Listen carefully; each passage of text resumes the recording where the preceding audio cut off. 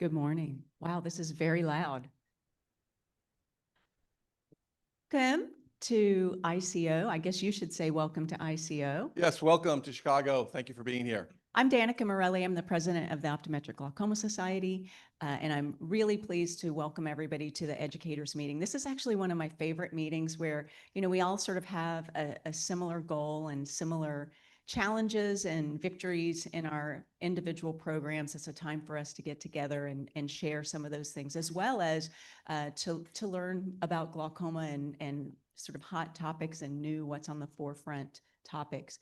I always think about the first educators meeting I went to. I met you there, and I met Jane Ann there. Where's Jane Ann? Over here.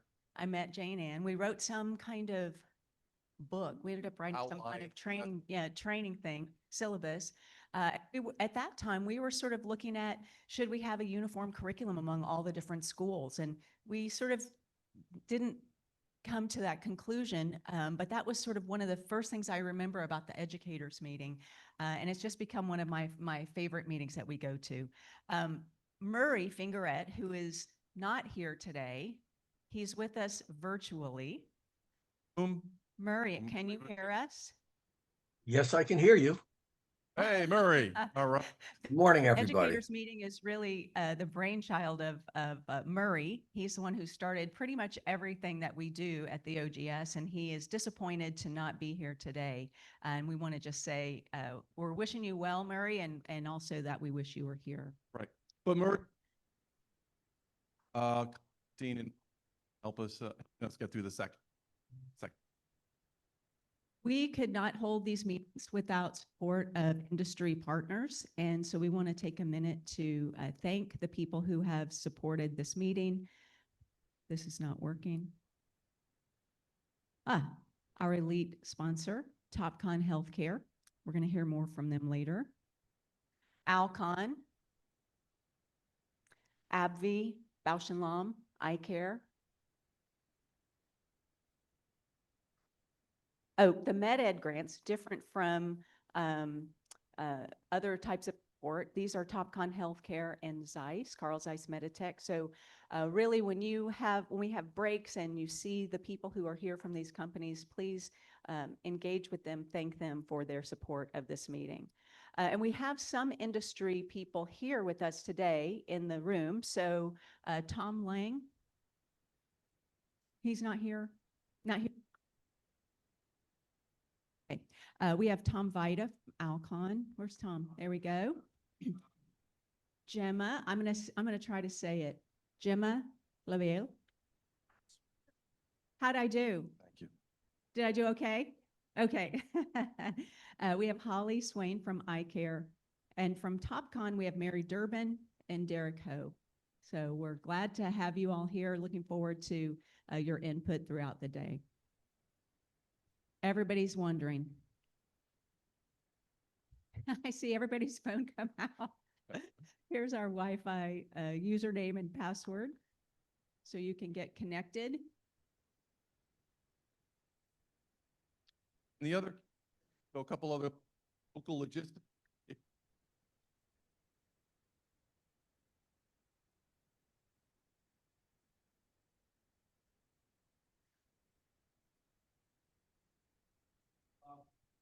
Because since we are, here it is. Since we are streaming, all of your questions from the audience, and we want discussion and questions throughout the day for those who are listening via Zoom, for a recording that we are doing. As you probably don't know, but Murray will tell you, we're going to transcribe and put out a publication on the afternoon program. So everything that you do here, I'm going to remind you to get up and use the microphones that are in the middle of the audience. Certainly projecting and hearing you from the stage is key. Restrooms, I mentioned, out the door and to the right. Food and beverage, we'll have breaks. You can go outside into the courtyard. I think that's really it. Make yourself welcome. I think our program is scheduled to end at 4:30 today. We will end on time. Then we have trolleys taking us up to the Chicago Firehouse for our dinner program.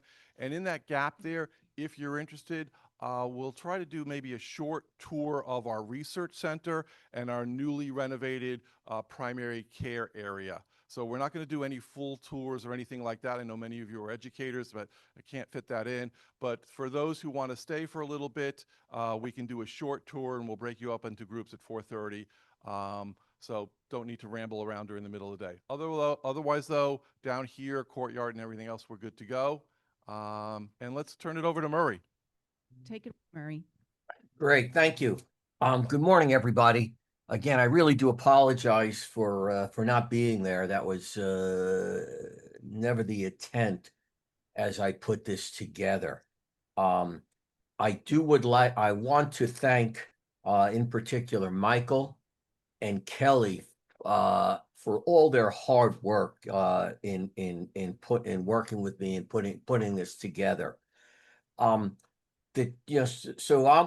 This morning's program, the challenge that I have as we develop these is to come up with topics that are new, refreshing, and innovative. And I kind of knew what I wanted to do a year ago, in that AI has been in the forefront of everything we hear about.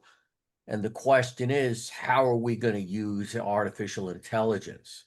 And I had heard a program a while back at Arvo, and our first speaker, Pierce Keene, was part of that. And it just was incredible. So this morning is going to be on AI, both with Dr. Keene and Dr. Johanan will be talking about decision support and with AI. And I'll introduce Jeethan later. I would like to thank all our sponsors for their support. We could not do this without them. And I would like to thank everybody, all the educators, everybody who made the trip to Chicago. And in particular, I'd like to thank ICO, Michael and ICO, for acting as our host. So with that, Michael, I was going to go on and introduce our first speaker, if that's okay. Yes. Our first speaker is Pierce Keene, and Pierce had a conflict, so he wasn't able to be in Chicago, and he's probably in the next best city, Paris, at a meeting. I had heard Pierce, as I said, a while back, and I also recently, and I've seen him since. He was at a Glaucoma Foundation meeting in June. And as you'll hear, Pierce's work is really incredible in that taking a whole new way of using retinal photographs. Now, Pierce's talk is not specific to glaucoma. It's probably one of the rare times we're doing a non-glaucoma talk. And Dr. Keene is actually a retinal specialist by training. Pierce Keene is professor of artificial medical intelligence at the UCL Institute of Ophthalmology and a consultant ophthalmologist at Moorfields Eye Hospital in London. Since 2020, has been funded by the UK Research and Innovation as a Future Leaders Fellow. In 2023, became the National Institutes of Health Research Senior Investigator. Pierce is originally from Ireland, received his medical degree from the University of College Dublin. In 2016, he initiated a collaboration between Moorfields Eye Hospital and Google DeepMind with the aim of developing artificial intelligence algorithms for the earlier detection and treatment of retinal diseases. In August 2018, the first results of this collaboration were published in the journal Nature Medicine. In 2023, he led the development of the RETF, the first foundation model in ophthalmology, and it was published in Nature and available open source. So suffice to say, really, Pierce's work is talk about innovative. I mean, this is way ahead of the curve. And my purpose for all of these, for these programs is to, provide material, both food for thought, as well as things that you can go back when to your schools of optometry, and things for you to use as you educate our future optometrists. So with that, Pierce, I see Pierce here. Pierce, thank you for being, participating. I do appreciate it. Great to see you again. Well, first of all, Murray, I hope that you guys can see me and you can hear me okay. And in a moment, I'll share my screen for my talk. Murray, first of all, just let me thank you for the invitation to speak. And I really wish that I could be there in person. Unfortunately, as you said, I'm in Paris. I'm at EU Retina, and that's the reason why I'm not here in person. I hope that this is going to be a talk that is going to. I hope bits of it are going to blow your socks off. I hope bits of it are going to tell you about, are going to teach you about developing AI systems, deploying AI systems, setting up data infrastructure. But I also want to talk about what I think is the future of eye care. And one of the things that I strongly believe is that optometry is going to be at the future of eye care. And so that's a point that I'm going to tease out as we go along. And I'd love to have some comments and discussion at the end. So let me perfect. Let me share my screen and do this 1 second. And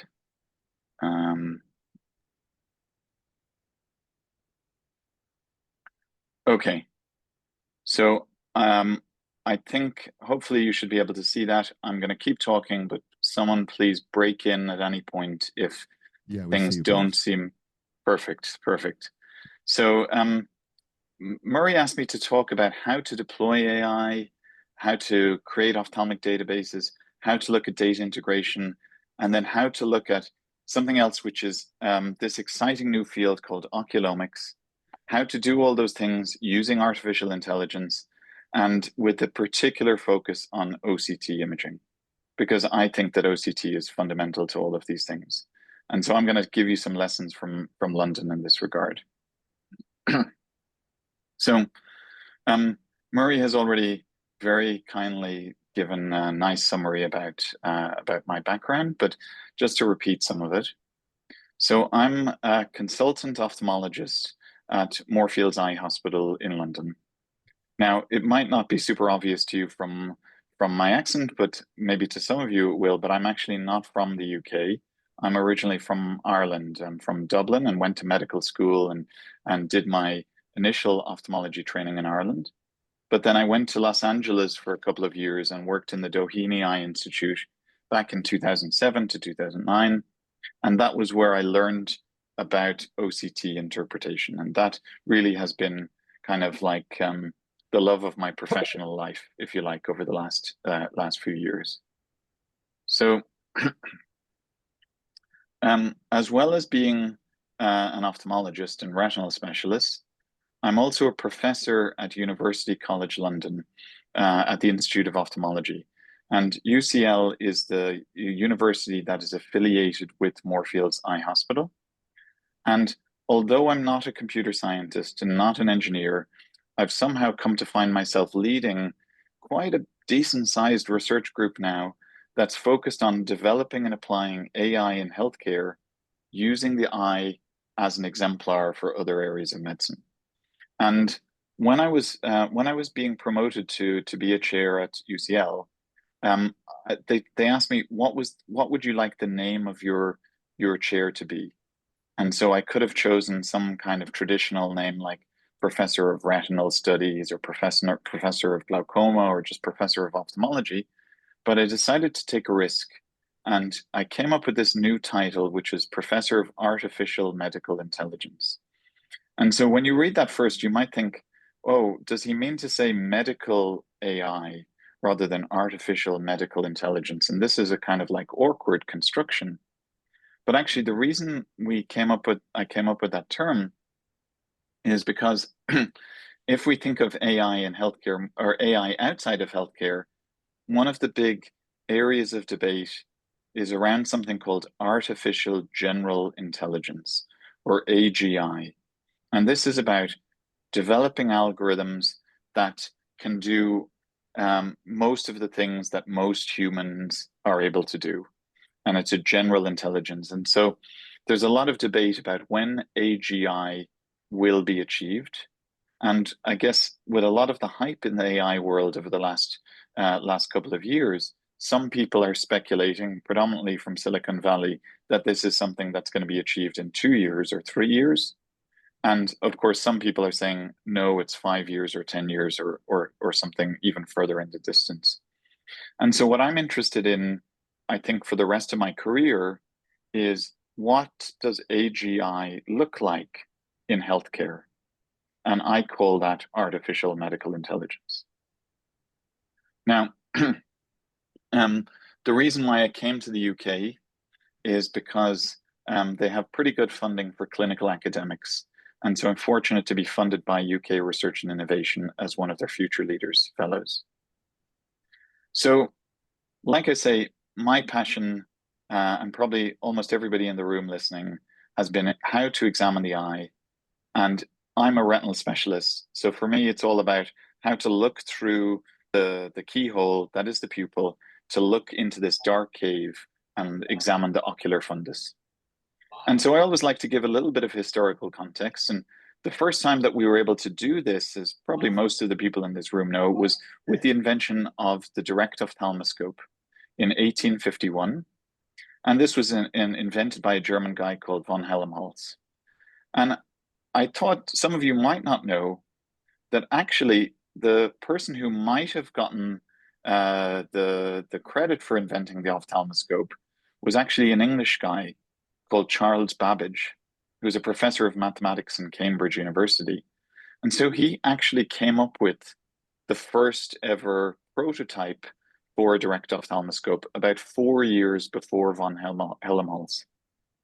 And so the story goes that he went to look for the most senior oculist in London at the time, and he found this eye surgeon, this eminent eye surgeon, and he took this prototype device to him, and he said, "What do you think of this? I've been building this. I think it could be very useful."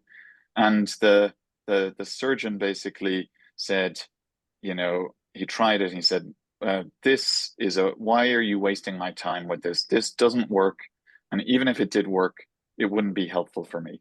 And so, tail between his legs, Babbage went away and didn't pursue the prototype and never made the direct ophthalmoscope. Now, as it happens, as well as being a little bit kind of overconfident, this surgeon that he had approached was very highly myopic. And so actually, even if the prototype had been perfect, it was probably something that this particular surgeon would have struggled to use.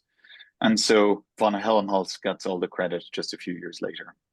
And so the reason that I like to tell that story is because I think to really have innovation in healthcare, it's important that we have, I think that the magic happens at the intersection between different disciplines and at the intersection between academia and industry.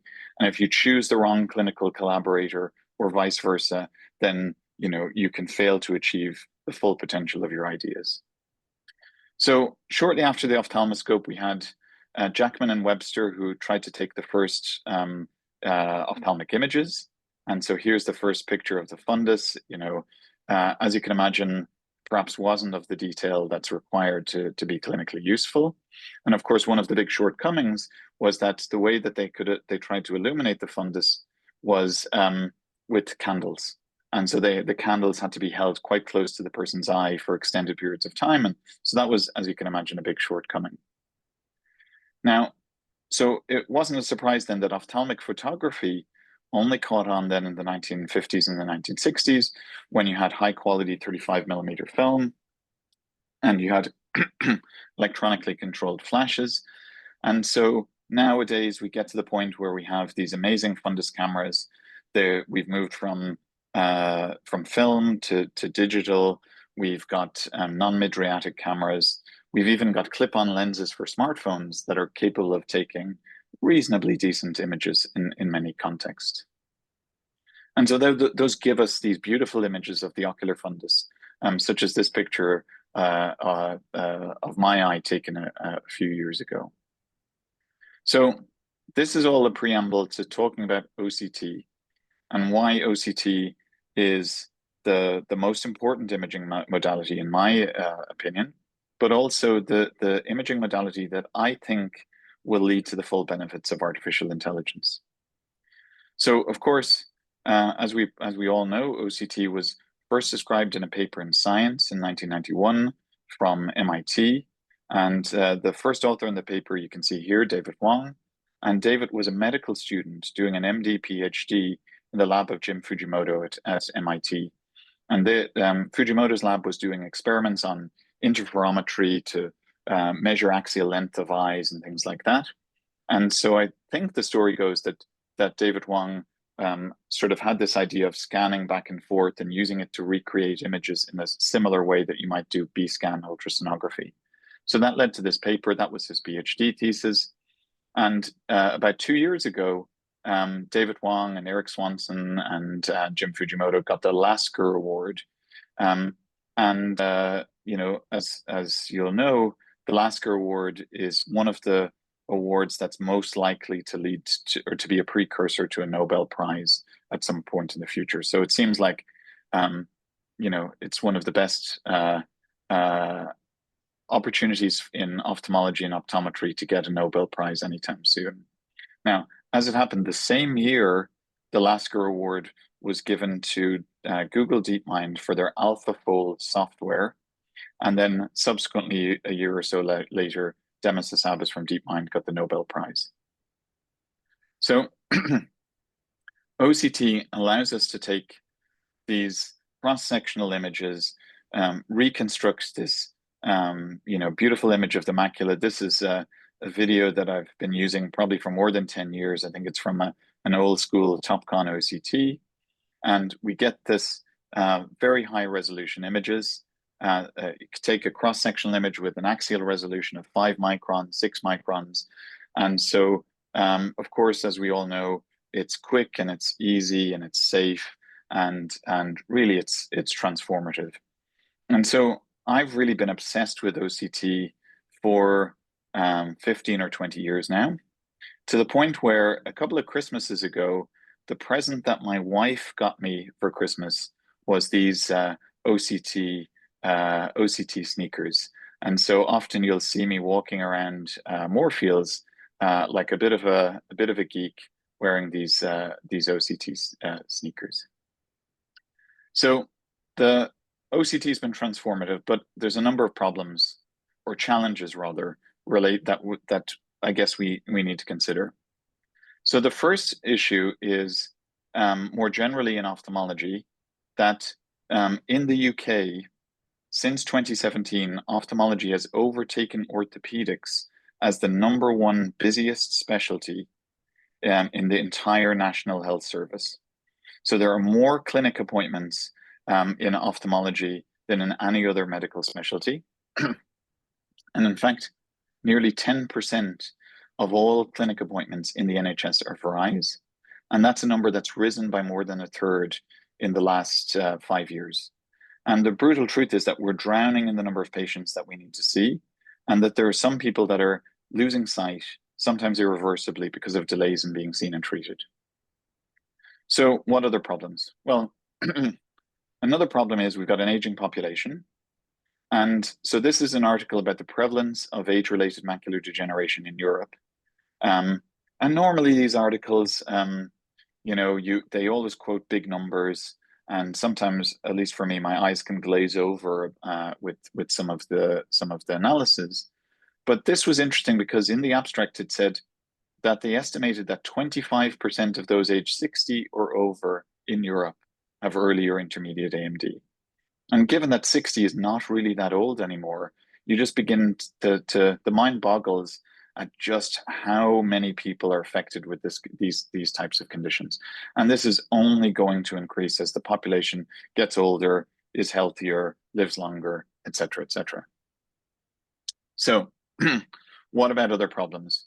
Well, you know, the other problem is the successive OCT scans. So we now do more OCT scans than all other ophthalmic imaging combined. And at Moorfields, since about 2017, we've been doing in excess of 1,000 OCT volume scans per day. So we're doing huge numbers of these scans. And so we actually, this is a few years old now, but this is going back to 2019, where we're looking at the usage of different OCT machines in the clinic at Moorfields. And you can see the numbers are rising hugely over the last few years. So let me talk then about AI. And so it's clear from the challenges that I've just said that that we need to have new technology and new innovation to try and help us address these issues. And so the way I think of it is when you look at AI, you must think of a Venn diagram. And on the one hand, you must look for problems where you have a lot of data and you have a pressing clinical need. So in the case of OCT, we have a lot of data. That's a big challenge for us to deal with that data, but it's also a big opportunity to apply artificial intelligence to it. And so I thought I'd tell you a little bit about a rough timeline for artificial intelligence. So AI was a term first coined in the 1950s by this guy, John McCarthy.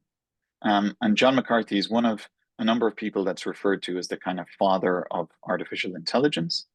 Now, as it happens, the prevalent term the hot term at the time was actually cybernetics.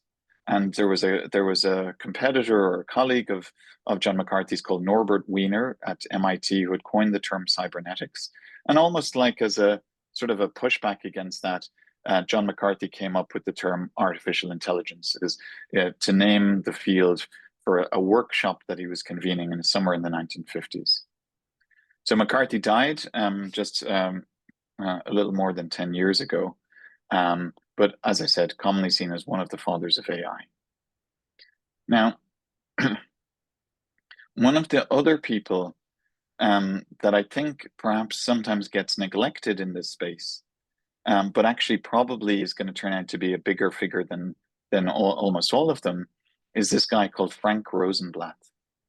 And Frank Rosenblatt was the first person to create what we might now call an artificial neural network. And this is essentially the thing that forms the basis of all of machine learning, which is the dominant type of AI today. And so he called that a perceptron. And you can see on the left here a diagram illustrating the concept of illustrating a prototype of this device that he had, this kind of electromechanical device. And the thing is, at the time, in the 1950s, there was a lot of advances going on in understanding the physiology of vision and the physiology of the brain, and understanding the retinal connections and the visual circuits and so on. And so it made sense at the time that that Rosenblatt already began to adopt terminology which was sort of akin to neural terminology. So you can see on the diagram on the right, he's talking about retina and retinal unit circuits and so on. And it sort of seems reminiscent of the visual pathways. So similar to today, we also, even back in the 1950s, we had all the same hype about AI. And so this is a cutting from the New York Times that I thought it would be interesting to show you about how this electronic brain that you saw on the previous page, it teaches itself. And so I'm going to highlight three things from this. So the first is that the people demonstrating the device, Frank Rosenblatt and his team, said that they hesitated to call it a machine because it is so much like a human being, but without life, which I guess seems like a little bit of a stretch given the image of the device that you've seen on the previous page. And then the second point is they said, like humans, perceptrons will make mistakes at first, but they will grow wiser as they gain experience. And then he said, only one more step of development, a difficult step, is needed for this device to be able to hear speech in one language and instantly translate it to speech or writing in another language. So I think that for people like us, that we might look back on this And we almost like laugh to ourselves a little bit that he's describing this device as being like a human being, and he's describing that only one small step to really be able to do different languages and other things. And of course, that didn't happen in 5 years later, 10 years later, etc. But actually, I think when you reflect on it, what he's described here is really the concepts behind the technology now in 2025, which has achieved all of the things that he set out for it. And actually, if you zoom out into human history, the fact that he was out by maybe 50 years is actually only a small error in these things. But the fundamental concepts that he described were all very much on point. So unfortunately, Frank Rosenblatt died, I think, in a motorboating accident in his early 40s. And so perhaps, as I said, not necessarily as widely recognized as he should be if he was still alive today. So we've seen this timeline of AI with the birth of the coining of the term in 1956, where areas of hype, such as what I've just described you with perceptrons, and then AI winters after that, as the realities haven't necessarily shaped up. But what we've seen in the last 5 or 10 years, or perhaps the last decade, has been this explosive growth in this technology.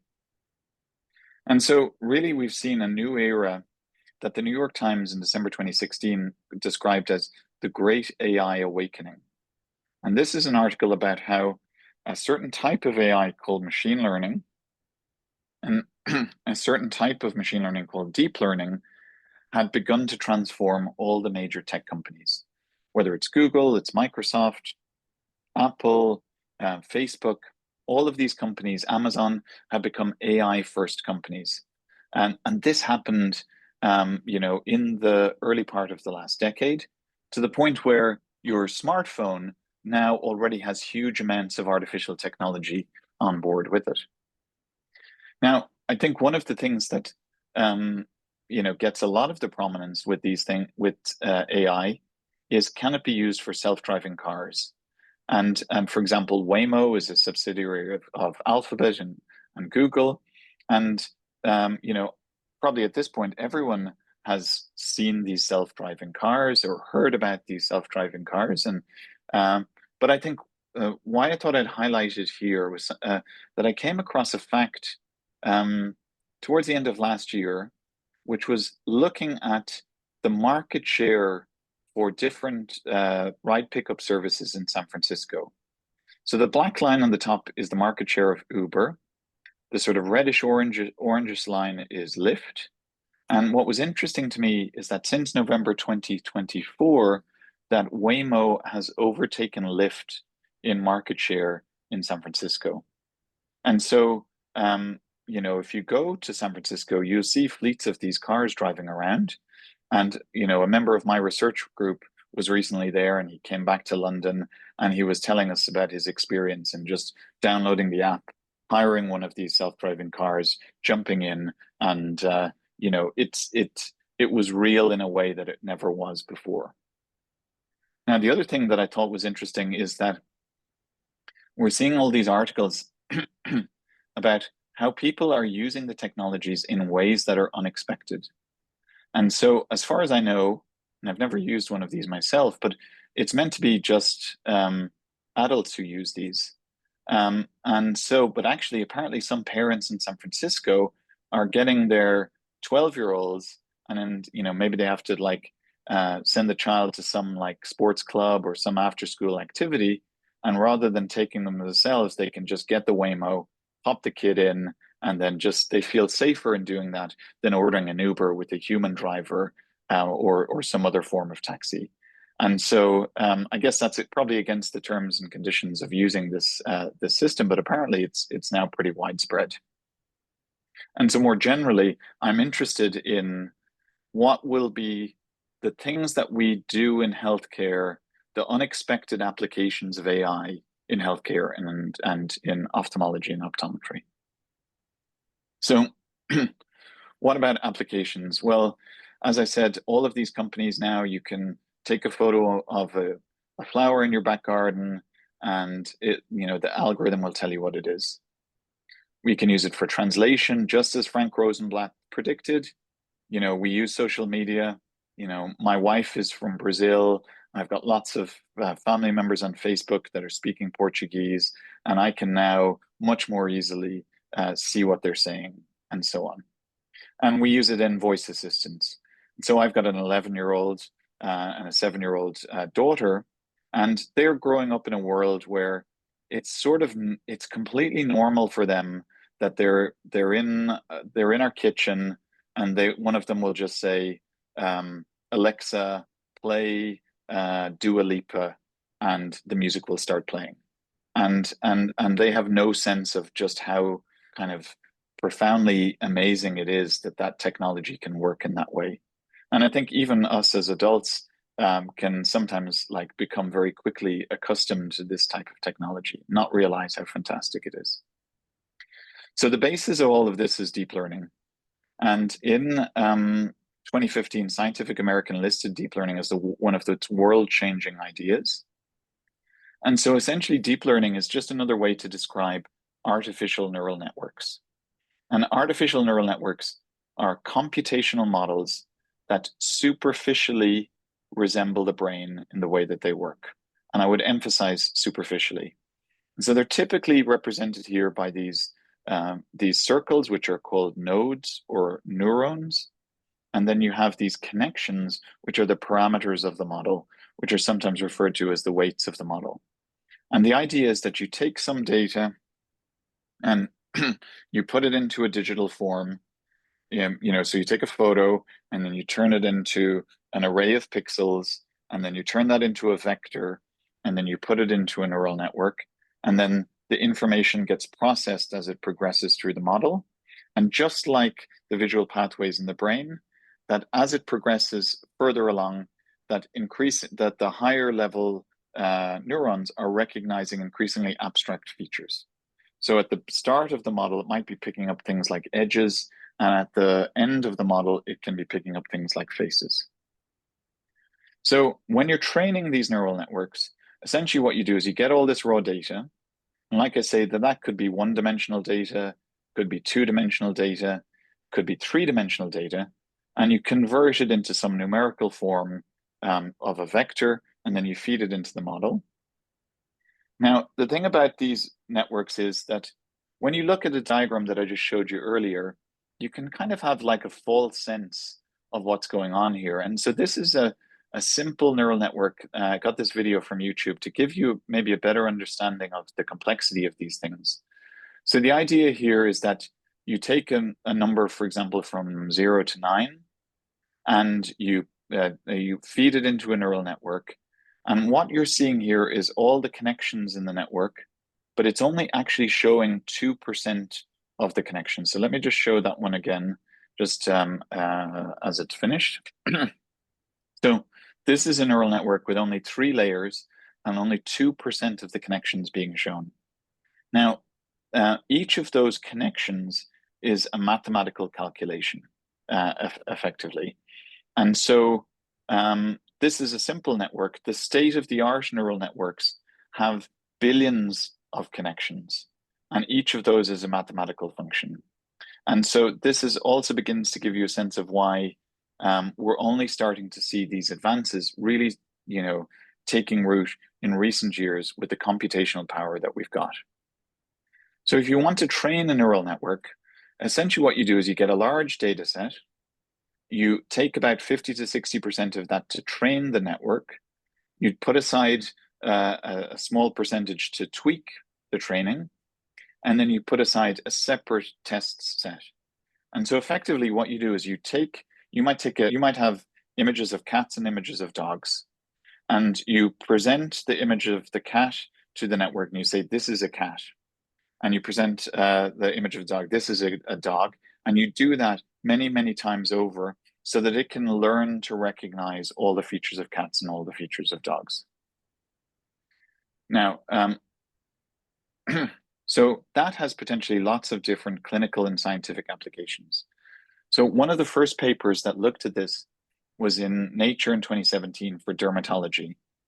And so essentially, what they did was they got a few 100,000 photos of skin lesions, and those skin lesions were either benign or malignant lesions. And then they presented those to a neural network and they said, this is benign, this is benign, this is benign, this is malignant, etc. Until such time as the neural network could tell the difference between the two. And then you take a separate test set and you say, is this benign? Is this malignant? And then you see how it performs. And it turns out that if you have a large enough data set, it does really well at this task. Now, around the same time, we also started to see applications in ophthalmology. And so the first paper really was from the Google team, which was published in JAMA, the main JAMA journal, and essentially for diabetic retinopathy screening. So what they did was they got a few 100,000 color fundus photographs of patients with diabetes, some of whom had diabetic retinopathy and some of whom didn't. And then they trained a neural network to make a classification decision of referable or non-referable diabetic retinopathy. Now, a key point that I want to highlight in terms of understanding this concept is that these models are very good at dealing with high dimensional data. So this is the OCT volume scan that I showed you earlier. So what is high dimensional data? Well, this OCT scan is essentially 65 million numbers in a three-dimensional grid. And that's high dimensional data. Now, before deep learning, the way we would have to analyze this data is we would have to reduce the dimensionality. So what we would do is we might take some measurements. We might take a measurement of central retinal thickness with a calipers and use that measurement and put that single number into some statistical model. So the big thing with deep learning is that you can just put all of those millions of numbers, that high dimensional data, directly into what is effectively a statistical model, and then apply your standard classification modeling. So this is really helpful for image-based classification. So what do I mean by that? Well, essentially you could train it to look at an image, particularly a medical image, and do disease screening. Or you could train it to triage an image. And so there's different definitions of triage, but the way I would mean it would be to decide whether this needs to see a specialist urgently or routinely, or assesses the priority which it needs to be seen. It could do diagnosis, or potentially could do prognosis. And so that's the idea that you might have images of a patient taken at a certain time, could be an eye scan, could be a brain scan, could be something else. And you might have information about whether that patient is alive or dead, or blind or not at some future point. And sometimes the neural network will be able to pick up signal in the images to make a prediction on alive or dead, or blind or not dead, effectively predicting the future. So that's the image classification, but it can also do classification of pixels within images. And that can allow you to do lesion detection and segmentation. So lesion detection is you show a photo and you say, pick out the pathology on this photo. And segmentation is delineating the margins of an abnormal structure. And so for an example, you might take an OCT scan and effectively what you do is you train the neural network to classify each individual pixel as to what it is. So you might train it in this case to say whether the pixel is retina or fluid or RPE or some other thing. And then if it does that over the course of every single pixel in the image, then it constructs these images where you map out and delineate the intraretinal fluid or subretinal fluid or PED or those other features. So we started to see AI being used in healthcare and in ophthalmology for research purposes about 10 years ago. But where are we now in terms of widespread adoption of this technology? Well, this is a paper that came out at the end of 2023 from Stanford looking at the adoption of medical AI systems in the US. And so I'm going to highlight 3 things from this abstract. So the first is that the authors found that in 2023, there was about 500 AI systems that had FDA clearance in the United States. And this is a very loosely defined definition of AI systems and across all of medicine. So this would include a tiny number of autonomous systems, but mainly a lot of other kind of clinical decision support systems. So they got this database of CPT claims, and essentially a database of about 11 billion CPT claims between 2018 and 2023. And the good thing from a perspective of an eye specialist is that the second most commonly used AI system was for diabetic retinopathy. The bad thing was that it was only this system and the system for coronary artery disease were the only 2 systems that had accumulated more than 10,000 CPT claims, and not a lot more than that. And remember, this is in the context of a database of 11 billion claims. And in fact, most of those 500 medical AI systems had almost 0 claims associated with them. So despite all the hype, we're actually still in a very early stage of actually adopting these technologies across all of medicine. Now, having said that, there are some places that have started to deploy these. And so the algorithm that Google developed is called ARDA. And so Aravind Eye Hospital in India is actually deploying these systems. And Google have done a lot of prospective clinical trials. They've been pretty good in publishing the results of these trials. And so in a place like ARDA, they have a system whereby you can essentially have an interface like what you can see here. You can drag your image. The AI system runs. It gives a diabetic retinopathy grade. It gives macular edema grade. And then it generates a report which can go to the patient, which can go to the referring doctor, and so on. But the other thing that I think is cool about the Aravind setup is that they have dashboards to monitor, because Aravind has lots of sites all around the region of India where it's based, but they can monitor the usage. And so this is about a year old now, this slide, but they had used it a few 100,000 times. And they can look at the number of patients per day in different sites. They can look at the quality of the images, et cetera, et cetera. The other exemplar is Singapore. And Singapore had a very nice article, the team from Singapore, in the New England Journal of Medicine AI at the end of 2024, looking at the national use of AI for eye screening in Singapore. And I'm not going to go into this in detail, but suffice to say that this is a 20-year story, beginning in 2005, where they started to use telemedicine without AI for diabetic retinopathy screening. But then from about 2015 onwards, started to apply deep learning systems. And they started to put in place the operational and the regulatory and the governance requirements for this to be used at large scale as part of the national screening program within Singapore. We have now a number of companies looking at AI, particularly in OCT. And so there's a Swiss company called Retin AI. There's an Austrian company called RetinSight.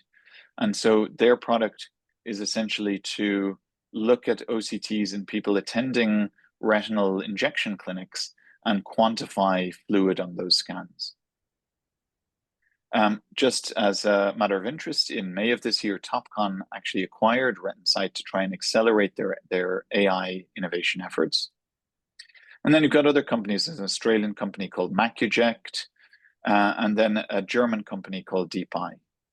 And I would say a lot of these companies, are led by ophthalmologists, and they've tended to focus on applications related to, retinal and intravitreal therapies and so on.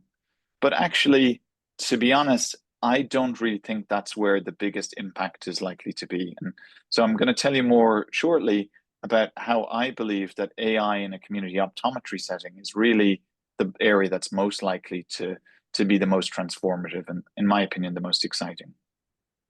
Before I do, just let me say, my team recently did a scoping review of AI systems as medical devices for ophthalmic image analysis in America, Europe, and Australia. We published this in May. And essentially, this is looking at all the FDA cleared and European and Australian cleared systems. And the reality is the majority of them are for color fundus photographs.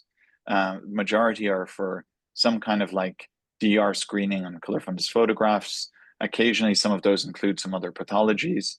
We have 7 which are focused on OCT segmentation. And part of the reason that I can't talk a lot about glaucoma in this session is, aside from not being a glaucoma specialist, is that there's only one system, and I think this is in Europe, that has clearance for glaucoma application, at least as recently as May 2025. The other things just to highlight from this scoping review is that the amount of the evidence that's presented to support these devices is often pretty scanty. So in fact, only 8% of the studies that we looked of the devices that we looked at had interventional studies, so tested in real world care. And only about 22% had comparisons between the AI and standard human clinicians.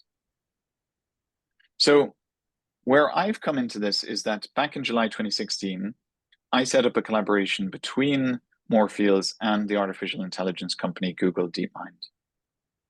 So I felt that there was a real opportunity to apply AI in community optometry settings. And I felt that in particular in the UK, this was a big opportunity because you had the major optometry chains as well as independent optometrists providing OCT scans as routine when you go to have an eye test. And so there was very prominent advertising campaign in the TV in the UK just before the pandemic on this. And I would be getting the tube on the London Underground and big posters and everything like that about the potential of OCT. And it's something that when any family member of mine goes for an eye test, I always tell them, if they offer you an OCT scan, I think you should get an OCT. So we essentially developed this collaboration with DeepMind to develop an OCT scan, to develop an OCT AI system that could run on macular OCTs. We published this in the journal Nature Medicine in 2018. And this being AI couldn't escape the hype. And so it was very exciting that we got global media attention about this work.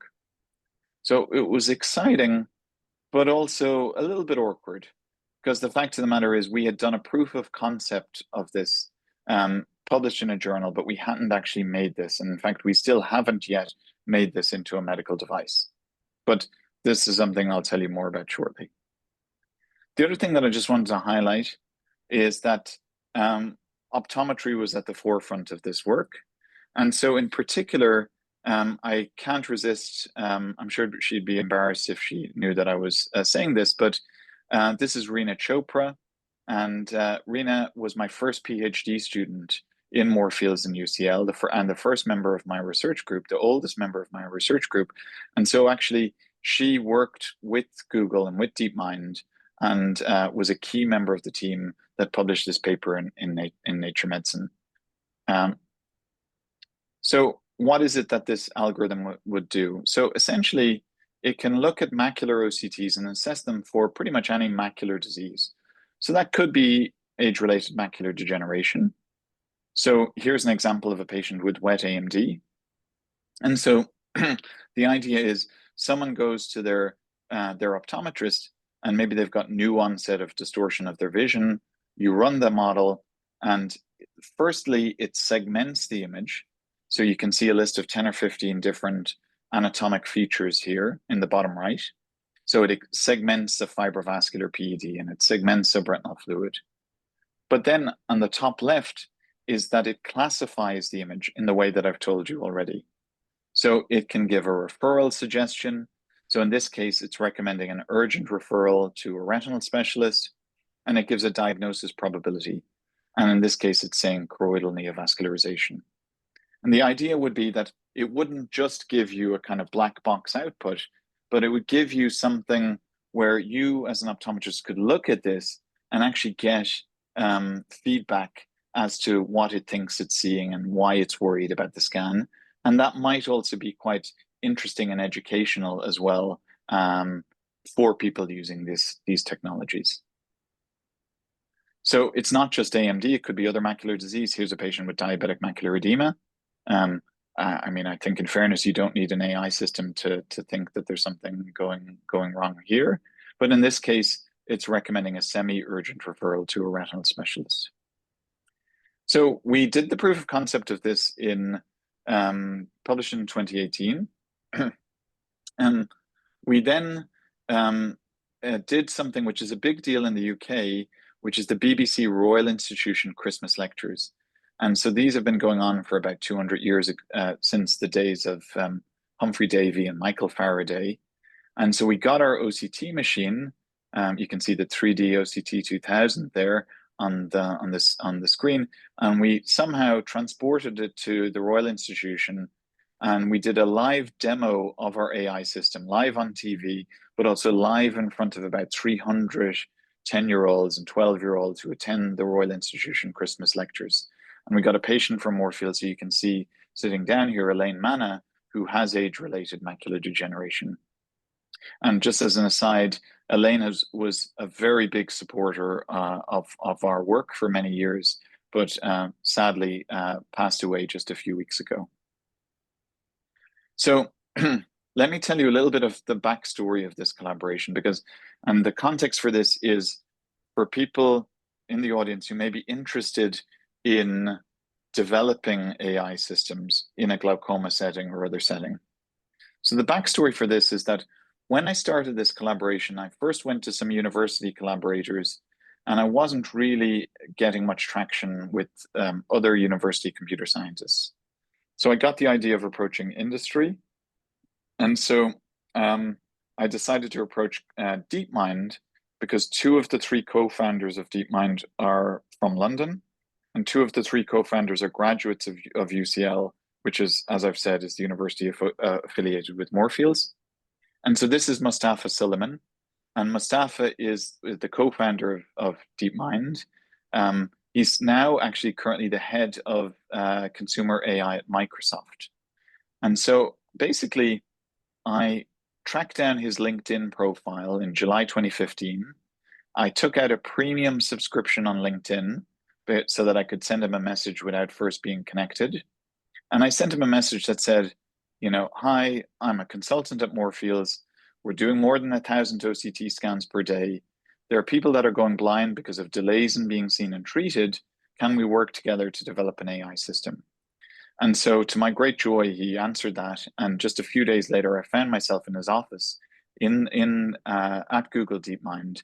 And so he was asking me all these questions about data sets, technical feasibility, you know, ethical and governance requirements, and so on. And so it actually took quite a bit of teamwork behind the scenes at Moorfields to begin to answer those questions.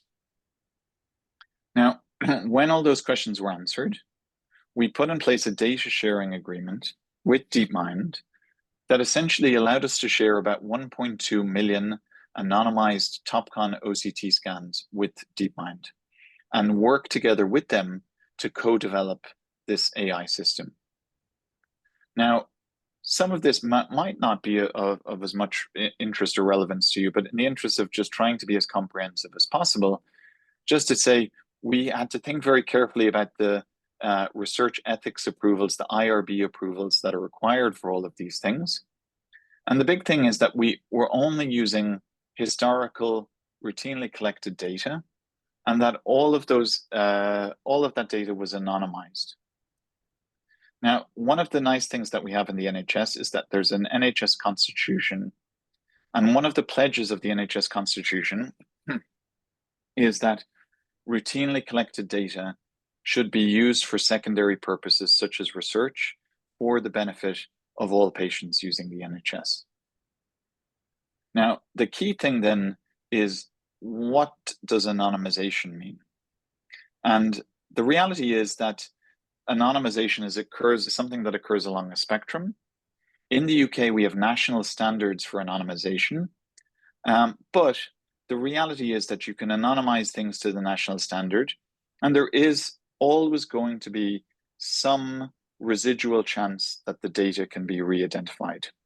And so we have to recognize that all medical data, whether it's an OCT scan or a chest X-ray, or even like your shoe size, is potentially identifiable.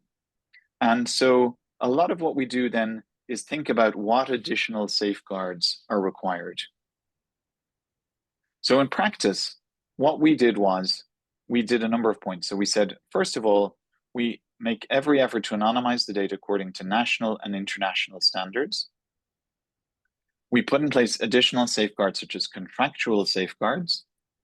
We engage in patient and public involvement for transparency. And then we also allow people to opt out of their data from being used in research. And so the nice thing is that we have both local and national opt-outs for research in the National Health Service. And then lastly, it's all about documentation, validation, certification, and audit processes. So if we're going to work with a company like DeepMind, we have to ensure that the data only goes to a secure environment that has the appropriate, say, ISO certification as being secure. We have to have only limited people accessing the data. We have to have audit of who those people are. And we have to have, really good processes around this, in addition to all of the contractual safeguards and other safeguards that I mentioned. So why do we use an opt-out? Well, in June 2016, there was a review of this for the NHS by a woman called Dame Fiona Caldicott. And one of the issues is, why not use an opt-in system versus an opt-out system?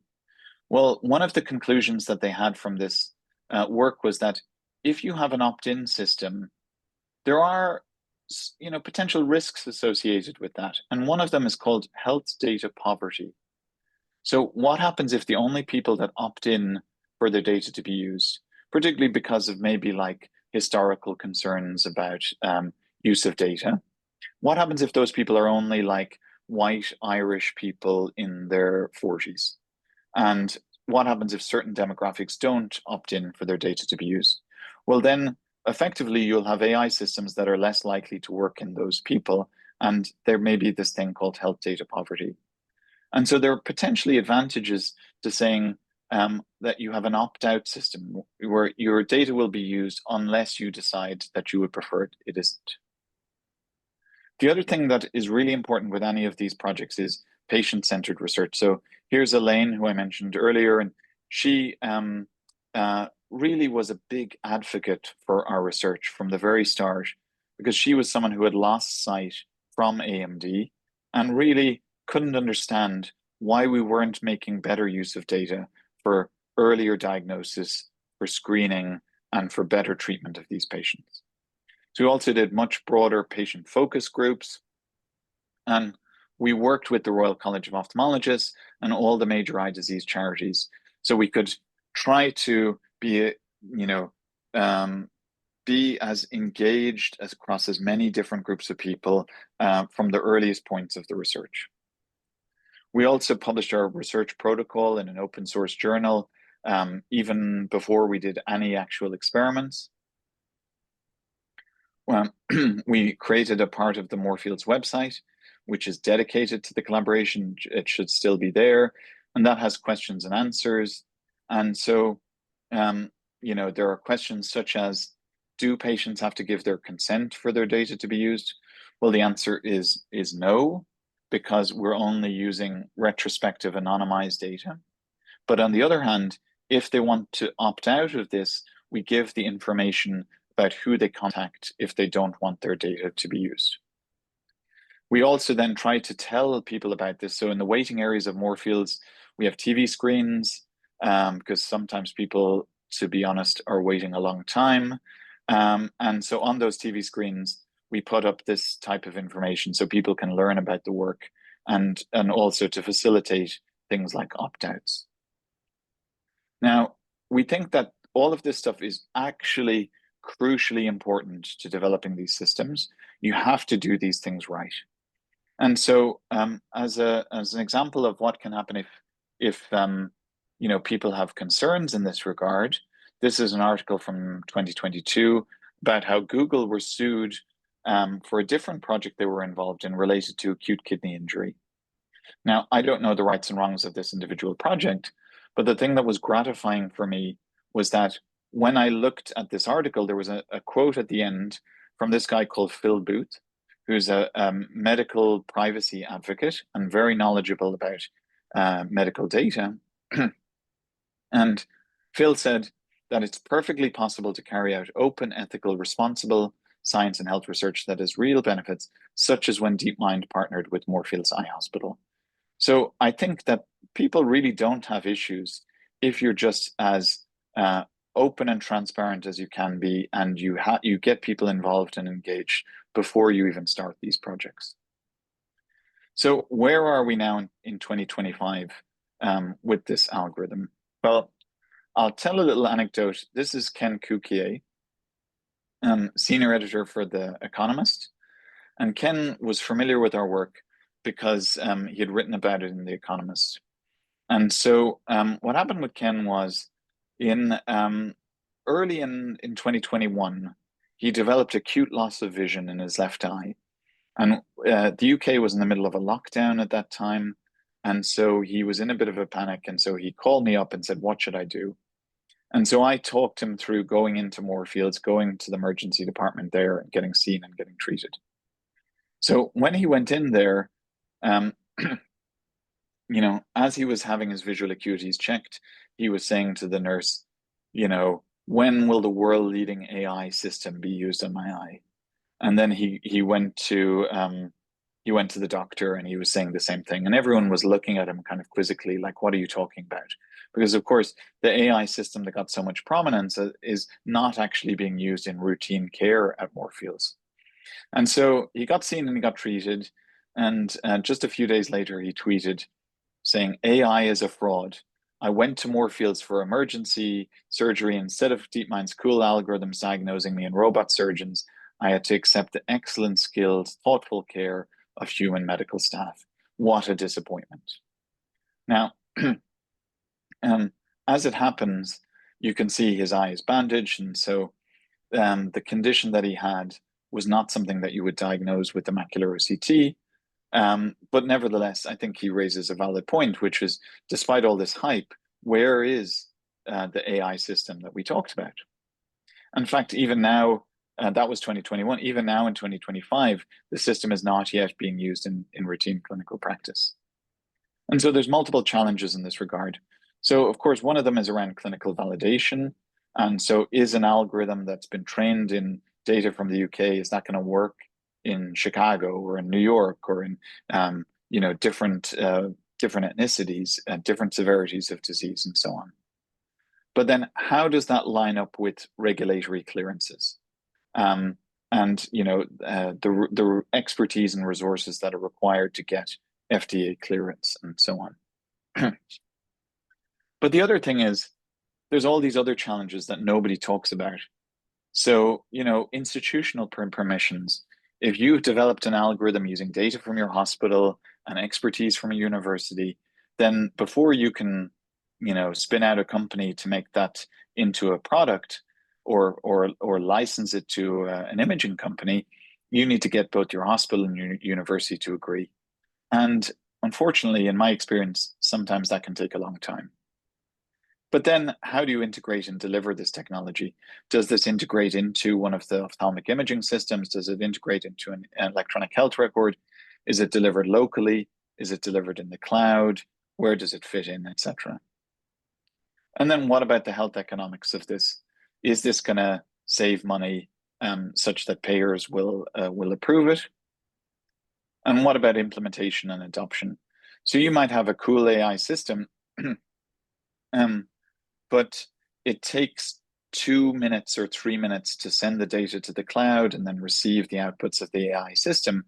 And you might have a patient pathway that is optimized to the minute or to the second almost, whereby you can't afford to have a technician take a scan and then wait for 2 or 3 minutes before the result comes to decide whether the scan is the correct scan and so on. But then even bigger than all of those things, the biggest question is business models. You know, these things are going to cost a lot of money to build. They're a lot of money to deploy. And so they have to have good business models. Unfortunately, in medical AI and in ophthalmic AI, I think a lot of the companies are still figuring out what are the best business models for these systems. So with that being the case, I just wanted to say that the dream is still alive for the work that I've described with Moorfields and DeepMind. In fact, we founded, recently announced at Arvo this year, we have spun out a company from Moorfields and UCL, which is called Cascader. And if you're interested in learning more, this is the announcement in May of 2025. And so we called it Cascader because I was interested in having a company that didn't have a name like retin something or glaucoma something, or something that was very specific to the eyes. And so we're interested in the idea of having a cascade of algorithms, multiple algorithms. And we're interested in, of course, the idea of the visual cascade. The problem was there was a little bit too many other trademarks related to cascade. And so we're also thinking about animals that have supervision. And so, of course, dragonflies have 360-degree fields of view, and they can see in ultraviolet light and so on. And we came across a type of dragonfly called a cascader dragonfly, so called because it flies along running water. And so that for us was the kind of eureka moment. Let's call this company Cascader. And this is an example here of a cascader dragonfly. So as I said, this is a partnership between Moorfields and University College London. And then the other thing that I should say is that the funding for this company has been from Topcon. And so I know they're also supporting this event, and there's some people from Topcon in the audience also. Now, we have 3 co-founders. So myself, Peter Thomas, is a pediatric ophthalmologist from Moorfields and an expert in digital innovation. And we also have a really great guy called Ege Ilicek. And Ege is a software engineer by background who has more than 10 years of experience in the ophthalmic imaging industry, who's a particular expert in medical device certification and the life cycle of software and AI as a medical device. And so we think with the expertise of someone like Ege, plus the data that we have at Moorfields, plus the clinical expertise, we think that we can develop a cascade of AI systems. And we're really focused on how we can use that to supercharge the capabilities of eye care in a community setting. So, like I say, we want to think about what the clinic of 2030 will look like. This is a drawing of the new hospital that Moorfields is building. It's going to be finished in 2027. And so we're already thinking about flexibility and design of the patient pathways that we think AI is going to allow. But really, for us, the potential of AI is about how we can bring specialized expertise out of centers like Moorfields into the community. And what we would call that in the UK is into the high street. I think in a US setting, you might say into a shopping mall or something of that nature. So from all of this, so this is really, the first 2/3 of my talk. And what I'm going to talk now about is all the key learnings that have come from this work. And Murray has asked me to talk about data infrastructure and oculomics. And I'm going to talk about some of these things. And then I'm also going to talk to finish about the future of AI. So from this work with DeepMind, we've had a number of key learnings. So the first of these is that we learned how to build an infrastructure for data aggregation and curation. The second is that we got a lot of expertise in data protection and privacy.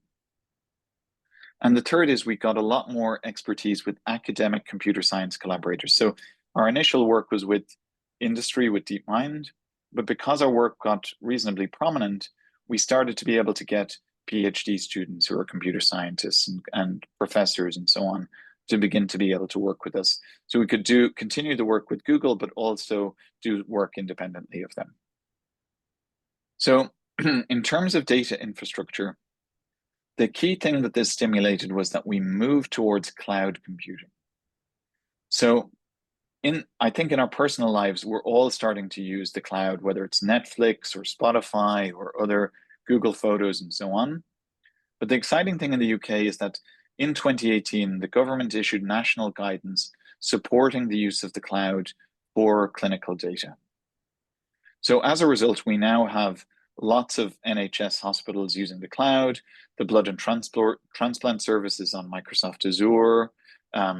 The National Referral Service is on Amazon Web Services, and so on.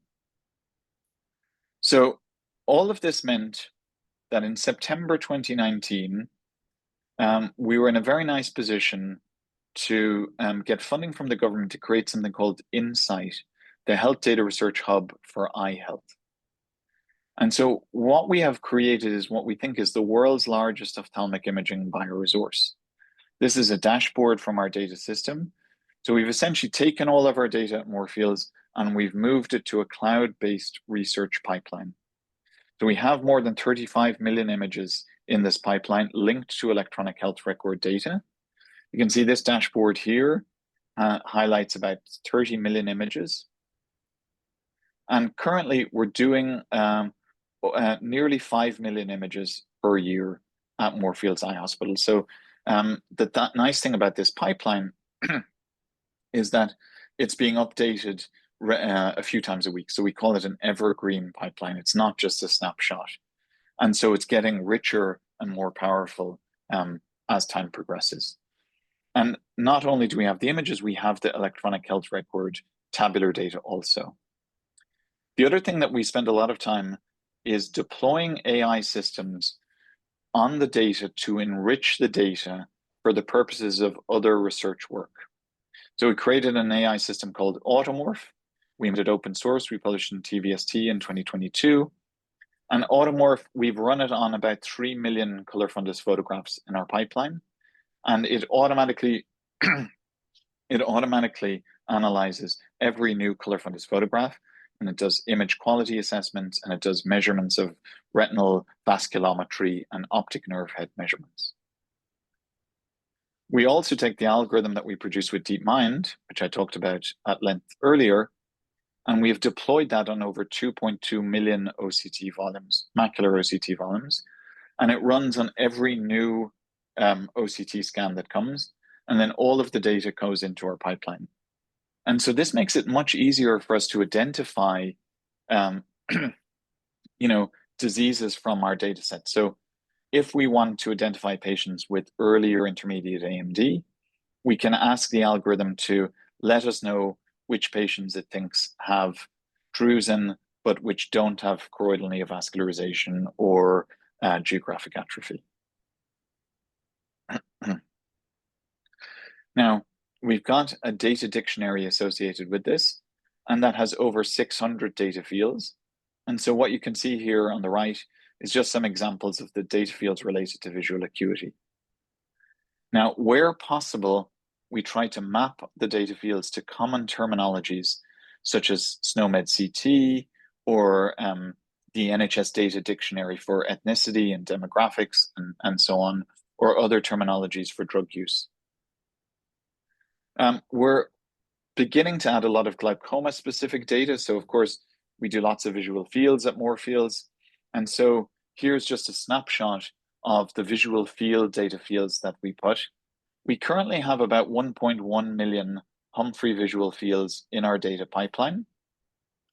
And we've recently also added all of our Zeiss Cirrus OCT scans. So the ability to take the raw OCT volumes and also the segmentation information and to put those into our pipeline.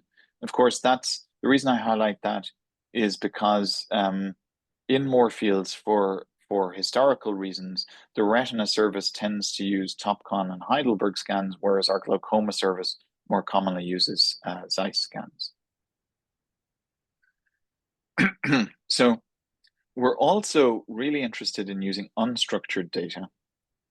And so we have about 7 million doctors' letters and a range of other like free text data that's into our electronic health record. And so one of the challenges with using that data is how do we anonymize that data, given that there might be a doctor's letter where it says the name of a patient or it makes some other identifiable references. And how do we extract meaningful information? And so I don't know how it is with ophthalmologists in the US, but in the UK, ophthalmologists are notorious for filling their letters with abbreviations and acronyms that are impenetrable to to other medical specialties, and certainly really gobbledygook to patients. So how do you extract all of the information from such letters? So first of all, with anonymization, we use a natural language processing tool called Cogstack, created by a guy called Richard Dobson. And so this allows us to look at a letter, such as this letter here you can see, and essentially allows us to redact any information that we might think is identifiable: email addresses, names, addresses, dates, and other information. So how then do we extract data from the anonymized letters? So you might take a letter like this, where you say, I reviewed this patient's imaging, she received an Eylea injection, blah, blah, blah, blah. And so we're using large language models to see how we can extract. So we can prompt the large language models where we ask them to extract the diagnosis, laterality, management plan from an unstructured letter. And so we can see, and this is already a little bit out of date, we can see how different models, where it's Gemini or Claude or GPT-4, can extract management plans and laterality and diagnosis and do it in a really impressive way. And so actually, before I move on from that, just to say, where we're at now is we've done the proof of concept that we can anonymize and extract the information well. Now we're operationalizing the process of running that on 7 million letters. And so we're trying to figure out how we can run the large language models in a way that is cost effective and time effective to be able to process 7 million letters. But once we do that, that will be able to provide very nice data to enrich our pipeline. So if you imagine something like glaucoma, it might be relatively easy for us to get data about primary open-angle glaucoma from our records. However, if you have like more esoteric secondary glaucomas, those might not be entered well in structured data fields. However, they may be entered in an unstructured data. And with the large language models, we think we can, extract that information. So the other thing that I just want to repeat again is that we're very proud that we've tried to set gold standards for governance. So we have an independent data trust advisory board who looks at any data access requests.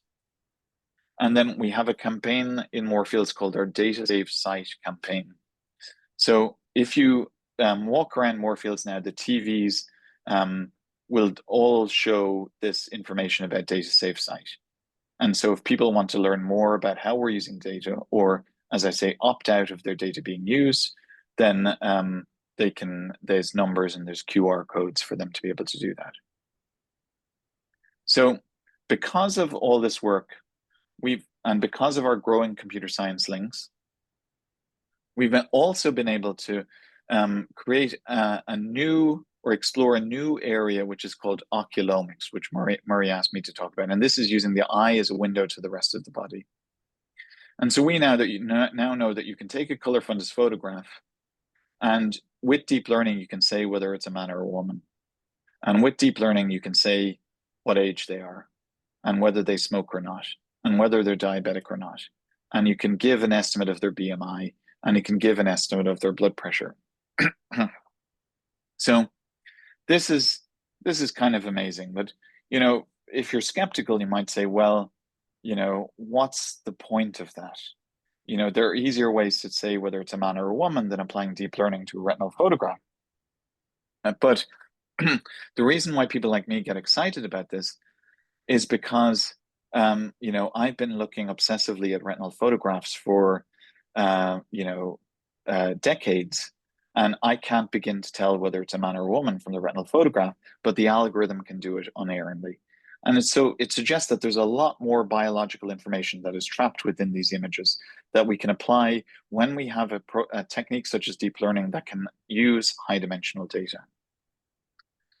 So we think that a combination of advanced retinal imaging, in particular OCT, with big data and AI can supercharge this idea that we know about, which is that we can use the eye as a window to the rest of the body.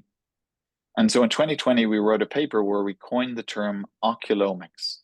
And so it's been exciting to see since that paper came out, you now go to ARVO and or other conferences, and you see sections of posters and other things devoted to oculomics and oculomics symposia and other things like this.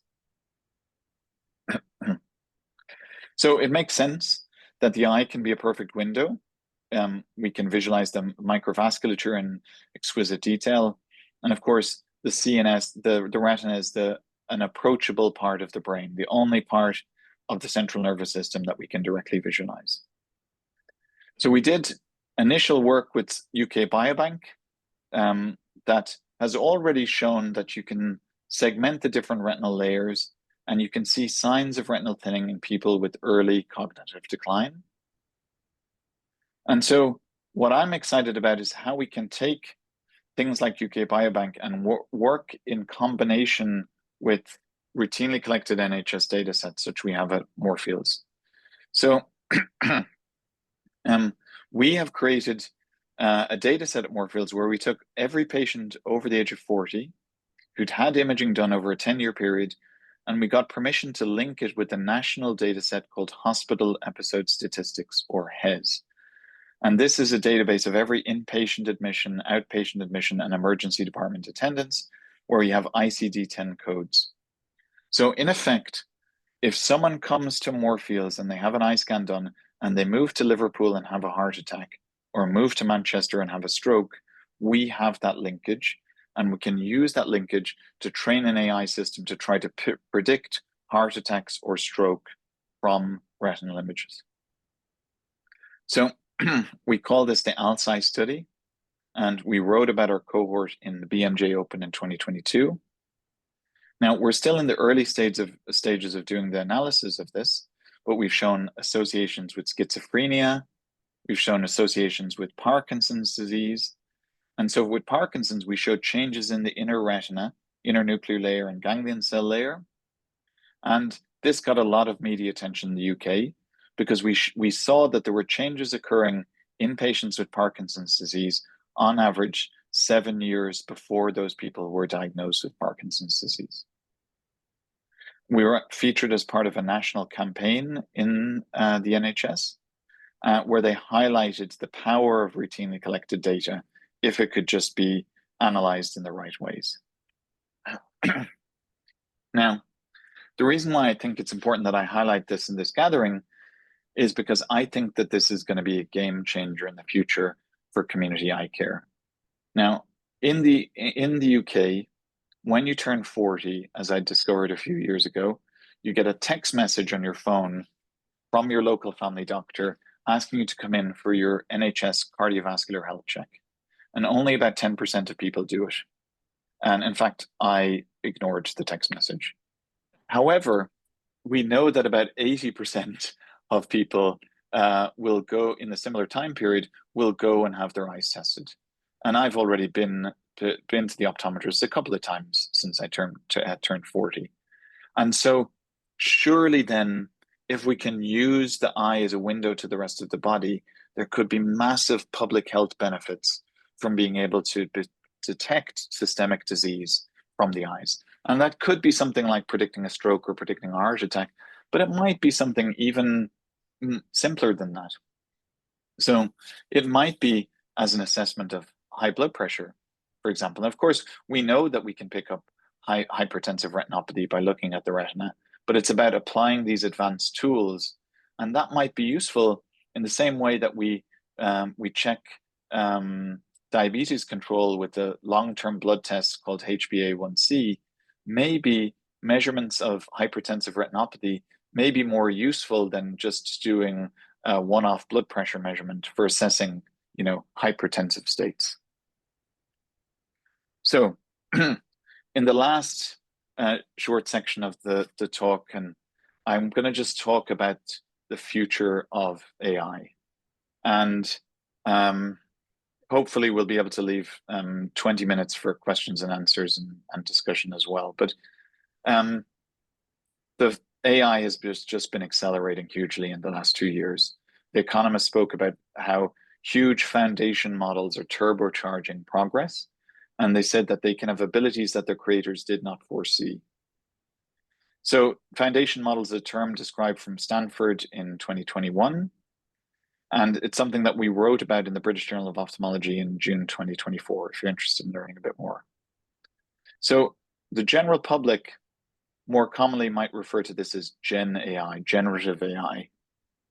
And so essentially the reason for that is because these are systems that are not just good at doing classification and segmentation, they can also generate text, generate images, and potentially generate video. And so the OpenAI have a tool called Sora that does video generation. And so you can put in a text prompt and you can say like something like this: photorealistic close-up video of two pirate ships battling each other as they sail inside a cup of coffee. And then a few seconds later, you have a video like this. Now, last year, Sora became open access. And so you can play around with it. We said, robots invade Moorfields Eye Hospital. And so, generated this video. AI transforms healthcare at Moorfields because we're building a new hospital. And so I'm sure the new Moorfields is not going to look this fancy, but here's what ChatGPT thinks of that. And then we have, not just from OpenAI, Google have a model called VO3. And so the researchers in my group were playing around, and so they created this video. And so they say Keen AI 996. And so that's a term that we got from China, because in startups in China, everybody works 996. So you work from 9 a.m. till 9 p.m. 6 days a week. And I always kind of jokingly tell the researchers in the group that we should be doing more 996, but I think they don't really pay too much attention to me on that. So a lot of this has been, another way to describe this is large language models. And these things like ChatGPT have already started to transform medicine. So you can use them for medical question answering. You can use them for summarizing concepts, extracting information. You use them for generating text. So we're seeing them in ophthalmology. And one of the people who's led this is Faraz Antaki. Faraz is at the Cleveland Clinic, but he spent a year with me at Moorfields. And so just after ChatGPT came out, he published a first paper looking at it, answering AAO questions. And I got about 55% of those questions right. Now, without any sort of training. Later that year, he published a paper in PGO with GPT-4, and I got about 70% of those questions right.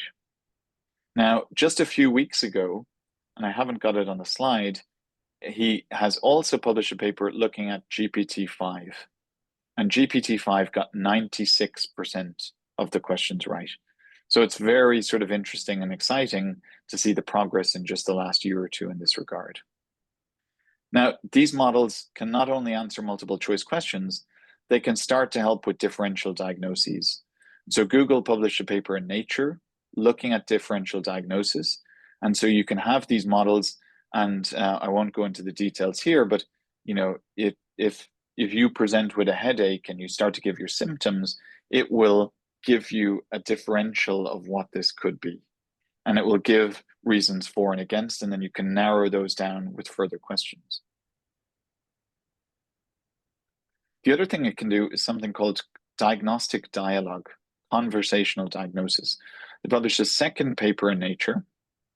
And so what does this mean? Well, as healthcare professionals, we know that you have to go back and forth with patients to really elucidate the facts. So you might say that, you know, a patient comes to you and says, "Hi doc, can you help me with a health concern?"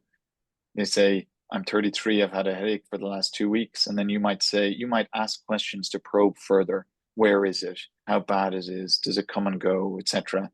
And then you can have this diagnostic dialogue that allows you to get to the correct answer. And so we're starting to see those things. Now, the other thing is, we're using, particularly in my research group and more broadly, we're using these large language models in research a lot. So we have paid subscriptions to ChatGPT, to Claude, and to Gemini from Google. And there's a cool thing called Notebook LM from Google that if you haven't tried it, I highly recommend it. And so essentially, you can go to Notebook LM, and suppose you're asked to write, you're going to do a report on AI and glaucoma. You could upload 2 or 3 papers, 2 or 3 key papers.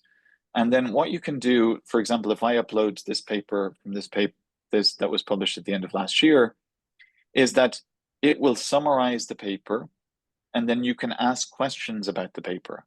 So you might say, "Can you please summarize the methods in 100 words suitable for a general audience?" It'll summarize it, but it'll give you also references that are confined to the paper that you can look up to double check things. Or you might say, "What are the biggest weaknesses in this study? Please summarize them in bullet point in 250 words." And then you can also do this thing, this is a podcast. So you can upload your paper, and you'll have almost like a show on NPR, which is people talking about your podcast. And I'll press play here. I don't think you're going to hear the audio, but just in case, if it's something that you haven't done, it's totally wild to be able to upload one of your own papers and then have the AI create a podcast about your paper. These systems also have deep research modes. So there's one from OpenAI, there's one from Google as well. And so these are tools that are not just locked on what they've learned at one point in time, but they can actually go out into the open internet and do research online. And these are really powerful tools to be able to do some really interesting things. So for example, we asked it to write a narrative review article on oculomics. And it came back with a 15,000 word narrative review article. And in fact, we've just published this paper. It actually just came out recently in JMIR, where we look at the pros and cons of essentially getting AI to automate the narrative review process.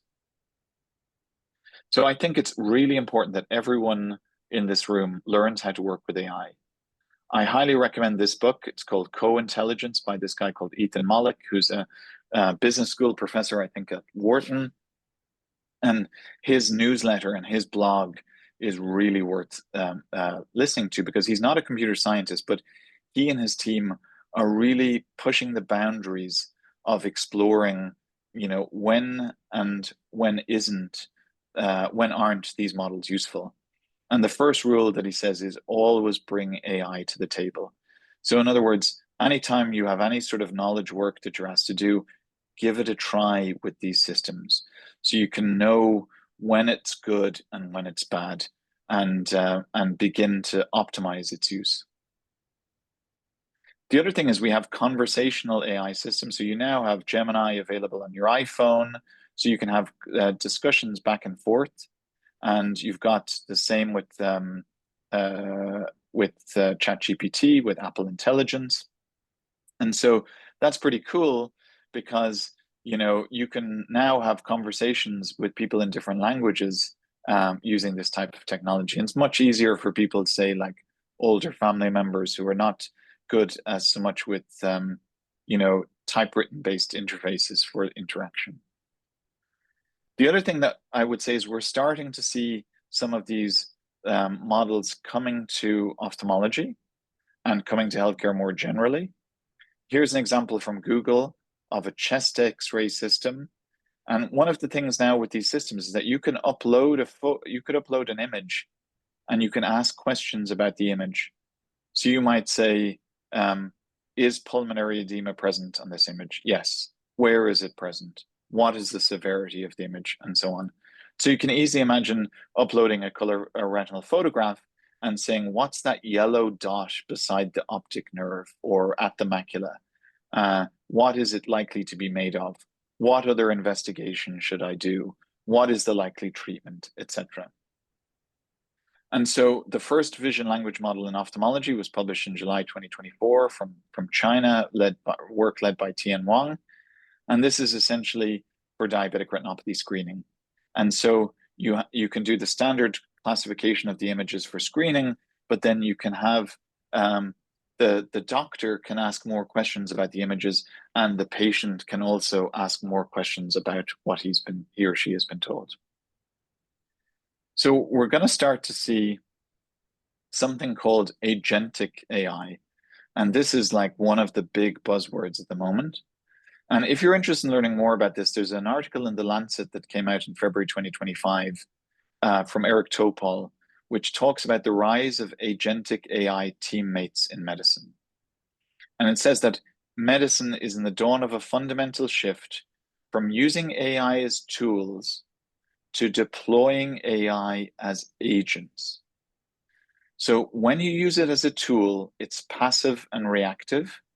And so it depends on human users to provide input and context and interpret the outputs and take follow-up steps. However, the key conceptual shift to agents is that they're kind of like a healthcare teammate. So an agent has the potential to take initiative. So rather than waiting for a query and waiting for data, it can proactively pull and monitor data from a healthcare system to identify issues and propose solutions. It has long-term memory and context, can track complex patient histories and interactions over time, and can autonomously navigate databases such as EHRs to orchestrate tasks, including specialized algorithms for specific subtasks. So really, maybe the way that I would try to better explain what I've just said is that we're going to move from single agents to agentic systems. And so you'll have these AI agents that can do, have been moving from perception to reasoning to action. But with agentic AI systems, we'll have combination of agents that can do reasoning and planning, that can have persistent memory, and that can have system coordination. So the way I'd explain it is, imagine the old school AI is a bit like you have a thermostat in your house and it is monitoring for temperature, and it adjusts the temperature in your room according to some level that you've told it to. With an agentic AI system, it's different, and it looks a little bit more like this. So you would tell the system, please optimize the heating in my house for my requirements. And it will go out and search for information about weather forecasts. It will search for information about your schedule. Are you in the house? Are you traveling, etc.? It will search for information about energy prices. It will have knowledge of the different appliances that you use. And then it will take all that information to optimize things in a certain way that you have the sort of optimal heating experience within your house. That's an agentic AI system. And that is what we're in the early proof of concept stages of beginning to explore in healthcare settings. So that is for two things: for scientific discovery, and Google have done a preprint about this in February 2025 using AI as a co-scientist, but could also be for clinical care. And so there's a number of papers in the big journals have looked at, coordinating AI agents for advancing healthcare.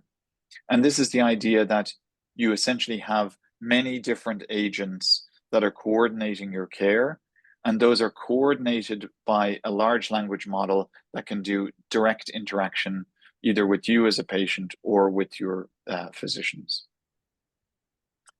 So just to briefly mention, and Murray mentioned this at the start, we did create the first foundation model in ophthalmology, which is called RetFound for Retinal Foundation.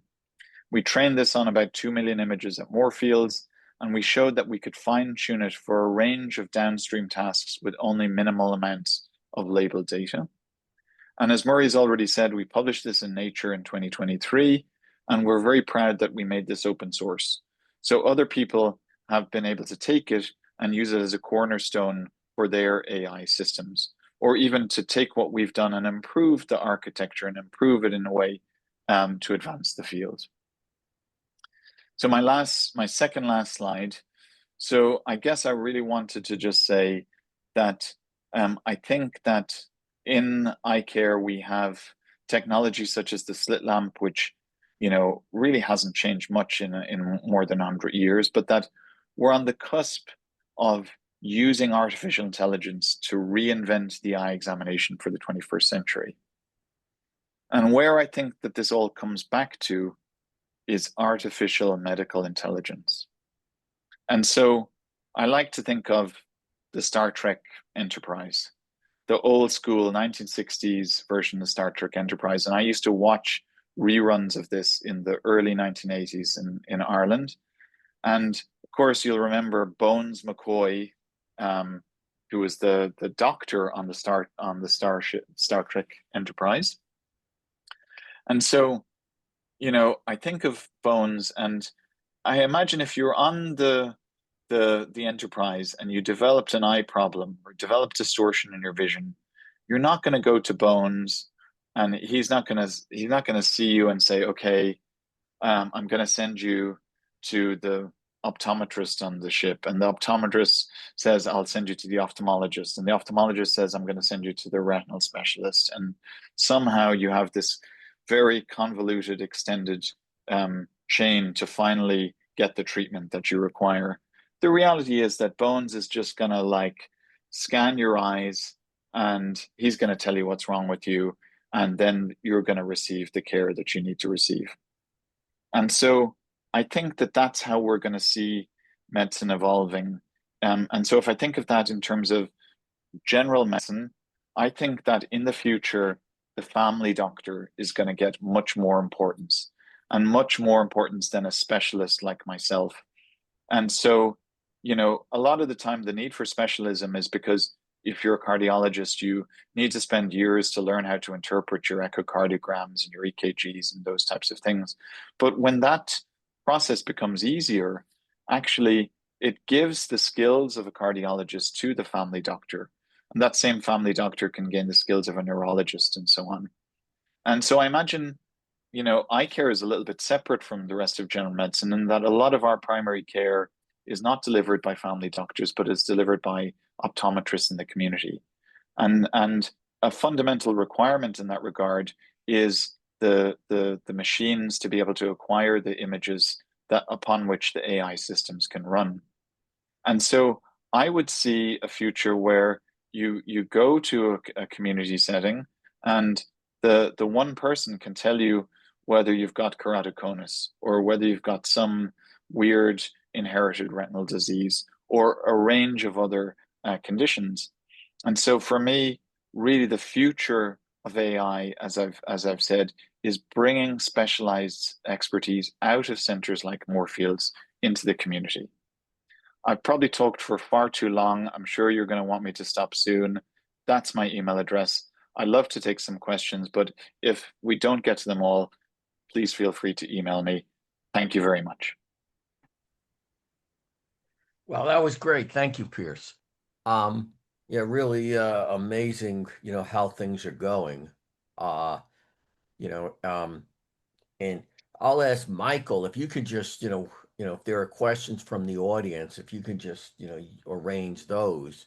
But, as Michael is coming up, can you, in terms of oculomics, you Mm. mentioned about how it will be used for, for retinal diseases and other eye diseases.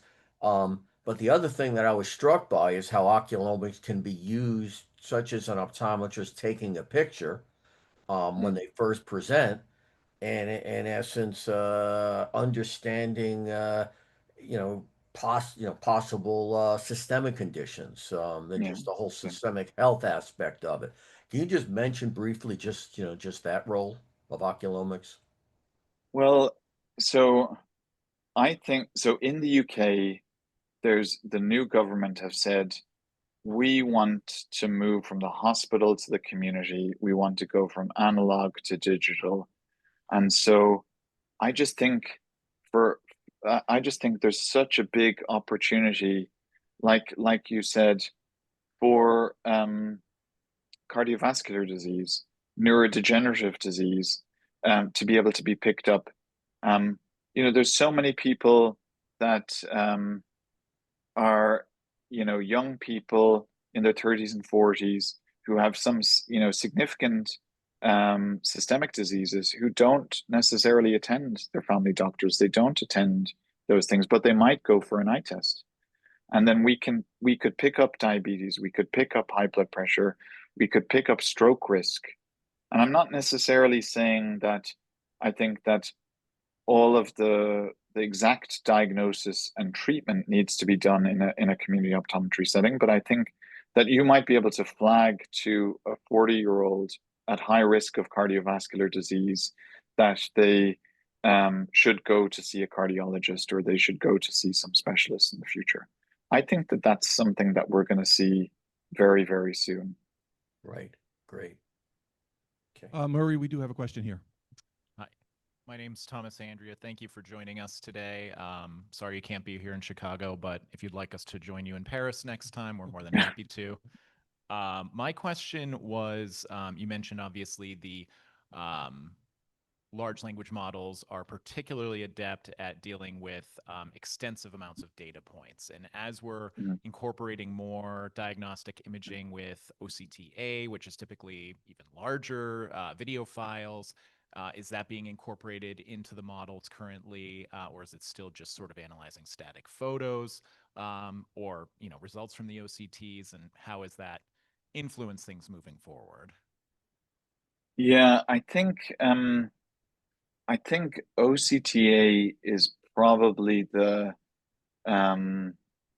furthest behind, I would say, in AI in eye care. So I think at the moment it's not that easy to do mass batch processing of OCTA data at scale, and in fact those data sets are just maybe just not as commonly available, and so they're not. It's not something that we're seeing. Whereas I think we are definitely at the point where huge numbers of OCT volumes are being used. So we're potentially going to train, um, algorithms with 10 million TopCon OCT volumes, and that's something we'll see very soon, both within foundation models and in earlier stage systems. Pierce, this is Jitin Yohanan. That was a fantastic talk. It seems like you all are way ahead in terms of the infrastructure building and the data pipelines, at least on a national level compared to where we are in the U.S. As often we're kind of in siloed centers that can't share data with each other. So really impressive work there. My question has to do with the data you guys are using from the OCT based models that you've developed. So it seemed like from some of the slides you were showing, you're actually segmenting them and then making predictions on diagnosis based on the segmentation. Have you found that there are kind of data outside of like the recognizable segmented areas that these models are using? I assume for diagnosis, it's not going to be Mm. that useful because the diagnosis is based on what the human is saying, but for maybe prognostication or for forecasting of disease course, do you see like like, I guess the total volume Mm. of OCT data compared to the segmented specific layers? Is there any benefit to that? So that's a great question. So I didn't really emphasize that point. So, but just to explain for people who may not get what you're getting at, is the DeepMind model, we do a segmentation network, and the segmentation feeds into a classification network, and then that gives the output. Now, we did that because that also meant that it would be easier to move the model between different imaging systems, different vendors, for example. So you could effectively just retrain a segmentation network and keep the same classification network, and then switch between your Heidelberg, Topcon, Zeiss images and move across those things. But and then the other benefit is that potentially it gives some interpretability because you can see what it's delineating. The downside, as you've alluded to, is that the classification network is only learning on the segmented outputs, and you're potentially losing some of the information in the scans. So we did a follow-up paper in Nature Medicine in 2020, which is just for AMD. And in that paper, we created an ensemble approach where we had one part of the ensemble, which was end-to-end, which is essentially going just from the raw voxels of the OCT to predicting the output. And then one other part of the ensemble, which is the segmentation and the classification. And the hope was that we would sort of pick up some extra signal that was in the whole OCT volume that wasn't being picked up by the segmentation. That's unfortunately a very long-winded way to come to tell you that we didn't really find a big difference in that particular case. Mitch, you have a question? Hi. Thanks again for a wonderful talk. I have two questions. One is, what experience or what would you predict issues that you might face in the setting of a multitude of EHRs? So like the OCT, for instance, has a model. We have different brands. We have the same thing with EHRs, particularly in the States. There are many of them. And I'm saying this from both a side of a science side and a healthcare side. On the science side, it's also very useful to have EHR data extracted in tandem with our optical scans, for instance, OCT scans. How do you contend with a multitude of EHR platforms? With difficulty. So I guess we haven't had to contend with it that much because we have enough data within Morpheus that we could essentially not have to collect from others. So we only had to contend with the shortcomings of one EHR system. But of course, what you're alluding to is if you have to figure out shortcomings in a system in London and then different shortcomings in a system in Chicago and different shortcomings in a system in New Orleans, then essentially that becomes like an impossible task. Go Yeah. ahead. I'm sorry. Yeah, no, please. Yeah, go ahead. The other question I have is, if using your example of 10% of patients, yourself included, getting the tickler to come in for a cardiovascular screening is very small, 10%. Do you have the infrastructure in place when AI starts generating a multitude of patients who could benefit from cardiovascular assessment in a hospital-based system? Is NHS prepared for that onslaught potentially? I mean, I think in general, if you ask the question, is the NHS prepared for anything? The answer is probably no, I would say. And I'm sure we're not that different from other healthcare institutions in that way. That's my cynical view. I think the more optimistic view is that in the NHS, we're already trying to do lots of novel things with community optometry. So there are schemes where for hypertension already, where optometrists can get extra payments from getting people who attend for an eye test to have blood pressure measurements taken. And that's just like sort of one example.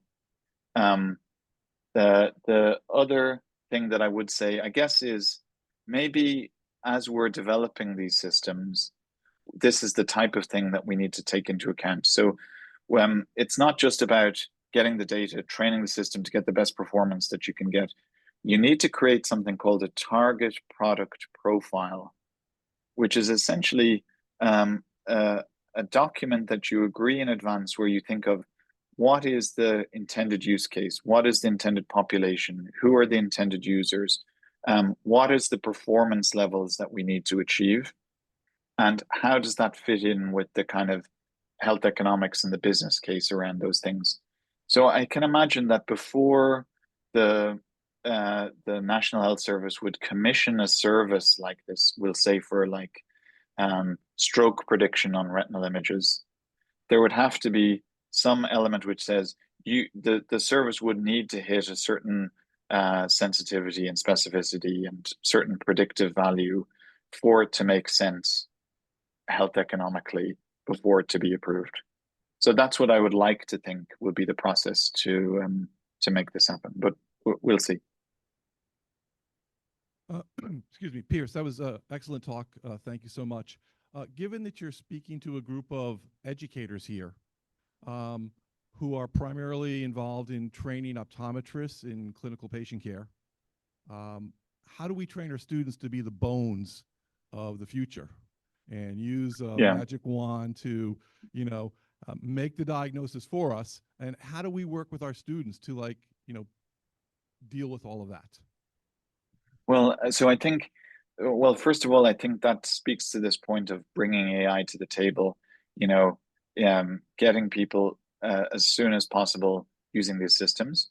I think separately, though, I think in terms of education, really you need to think of that in two ways. So there's developing these systems and safely deploying these systems. And I think that I would imagine it would only be a small percentage of your students that would really need to develop these systems. And those people would benefit from advanced training in computer science and machine learning and those things. But most optometrists and most ophthalmologists are never going to be needed to do that stuff. What they'll need to know is implementation of those systems.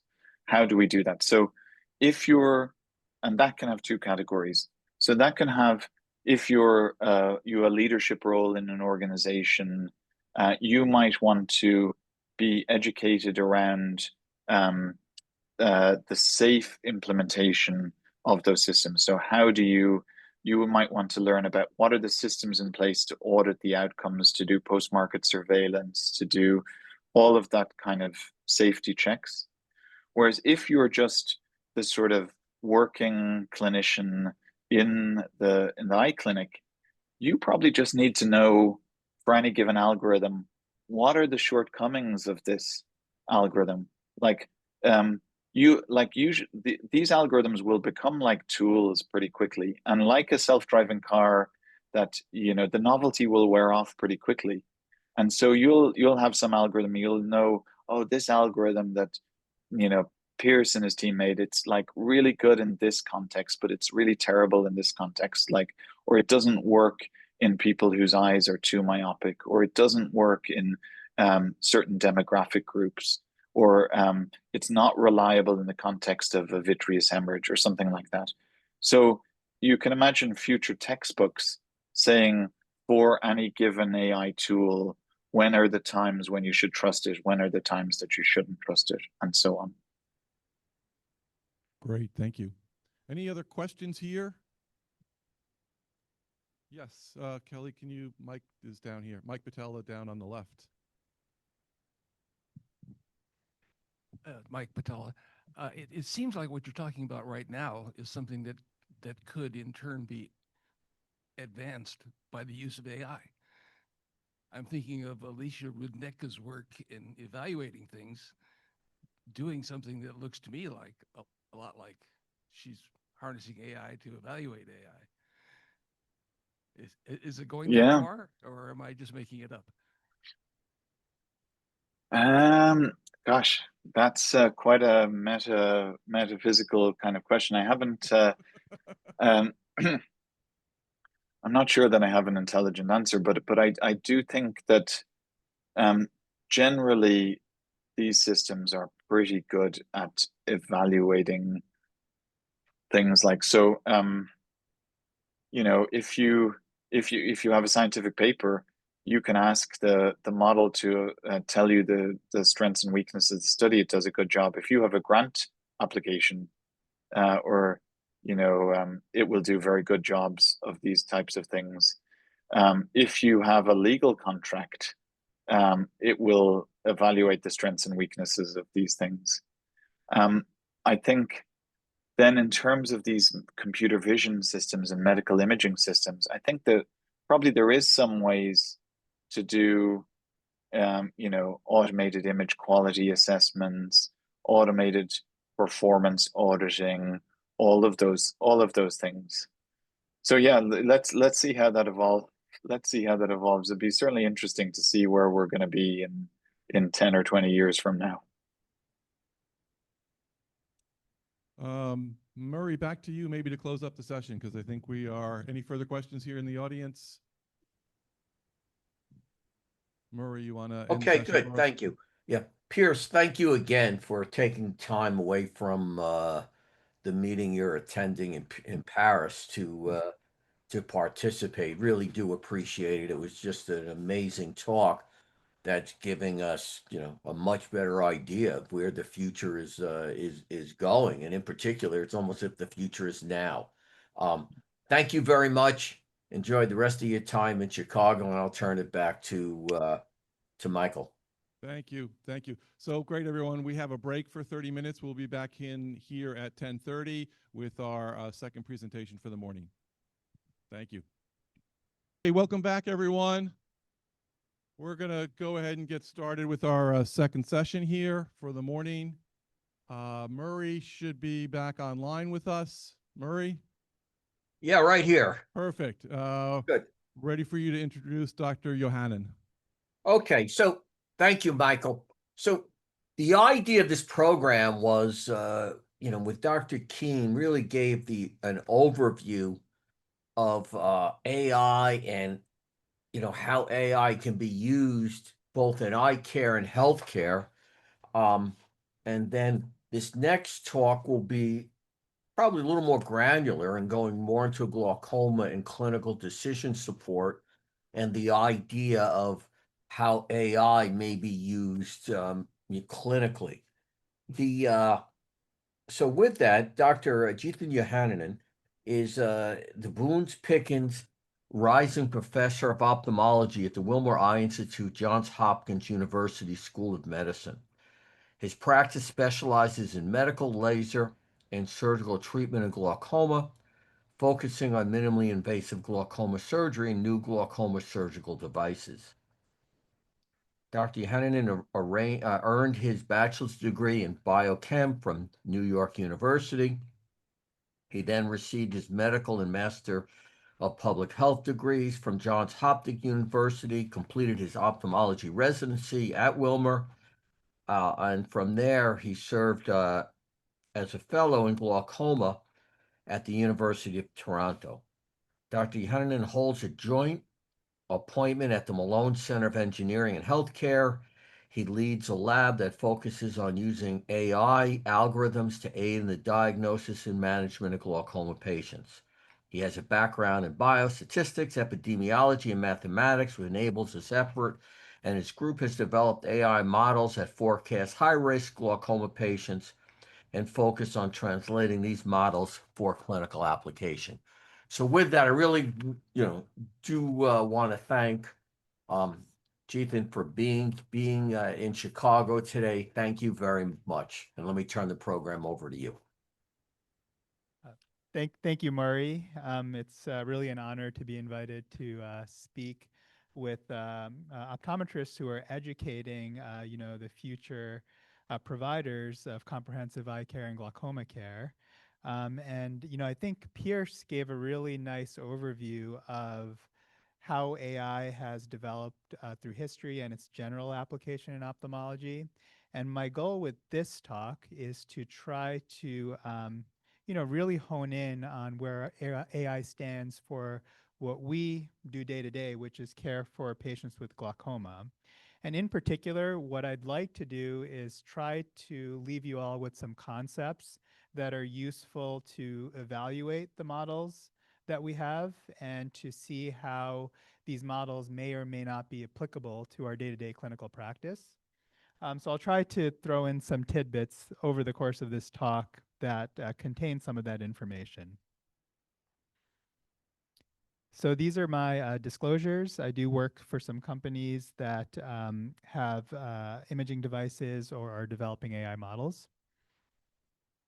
So this is the problem that Pierce had alluded to previously and that we're seeing in our clinics on a day-to-day basis. So these are projections which show time on the x-axis and the number of glaucoma patients in the US on the y-axis.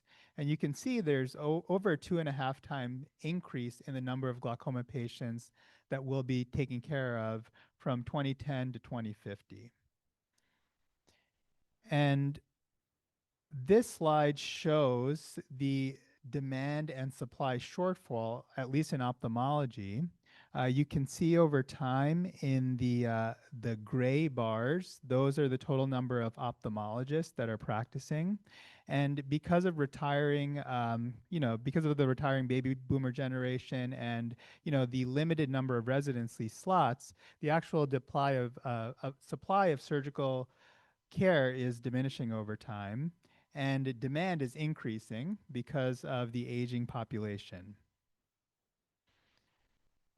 When you look at optometry, I think the projections show that OD supply is going to be adequate through 2030. But even though the number of optometrists, for comprehensive eye care may be adequate, the capacity to absorb glaucoma, which we know is increasing and which we're seeing day to day in clinic, that might not be sufficient. And really, there are going to be mismatches in availability based on provider expertise, with some providers being more comfortable managing glaucoma and others not being more comfortable, as well as local distribution. So there may be very well-served areas and other areas that are not as well-served. And I do think that partnered care models with OD-MD co-management remain key to addressing these issues. But I think that even with partnered care and with optometry taking over or doing a lot of the glaucoma care in the community, I still think that we are going to need systems that make us more efficient as well as more effective at delivering good glaucoma care to our patients. So the question is, what do we typically do in a clinic visit when we're seeing a glaucoma patient? So we get information, right? So we check their vision, we check their eye pressure, and then we do a slit lamp exam looking at their anterior and posterior segment.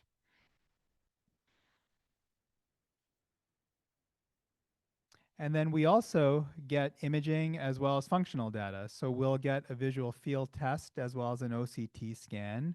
And based on these data, I think that we perform 3 key cognitive tasks. So task 1 is, looking at all this information and making a decision on whether the patient sitting in front of you is going to get worse quickly or whether there'll be someone that doesn't get worse at all or get worse very slowly over time. And the other thing that we do is if we feel that this patient has a decent risk of getting worse in the future, we set a target IOP, right? So that's the IOP at or below we feel if the patient remains, they are less likely to experience significant functional decline in their lifetime. And then finally, using the patient sitting in front of us as well as the target IOP we set, we select the best treatment to achieve that target IOP, which ultimately we hope will mitigate the risk of glaucoma worsening in that patient. And I hope to show you with this talk that we can use AI and ML models, at least in theory, to help with each of these tasks and take better as well as more efficient care of our patients. So, and then one thing, I want this talk to be interactive. So if there is a question that comes up or if there's something that you don't understand, please feel free to raise your hand and interrupt me so that I can kind of clarify things, okay? So looking at task one, what does it mean to get worse in glaucoma? So this is a figure published by Bal Shahan in 2014 in IOVS. And on the x-axis, it shows the rate of visual field mean deviation change. And on the y-axis, it shows the percentage of patients in a treated clinical population that are undergoing that change. So these are several thousand patients treated in Canada, and they kind of looked at the distribution of visual field rates of change in this population. And I would argue that as providers caring for glaucoma patients, the most important thing that we can do is identify the so-called rapid progressor patients. So these are patients that are getting worse at a rate of over a decibel per year. And in a treated clinical population, that accounts for about 5 to 10% of the entire patient population. So if there's a way that we can risk stratify and really with high accuracy identify these eyes or forecast which of these eyes are going to get worse rapidly in the future, I think that would be a huge boon for glaucoma providers because we can either offer more aggressive therapy or we can monitor them more frequently to see if they're truly getting worse and offer them treatments when they are getting worse. So, this is a binary problem. So you have, the patient sitting in front of you, you get their visual field, you get their OCT, you know what their IOP value is, and what you're trying to determine is whether or not this patient is going to go on to become a rapid progressor. And so when we're evaluating problems with a binary outcome like yes, no, in this case, rapid progressor or not rapid progressor, I'd like to go over some metrics that may be useful for you to understand, as well as some metrics that will be useful for your students to know about when they're reading papers that talk about AI models and understanding whether or not they're valuable. And so these are the specific things I'll talk about. So you have sensitivity, specificity, the ROC curve, which is derived from those values, a precision recall curve, which again is derived from those values, and some metrics that help us decide where we should kind of set that cutoff for labeling someone as high risk versus low risk. So this is a confusion matrix, and what it shows on the top rows, I don't know if I have a pointer here that you can see, but I'll try to show you here. So on the top rows, you basically see what the model is predicting. So in this case, a positive class means that, yes, this patient will be a rapid progressor, and a negative class means that the model is predicting that the patient will not be a rapid progressor. And then you have the truth, what actually happened to the patient. So in this case, if the patient was actually a rapid progressor, if we look at their visual field testing over time, they would be in the positive class. And if the patient did not, or if they were progressing at less than a decibel per year, they would be in the negative class. And then you can look at each of these cells where these things intersect to define these values. So true positive, which is where the model predicted class of positive matched what actually happened to the patient. A true negative, when the model predicted that the patient would not be a rapid progressor and the patient truly was not a rapid progressor. And then you have false negatives and false positives, which are self-explanatory based on the model and what actually happened to the patient not agreeing.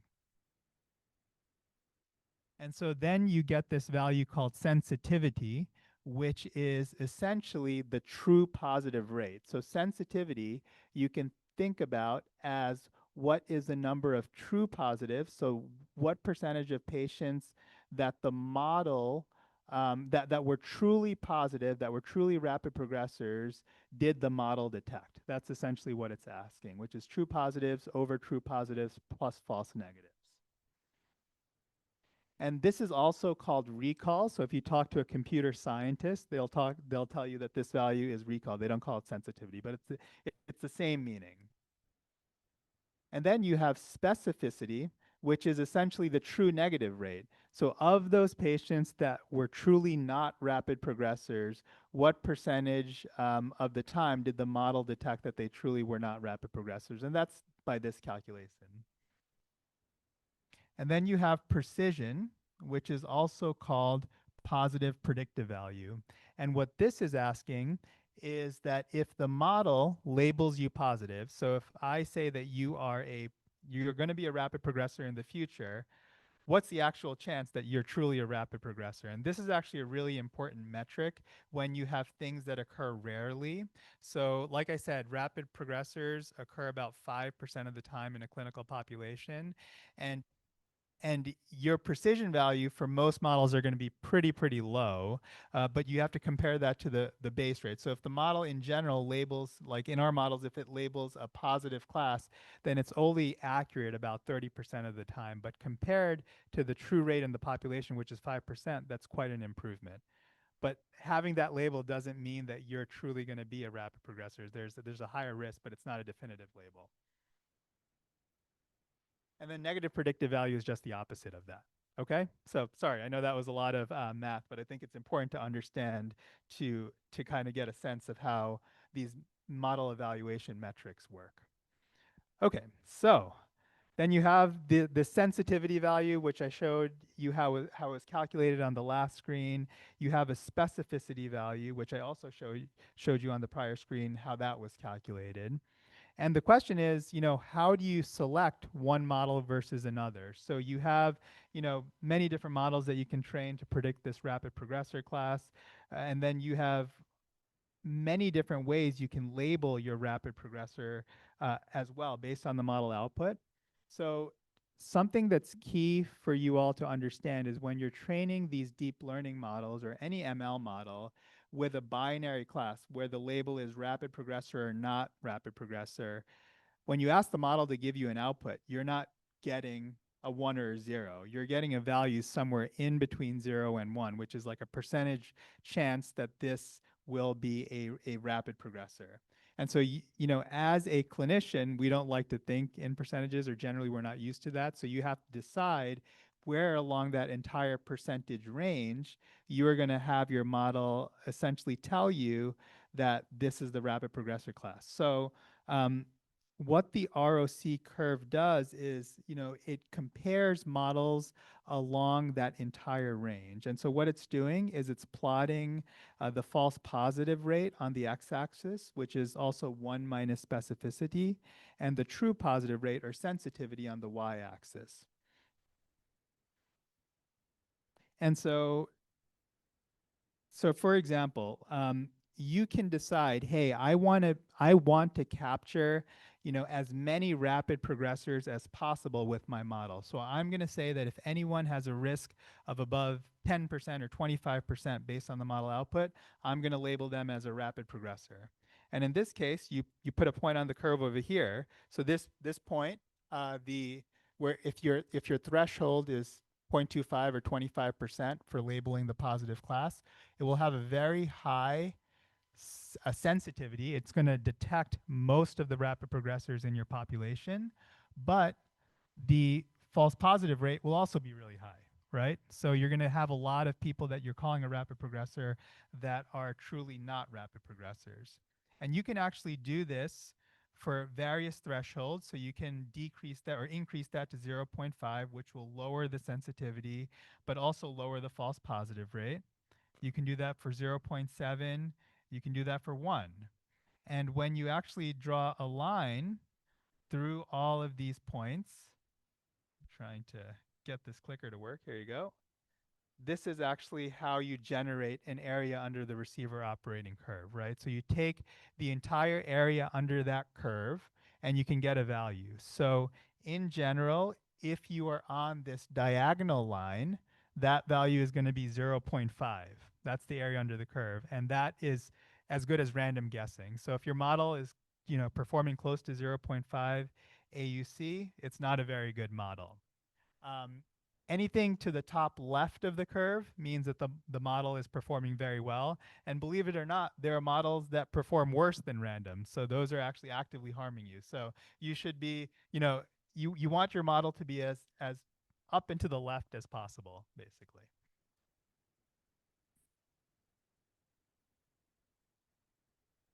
And we went through that here.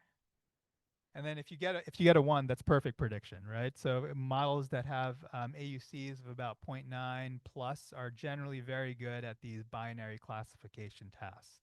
And for clinical practice, generally experts think that about an AUC of 0.8 or so is usable for specific diseases. And so that's generally what we try to aim for at minimum when we're developing ML or AI models. So that was the area under the receiver operating curve. So there is that other value I told you about, the precision value, right? That's the positive predictive value.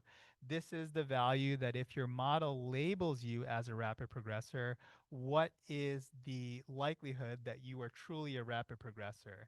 And this is a big problem when your label of interest is low prevalence. So if you have the 10% rate of rapid progressors, your PR curve in general is not going to have a very high value.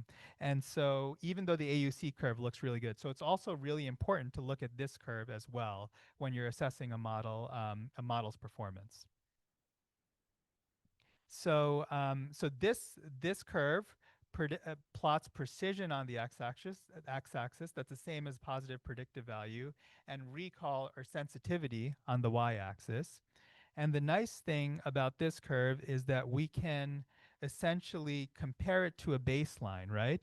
So here you see this gray line that's labeled baseline classifier.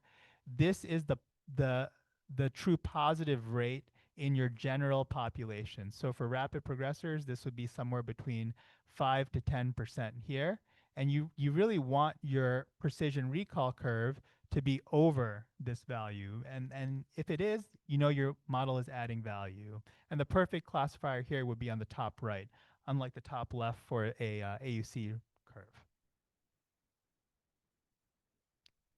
Does anyone have questions about those two curves? It's kind of important metrics to understand when you're comparing models to each other. No? Good. All right.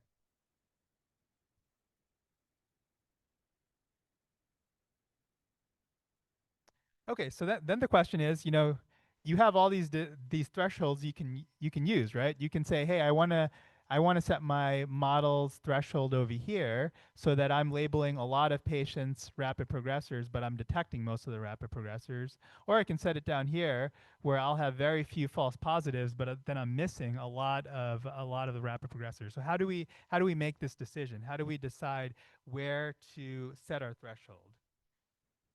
And so it is this trade-off, right? So we have to decide what's more important. There are some automated things that we can do to select the threshold.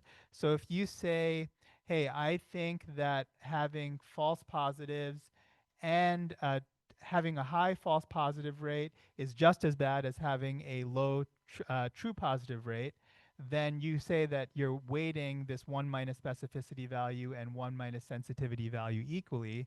Then there's this calculation you can do called Uden's J-index, which essentially tells you where to select the threshold based on equal weighting of the two. And it's usually whatever point is at this, closest to the top left. So in this example, it would be the 0.5 threshold point is what we would select as our cutoff for the model. And anyone with a risk score of above 0.5 would be labeled a rapid progressor. Anyone below that would not be labeled a rapid progressor. We can also do the same with precision and recall. There's a value that kind of equalizes both, and we can select our threshold based on that. But clinically, what we do is we kind of judge how important it is to have false positives versus false negatives, right? So for me, I think it is in general worse to miss a patient that may be progressing rapidly than to label a few patients as potentially progressing rapidly, but they're truly not, because we can always follow these patients more closely to determine what happens to them more closely in the future. So in this clinical scenario, it may make more sense to have a threshold where you have a bit of a higher sensitivity, but you're trading off, a high false positive rate for that. Okay, so let's go back to the problem. That was just the primer section. So the problem is, trying to detect these rapid progressors, and how are we going to do that? And so, our group initially tried to develop some models that used visual field data alone. So just for context, we have, a database at Wilmer of several tens of thousands of patients with glaucoma who are followed longitudinally over time.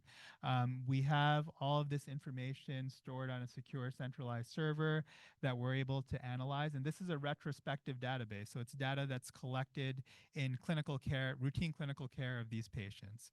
And so what we did was we asked, using just an initial visual field test, are we able to forecast into the future and decide or classify patients that will become rapid progressors?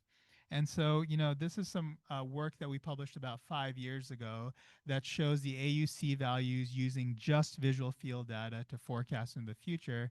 And you can see that the models have, modest AUCs. They're usually in the 0.73 range. And a lot of these models were not complicated deep learning models. There were simpler machine learning models that are relatively easy to implement from a computer science perspective. And so we wanted to know whether we could do better than this if we gave the model more information, because since this paper was published, we added clinical information and we added OCT, longitudinal OCT information in our database. So with the next project in this line of work, what we wanted to do was, forecast rapid visual field worsening using baseline multimodal data. So that's visual field, OCT, and clinical data. And the clinical data includes stuff that we're collecting like acuity, age, gender, racial status, as well as their IOP values. And using this data, can we develop deep learning models to forecast future risks? And the other thing that we wanted to know is adding like a second visits worth of information going to make the model perform better? And so we included eyes in our data set who had glaucoma or glaucoma suspect status. We only included reliable visual field and OCT information, as well as the clinical features I talked to you about. And then we required that they had at least 5 visual fields beyond their baseline visual field so that we can calculate mean deviation slope over time. And if they had a mean deviation slope of less than -1 decibel per year, they were labeled a rapid progressor. And so this is the architecture of the deep learning model that we used. And this model is based on this vision transformer architecture. And what this allowed us to do is combine OCT summary data, which we kind of spatially oriented in the pattern that it would show up on the OCT PDF, both the quadrant as well as the clock hour data, and the pointwise data from visual field tests. So these are the pointwise total deviation values. We kind of merged these 3 layers together, fed them into this transformer architecture. And then, down here, we combined it with the clinical and demographic information. That's like the IOP data, their acuity data. And then we had this classifier network at the end, which forecasted their rapid progression probability in the future. Yeah, go ahead.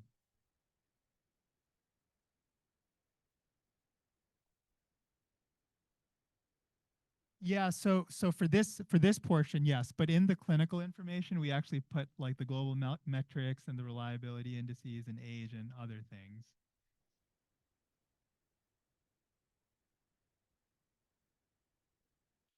Not for this. No, we didn't train with raw sensitivity values. Yeah, sorry. The question was, did we only use total deviation values here? And I believe that it was only total deviation values and not the raw sensitivity values. Do you feel like there would be a difference if we use raw sensitivity values, or? I'm just curious. Yeah, the curiosity, sorry. Retinal nerve fiber layer thickness is a measure of retinal ganglion cells. Visual field sensitivities the same way. So it would be layering 3 measures of the same, Gotcha, right? yeah. Versus deviation, which is harder to relate. Right, right.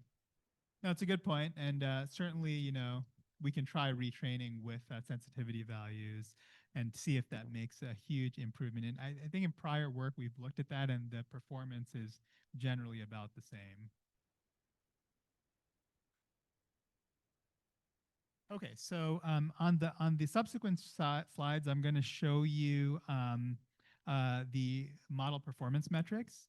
And we essentially trained 6 different models here, and all 6 models had access to different levels of information. Very similar architecture, but access to different amounts of information. And the V model just had visual field data, VC had visual field and clinical data, and then the ones that have these numeric subscripts had access to more than one visual field. So rather than just the first visual field, the one with the gray subscript had access to the first 2 visual fields, as well as the first OCT and the first set of clinical information. And the V3 had access to the first 3 visual fields. So how do these models do? Well, I'll tell you first how we trained them, and then I'll show you how they did. So we did the typical machine learning thing where we essentially we don't want to train and test the model on the same data set, right? Because if you do, the models are so complex that it'll essentially learn how to memorize the entire data set. And so if you test it on the same data set that you trained the model on, it's just going to be, you know, it's not going to be a valid, performance metric when you see it. Does that's an important concept, and I want to make sure that makes sense, that you really want a held out test set to evaluate these model metrics. Yeah, so let's say you have 100 eyes, right? And you want to, let's train this model to predict rapid progression using those 100 eyes. The models are so complex that it will basically memorize all 100 eyes. And so if you train and test on the same data set, it's going to get a perfect score because it will just memorize each of the specific cases. What you want to do is hold out about 10 to 30% of eyes for a held out test set. So those 30 eyes, this model will have never seen. So it will be a true indicator of how the model would perform in the real world.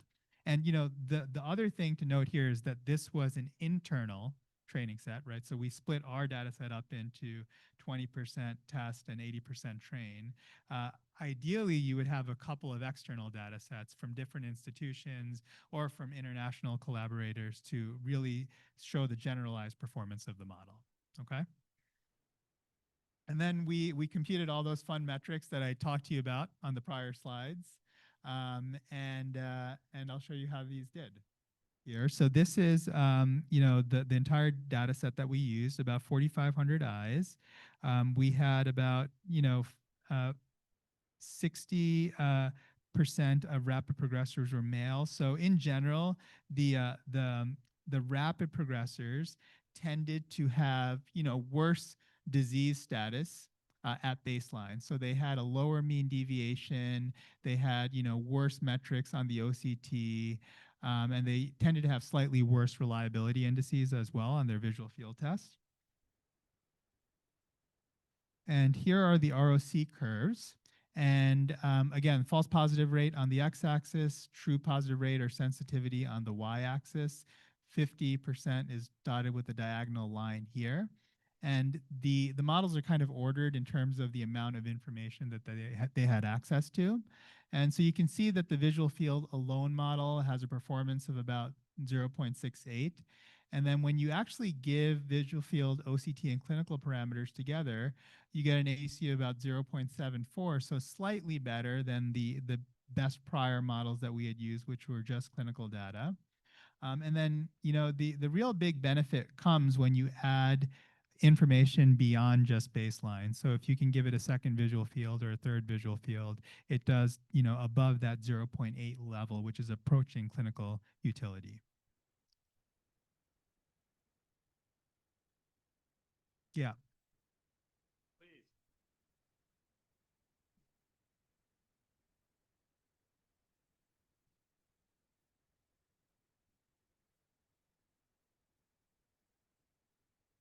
Sorry about that. My question is about was there a parameter of how far apart those visual fields could be in time? So if you had a patient who had two visual fields very close together, and then you had a patient who had two visual fields that were 2 years apart or something, did you have parameters on that? Yeah, we did. We required at least one a year, so it had to be 5 visual fields within 5 years of the initial visit. So in general, the average time between visual fields in our data set is about a year. About a year. And so it kind of is representative of the average patient. And we didn't want to, take patients that were, we didn't think it would be generalizable if we took patients that came in and then were, lost to follow-up for 5 Sure. years and then had their. Well, that was, you may have said it, and I heard 5 visual fields, but I didn't know that it was 5 with. Yeah, we that did period of time. have that, like, at least, 5 over 5 years, just to, be able to do an accurate slope calculation as well. Thank you for clarifying that. Yeah.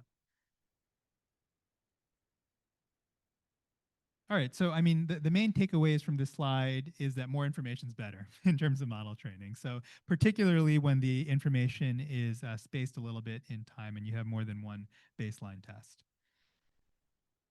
And this, again, it shows the PR curve, right? So this is a precision recall curve. So precision or positive predictive value on the y-axis and recall or sensitivity on the x-axis.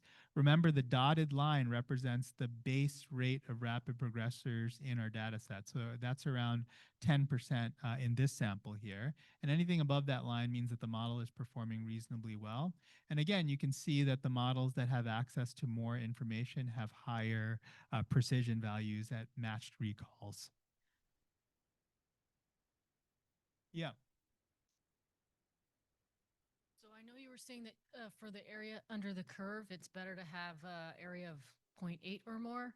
Do you have a number you're aiming for with this one? Not as much. I mean, I think it does allow you to kind of explain your model a bit better, when you have access to this information. So for instance, if we have a sensitivity of 80%, which means that 80% of the time we're able to detect, patients that are rapid progressors with our model, then if this is where you set your cutoff, you can then say, my positive predictive value, at least with the 3 visual field model or the 2 visual field model, is somewhere between 0.3 and 0.4, right? So if my model labels you as positive, if you set your sensitivity to 80%, then there's about a 30 to 40% chance that you will actually be a rapid progressor. So that's the kind of information that it allows you to explore. And then you can kind of select your cutoffs using this curve, but there's no hard and fast rule for that. It kind of depends on the clinical problem. Yeah, go ahead. Yeah, sorry, I was told to use the mic. Yeah, no worries, no worries. My question was, adding visual fields helps. And so do you have a metric showing what the slope of that function of just the 2 or 3 visual fields put together is? And how adding, baseline OCT or other metrics help? Because that would be really neat and useful. Yeah, so do you mean a slope, like the function that's like visual field, number of visual fields on the x-axis and like AUC on the y-axis, or what function? Correct. So can you use the 2 visual fields or the 3 visual fields in V2 and V3 to predict what the slope will be you know, You're talking later about on. the MD slope, right? Yeah, the Well, MD I mean, I slope. think that's why the two visual fields do really well, right? It's because you're able, I mean, I think the model is able to learn that slope calculation because that's the final output you're trying to predict, basically. So your final output is MD slope, you know, more negative than -1. And I think that adding that second visual field or third visual field, it's probably learning that slope calculation. Yeah, and one more thing. Did you V3 OC means that there's clinical data in there as well? Just from baseline. And is there a V3O or There so there just, is, I didn't show it here and I don't have the specific numbers for that, but I do, I think we looked at all of those combinations. Yeah. Any other questions?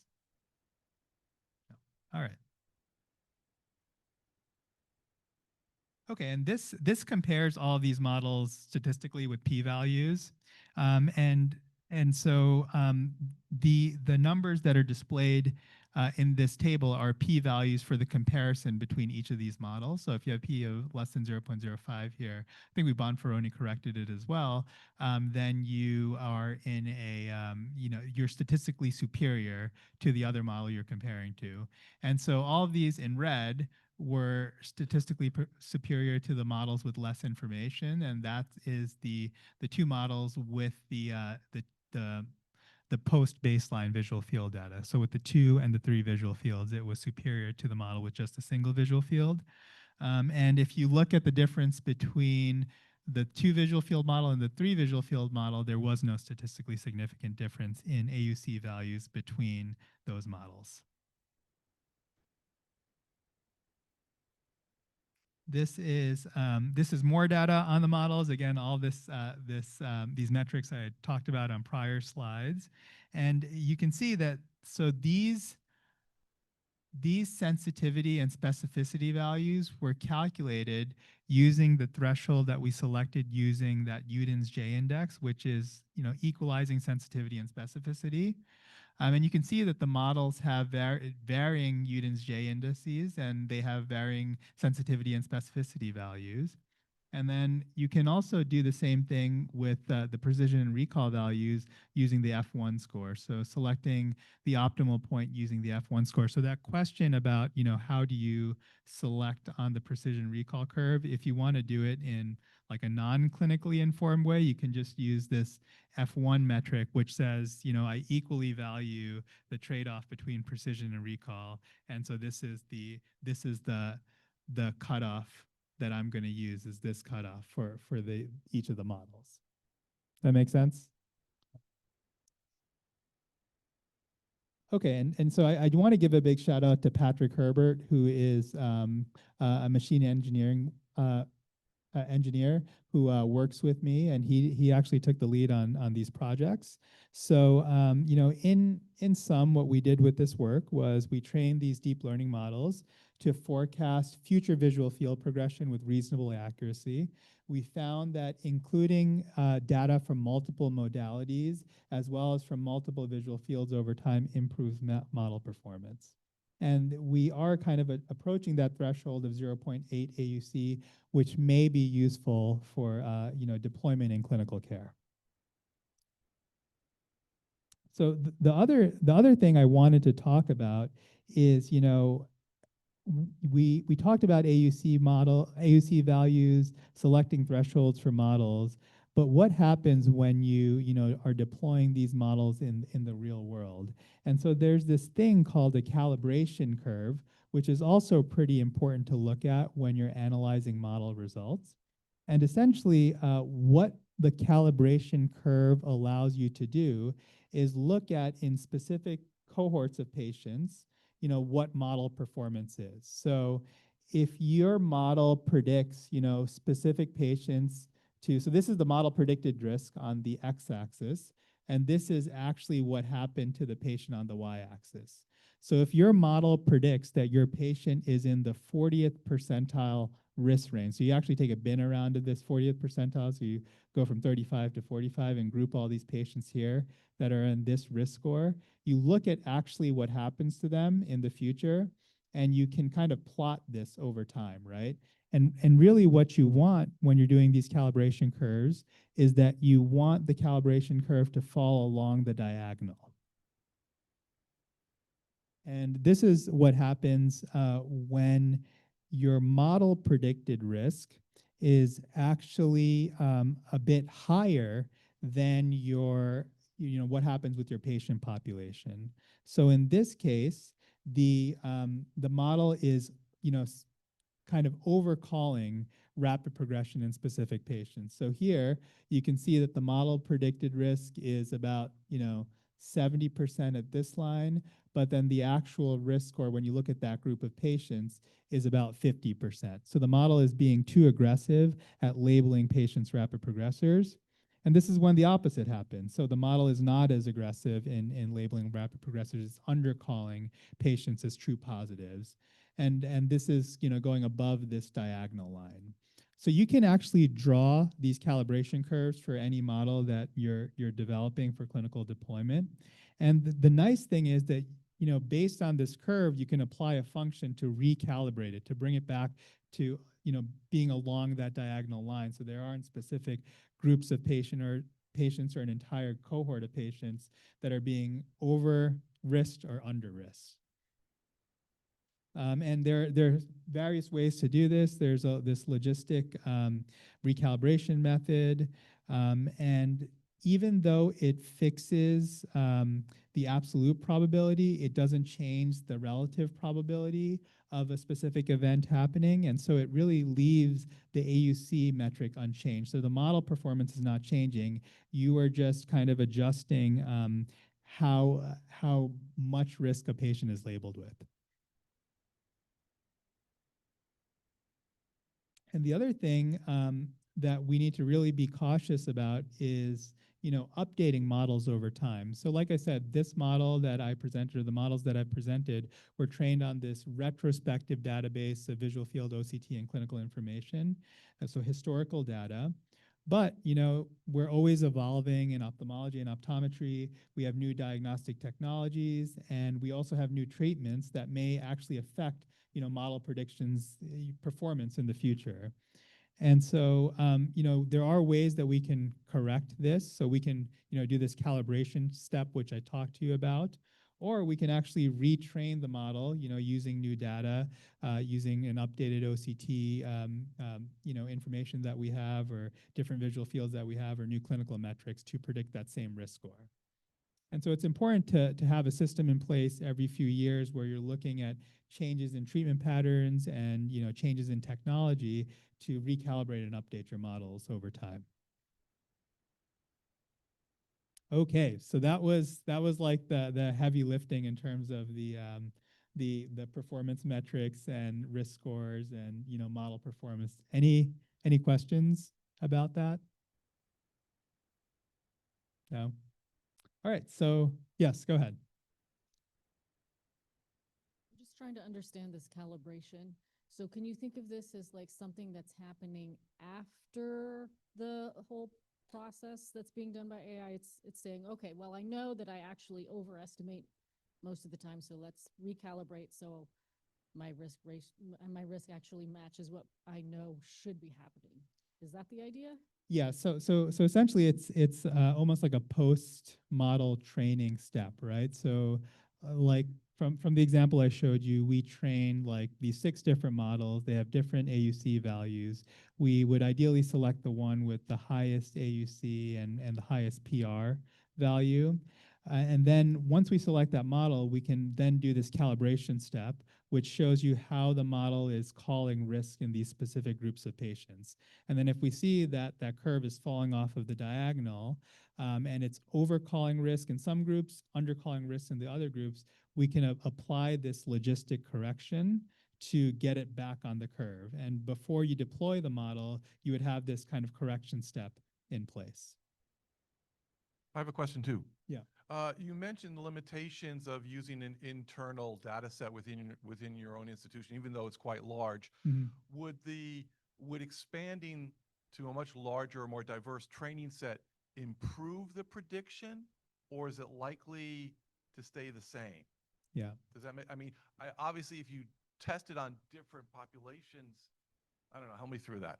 Yeah, no, it's a really good question, right? So external training and external validation. So I think that if you're training it on a more diverse subset, um, it's going to be harder for the model to learn, right? Yeah. Because you're showing like, maybe some edge cases, maybe some images that aren't quite as good, and there's all this variability in the data. So it's a harder problem for the model to, label that patient a rapid progressor or not a rapid progressor. And so you may see that the AUC values and some of these PR values go down, and often they do when you're looking at external data. But then the important thing is, it's going to be a more generalizable model. So then you can say with confidence that, hey, I trained this model on data from, Wilmer, from some other academic institutions, some private practices in the community across various settings. And so you can say, like, in this huge diverse data set, we're confident that it's going to perform with an AUC of 0.8. It may not be the 0.84 or 0.85 we were getting internally, but you can generalize the performance better. That's great. Thank you. Oh, yeah, Mitch. Thanks. Just sort of bring it home for me, nuts and bolts. I'm trying to identify rapid progressors. Mhm. I have two issues. One, to get 5 visual fields is going to take me about 4 to 5 years. Yeah. Which, if you're looking for something that's happening rapidly, it's like chasing your tail at that point. Yeah. But more practically, if I have, in this case, the more data I'm adding, like any other data set, this is not novel to your data set.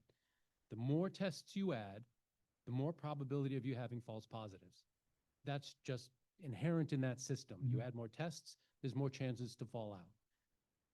That would be reflected in the specificity.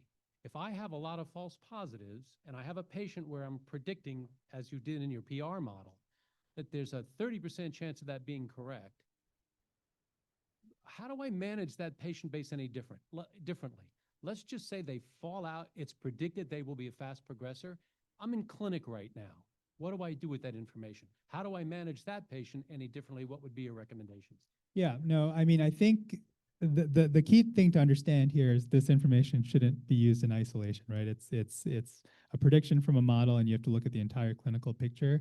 I think what it will tell you, even if it's a false positive, I think the likelihood that this patient is going to be progressing a little bit faster than average. Like, if you look at the entire population of patients at Wilmer, their rate of progression is like negative 0.1 decibel per year. So it's very slow progression. We're following a lot of patients with mild glaucoma or glaucoma suspects who are not getting worse. And so I think the helpful thing is, even if there are a high number of false positives, it will help you derive some separation between, truly some patients who may need to be followed a little bit more closely. So is this the patient that you should be seeing every 3 months, even though they have mild disease, or Yeah, every so 4 months? That So gets to my question. Yeah, how yeah. do you manage that clinic? So you may have seen them more often.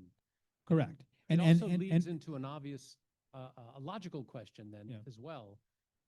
Given my first scenario with 5 years, and then I'd be interested in your comments on this. There's a logic that if we could fast track the visual fields by doing a front loading, for instance, that data has already been published. Jack Fu is actually one of our diplomates in glaucoma, and his mentor are integral to that work. Do you have any comments on front loading visual fields so that we have our 5 visual fields in a more succinct amount of time? Yeah, no, I think it's a great strategy, both front loading as well as clustering visual fields. So you can do like, 2 or 3 in the beginning of the year and 2 or 3 at the end of the year. And especially with CETA Faster, we're able to do these things more quickly. I think that this could help triage patients who may be candidates for that, right? For that strategy. The question is building the practical kind of clinical infrastructure and workflow around that. Like, how are you going to do, 3 tests in a day for a patient that's coming back? Maybe if you're not seeing some of those low risk patients as often, or kind of, spreading those to 2 years, you would develop the capacity or kind of release the capacity to see these higher risk patients more often. Thank you. Yeah.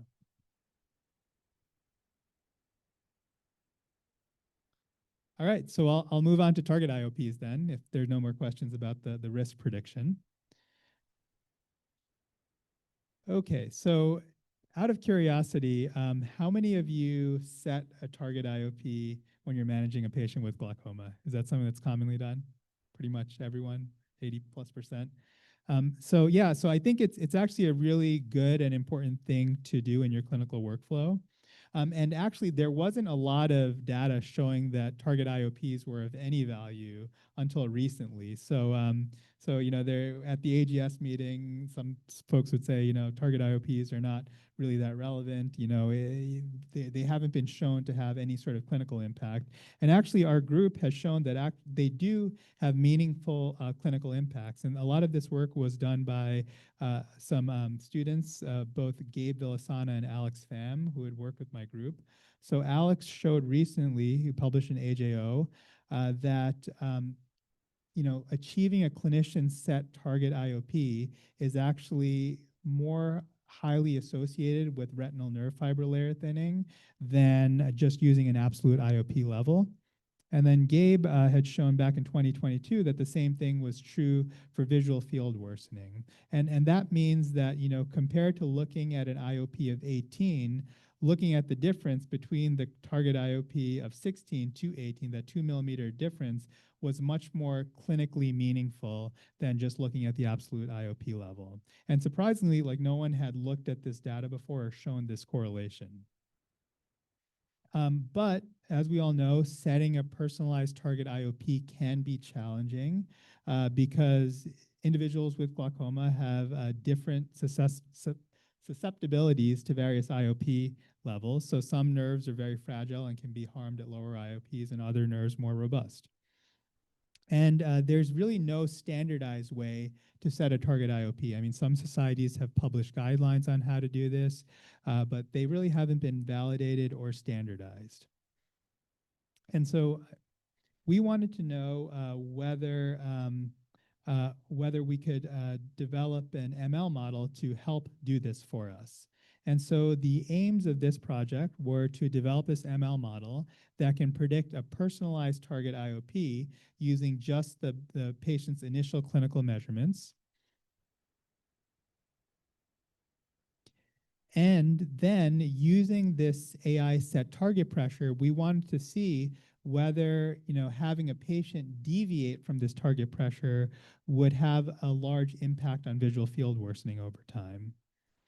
And we wanted to compare our AI models performance to clinicians as well as society-based guidelines and absolute IOP.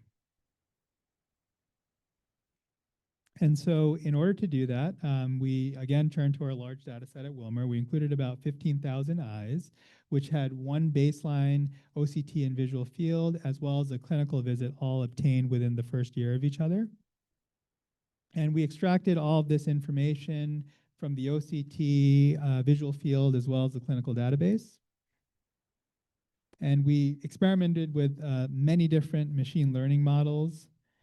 And the goal was to essentially, you know, what we have in our database is we have the clinical note, we have the OCT, we have the visual field, and in this database we actually have, you know, what the clinician put down that as the target pressure for that patient. And so what we wanted to do was take all this data and then have the model try to predict the clinician's, you know, target IOP.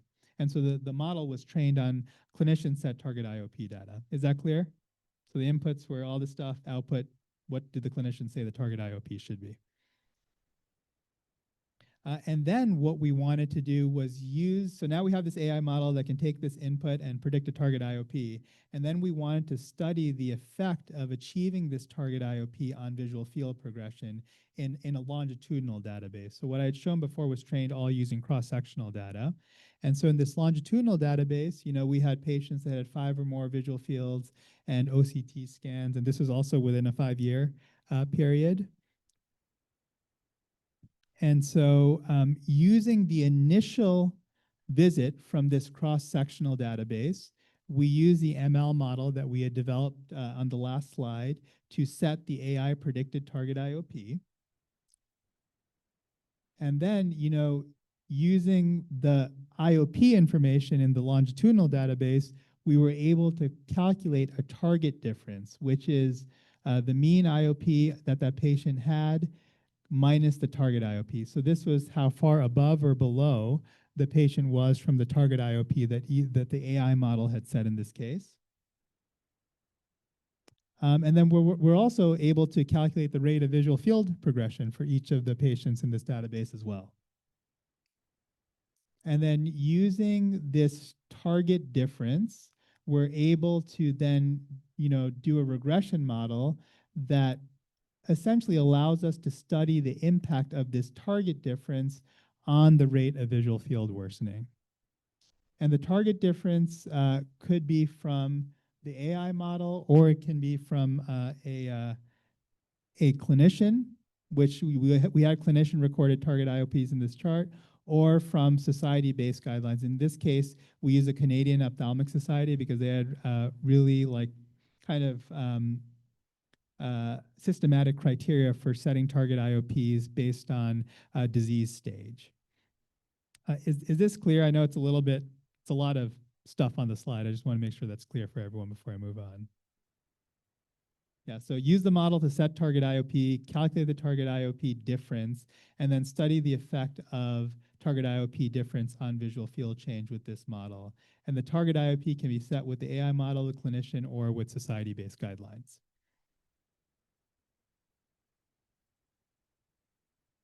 Okay, so what happens when we look at absolute IOP, right? So this graph shows you mean absolute IOP on the x-axis, and it shows you the rate of visual field change on the y-axis.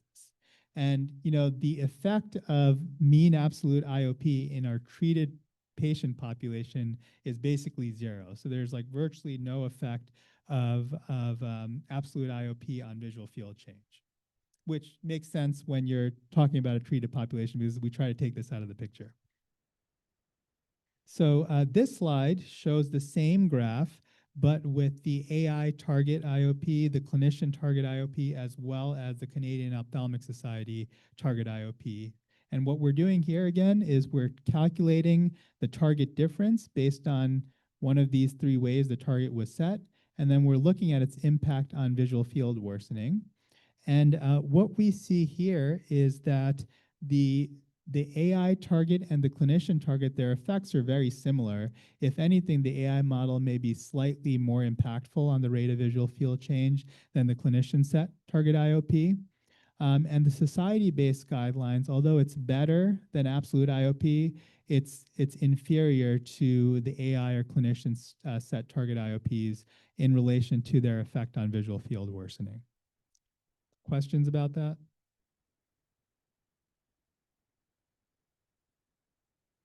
And then we can compare these things statistically.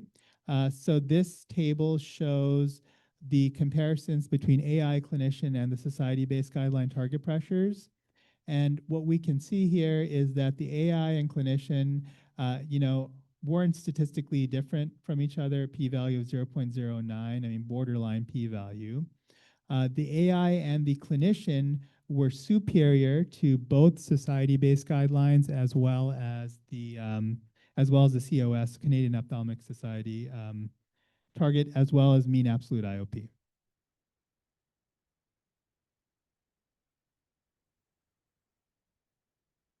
And interestingly, we looked at different clinicians in our cohort, and we calculated the impact of their specific target IOPs on visual field worsening. Again, if you're more negative, that means you're setting a more meaningful target IOP.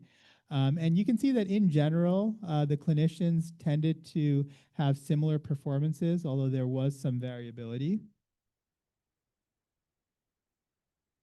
And the AI model, there were some clinicians where, it was statistically superior to, but in general, the performance between the AI model and the clinicians were generally pretty similar.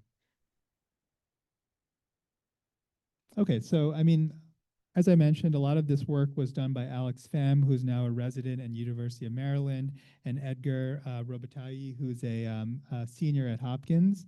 And what we showed, I think, as a whole, is that the target IOP is important. It's more important for visual field and OCT worsening than just using absolute IOP levels. So it's really important to set target IOPs when you are treating glaucoma patients.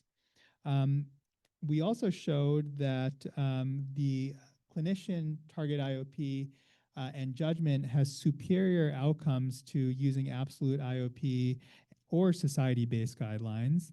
And we showed that AI models can emulate the benefits of target IOPs set by glaucoma specialists for improving visual field outcomes.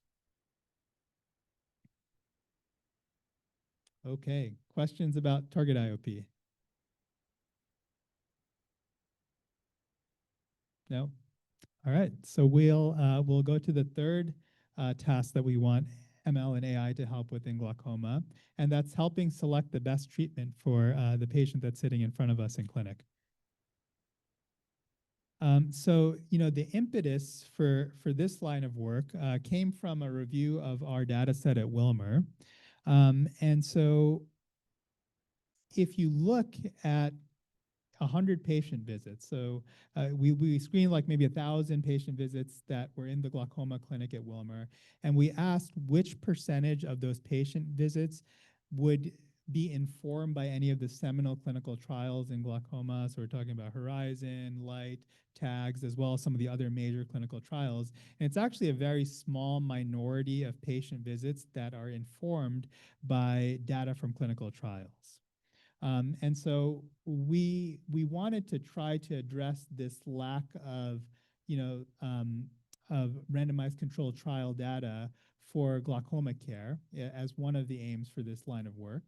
And the other piece that we kind of notice is when you're looking at patients in our practice that are rapidly progressing, and you look at the percentage of them who are getting surgical care or more aggressive care during or after the period of their rapid progression, we found that only about, a third of them are getting any sort of surgery or non-medical interventions, which was also kind of a bit of a warning, saying that these patients may not be being treated aggressively enough to prevent their rapid glaucoma worsening. And so, we had put in for this NIH grant, which is kind of still in limbo, given the current climate right now, that attempts to tackle these two issues. And what we want to do is essentially, extract from our database all of the treatment decisions that are being made by providers caring for glaucoma patients. So that is, if you have unstructured note data, we'd like to know from that unstructured note whether you're just observing the patient, whether you're prescribing latanoprost, whether you're recommending the patient has surgery. So we want to categorize each of these granular decisions that are being made for all of our glaucoma visits. And then using this kind of granular database of decisions that we are making, we want to build a model that essentially can identify or predict the effects of all treatments on both IOP as well as visual field change in the future. And so in order to do this, Pierce touched on this briefly in his talk, but we need to have different categorizations, or basically like a taxonomy of treatment options that we have in glaucoma. And this is a figure that we created that shows like what a taxonomy that covers all glaucoma therapies looks like. So you can have various mechanisms of IOP lowering, either from reduced aqueous humor production or improved outflow. And there are various mechanisms to improve aqueous humor outflow, both pharmacologic, device or laser based. And so you can essentially categorize all treatments under this type of taxonomy. And then the question is, how do we kind of extract all of this unstructured, treatment decision data from our notes? And we turn to large language models to do that. So we use this open source Quen 2.5 billion parameter model, and we essentially were able to give it about 114,000 assessment and plan notes from our glaucoma division. And we had students go through and label each of the decisions that were made in a 1,000 note sample from these 114,000. So that was, they would look through the note, and if the clinician says stable patient observed, they would just put observed down as the categorization of that note. If they said the patient's pressure is high and we're adding latanoprost, they would label note as added a prostaglandin analog. So they did this for 27 different treatment categories over 1,000 different notes, and we did another 1,000 to increase the certainty of the model prediction. And actually, this large language model did really, really well. It achieved like an AUC, a multi-class AUC of 1 at predicting all these labels. So the model was able to perfectly categorize 27 different types of decisions that we make in glaucoma care. So then what do we want to do with all of this decision-making data? And what we'd like to do is, understand how each of these treatment decisions affects both IOP as well as both future IOP as well as future visual field change in a causal way. And when I say causal, I mean that, when we're looking at a retrospective database, it's highly confounded. So that means that treatments that have been prescribed in the past affect future treatments. The patient's baseline status also affects future treatments and treatment outcomes. And there are complex modeling methods to try to deal with these sorts of time-varying confounding issues. The one that we're taking advantage here is called marginal structural modeling. And there are ways to try to get around this retrospective data problem. And so Mitchell Pavlik is a PhD student in computer science who's working at developing some of these models. And so we're hoping to have results for this in the coming years. We don't have any preliminary results yet. We've just kind of are categorizing this entire large data set with treatment decisions, and now we're building the model to essentially translate those treatment decisions into IOP outcomes and visual field outcomes. Questions about that? No. All right. So then, I hope I convinced you that there are some neat tools that are coming down the pipeline. But then the question is, how will we as clinicians interact with them, and will these tools change our behavior, right? And so I think this is a key area that has, in many ways been understudied.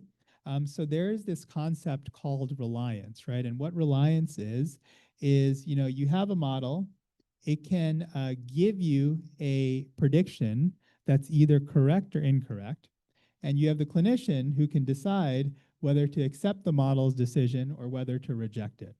So if the model, tells you that the patient is a rapid progressor and they are truly a rapid progressor, then the model is going to give you a correct decision. And if the clinician accepts that the model's prediction is correct and decides to make its decision, his or her decisions based on that model prediction, then this is appropriate reliance, where the model's correct and the clinician decides to use the model recommendations. Whereas if the model is incorrect, ideally what we'd want is for the clinician to recognize that in some way and reject the model's suggestions. So ideally, the clinician should have some sense of when the model is making a good decision and when the model is making a bad decision, and adjusting his or her use of the model based on that information. Is that clear? It's a very important kind of concept to understand, yeah. And, in many cases, the models that we develop using deep learning techniques are black box models. So we really don't know how the inputs of the model, let's say the visual field, OCT, map to the prediction. So we don't know how this model is labeling this patient rapid progressor. We just know that it did make that label, and we don't understand the inner workings. But there are ways to make the model's inputs and outputs kind of more interpretable to the clinician, so the clinician can understand, some of the details of how the model is making its decisions, maybe some of the important features that it's using and things that it's flagging. And we don't know whether actually having a more, transparent model, whether that actually will improve that reliance metric that I had shown you previously, whether it actually helps patients make or helps clinicians make better decisions, or whether this is, extra work we're doing for no benefit. And so what we wanted to do here was we wanted to develop a suite of different AI models with varying levels of explainability. So some models will be black box, some models will be more transparent. And what we wanted these models to do was predict the risk of surgery for uncontrolled glaucoma. And so we use this kind of as a proxy as to whether you should refer this patient to a glaucoma specialist. So the uncontrolled surgery the surgery for uncontrolled we weren't too interested in, but ideally we want the model to predict which patients would need a referral to a glaucoma specialist. And we want to understand how giving these models with varying levels of transparency would affect the clinician AI team's performance, the clinicians' reliance on the AI model, as well as whether users thought that this model is more or less useful, more or less something you'd want to use in a clinical practice. And so we developed the model itself using our internal data sets. Many of the same features that I had shown before were used in developing the model. And the model predicted surgery for more aggressive glaucoma, which we defined as filtering surgery like trabeculectomy, tube shunt, or diode laser within various timeframes. And if the patient didn't have any surgery during the entire 12-month period, and they had a subsequent clinic visit after that, that patient was defined as not needing surgery or referral within the model's kind of prediction time frame. And again, we did the typical thing and split our data into training and test sets so we could have more accurate performance metrics. Again, very similar kind of model architecture for the deep model. So this is one of the 3 models that we developed. So this was our black box model. So it essentially took in OCT, visual field information, clinical information, and it predicted the risk of surgery, or in this case, the need for referral within a specific time frame. And again, the output was 3 categories, which was surgery was needed within 3 months, which was an urgent referral, surgery within 3 to 12 months, which is referral in the near future, or surgery greater than a year out, which was surgery not needed right now. And the models actually, achieved quite high AUCs, like they were all above 0.8 for this prediction within 1 to 3 years. And especially for the super high risk group, the model had an AUC of over 0.92.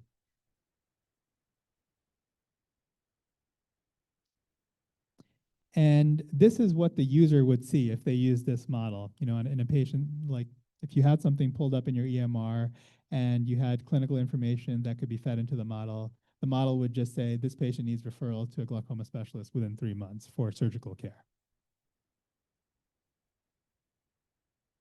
So the second model that we developed had this feature importance visualization.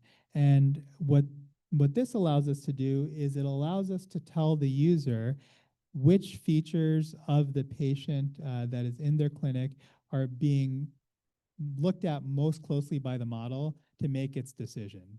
So, I mean, there's a way you can plot this. These are called Shapley values, and it kind of shows like for this patient, the mean deviation is the most important thing here. But in our user study, what we did was we just displayed the top 3 features that the model used to make its decision. So in this case, the patient needs a referral to a glaucoma specialist within 3 months because they have a high PSD, low MD, and a low average RNFL thickness. Yeah.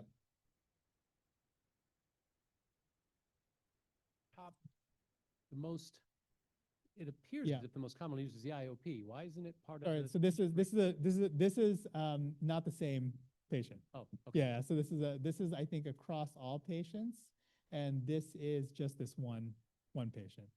Understood. All right, Yeah. thank you.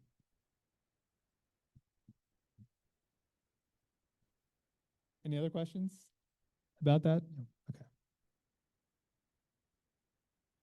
Okay, and so remember, the first model was a deep model, second model was the feature importance model, and the third model was this scorecard model, and it kind of looks like a credit score system, right?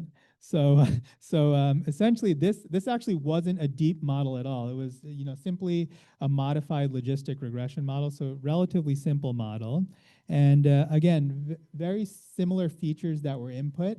This didn't have the image-based data because logistic regression generally can't handle that image-based data.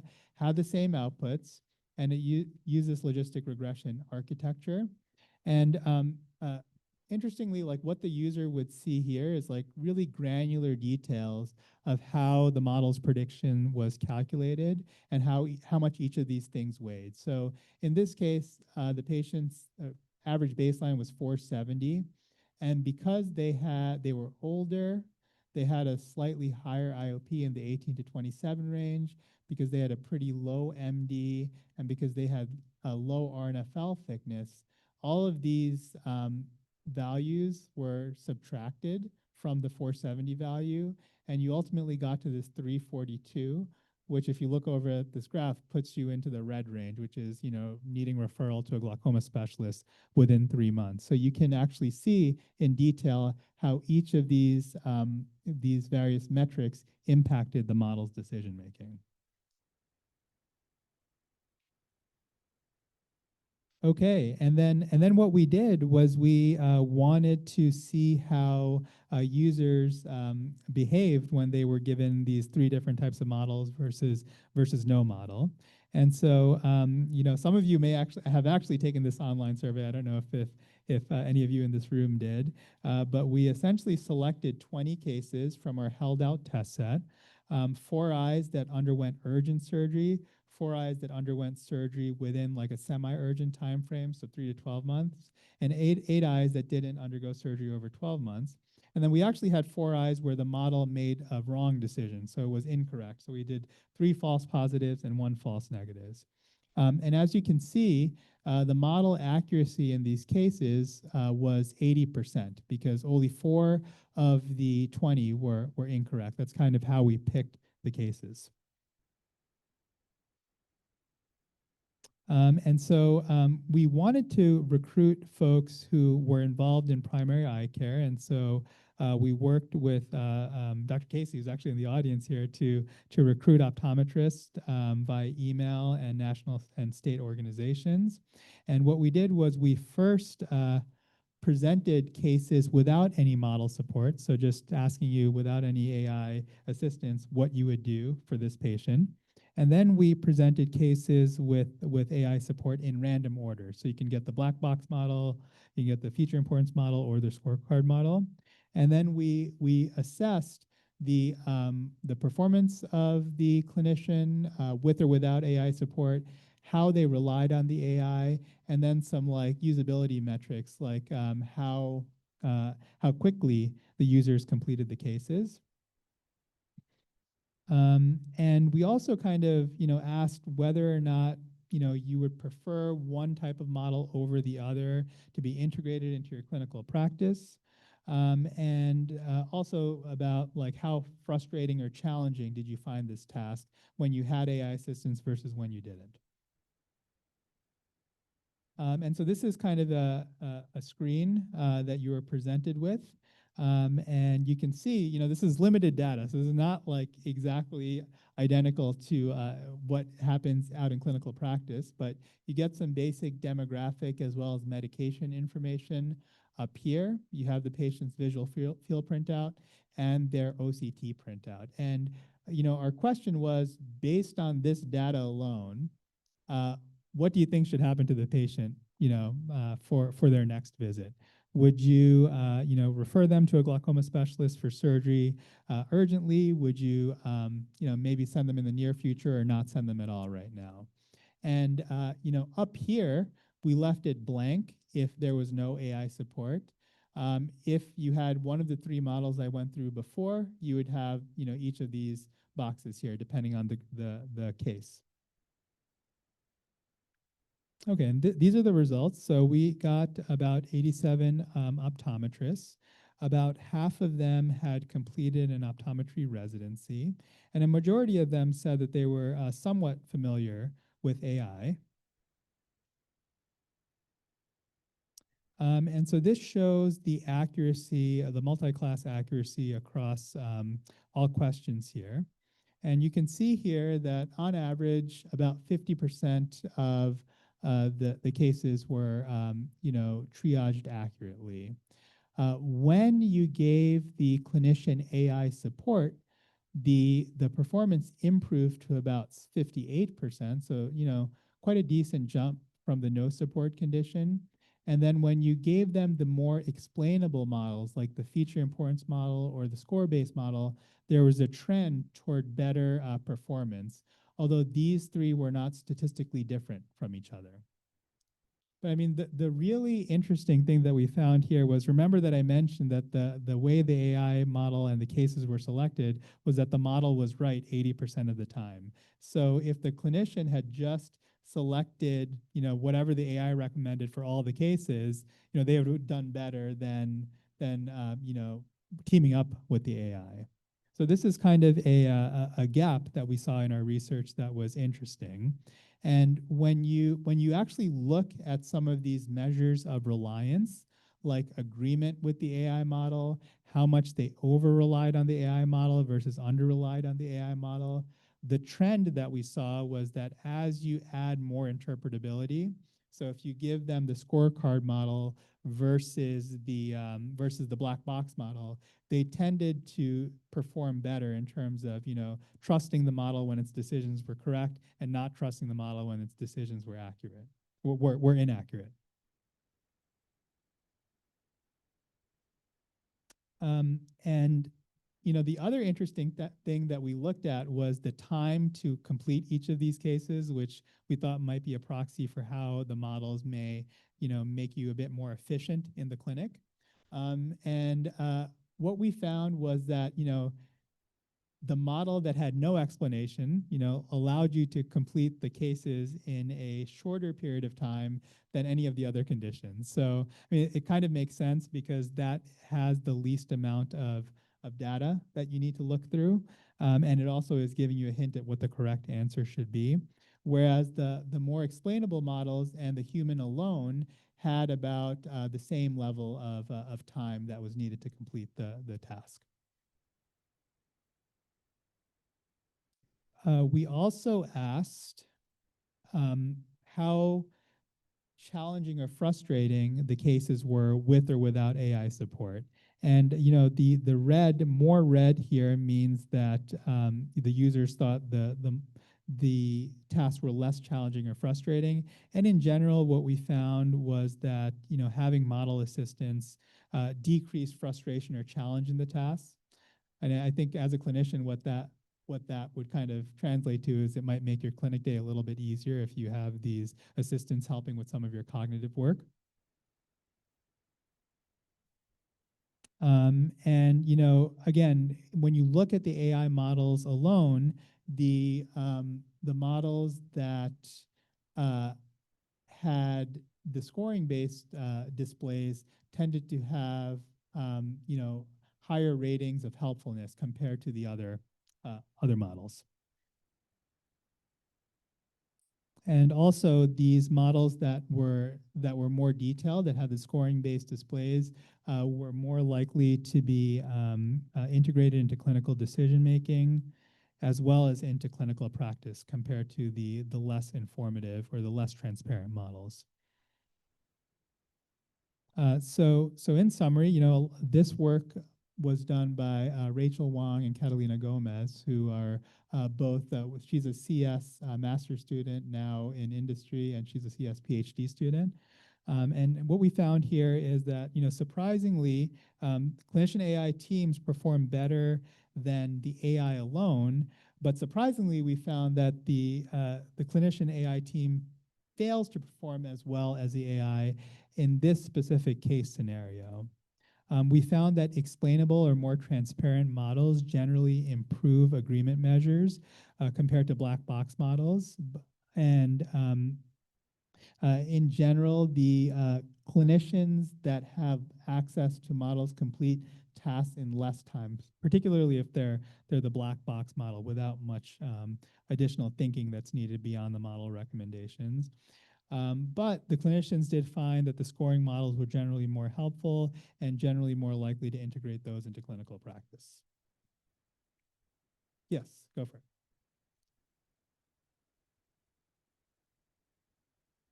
Yeah, Unless I missed something, it looked like that was cross-sectional data. It correct, was a visual field, it was an OCT. correct. And we're looking at the probability of this patient needing a surgical consultation. Hmm. I'm having trouble making that link. I could have had that same visual field stable for the last 10 years. You're giving me cross-sectional data. Yeah. I'm not certain why I would even consider a surgical consult under that scenario if that's an otherwise stable patient. I'd need longitudinal data. That's how we manage glaucoma. We don't manage it in a vacuum.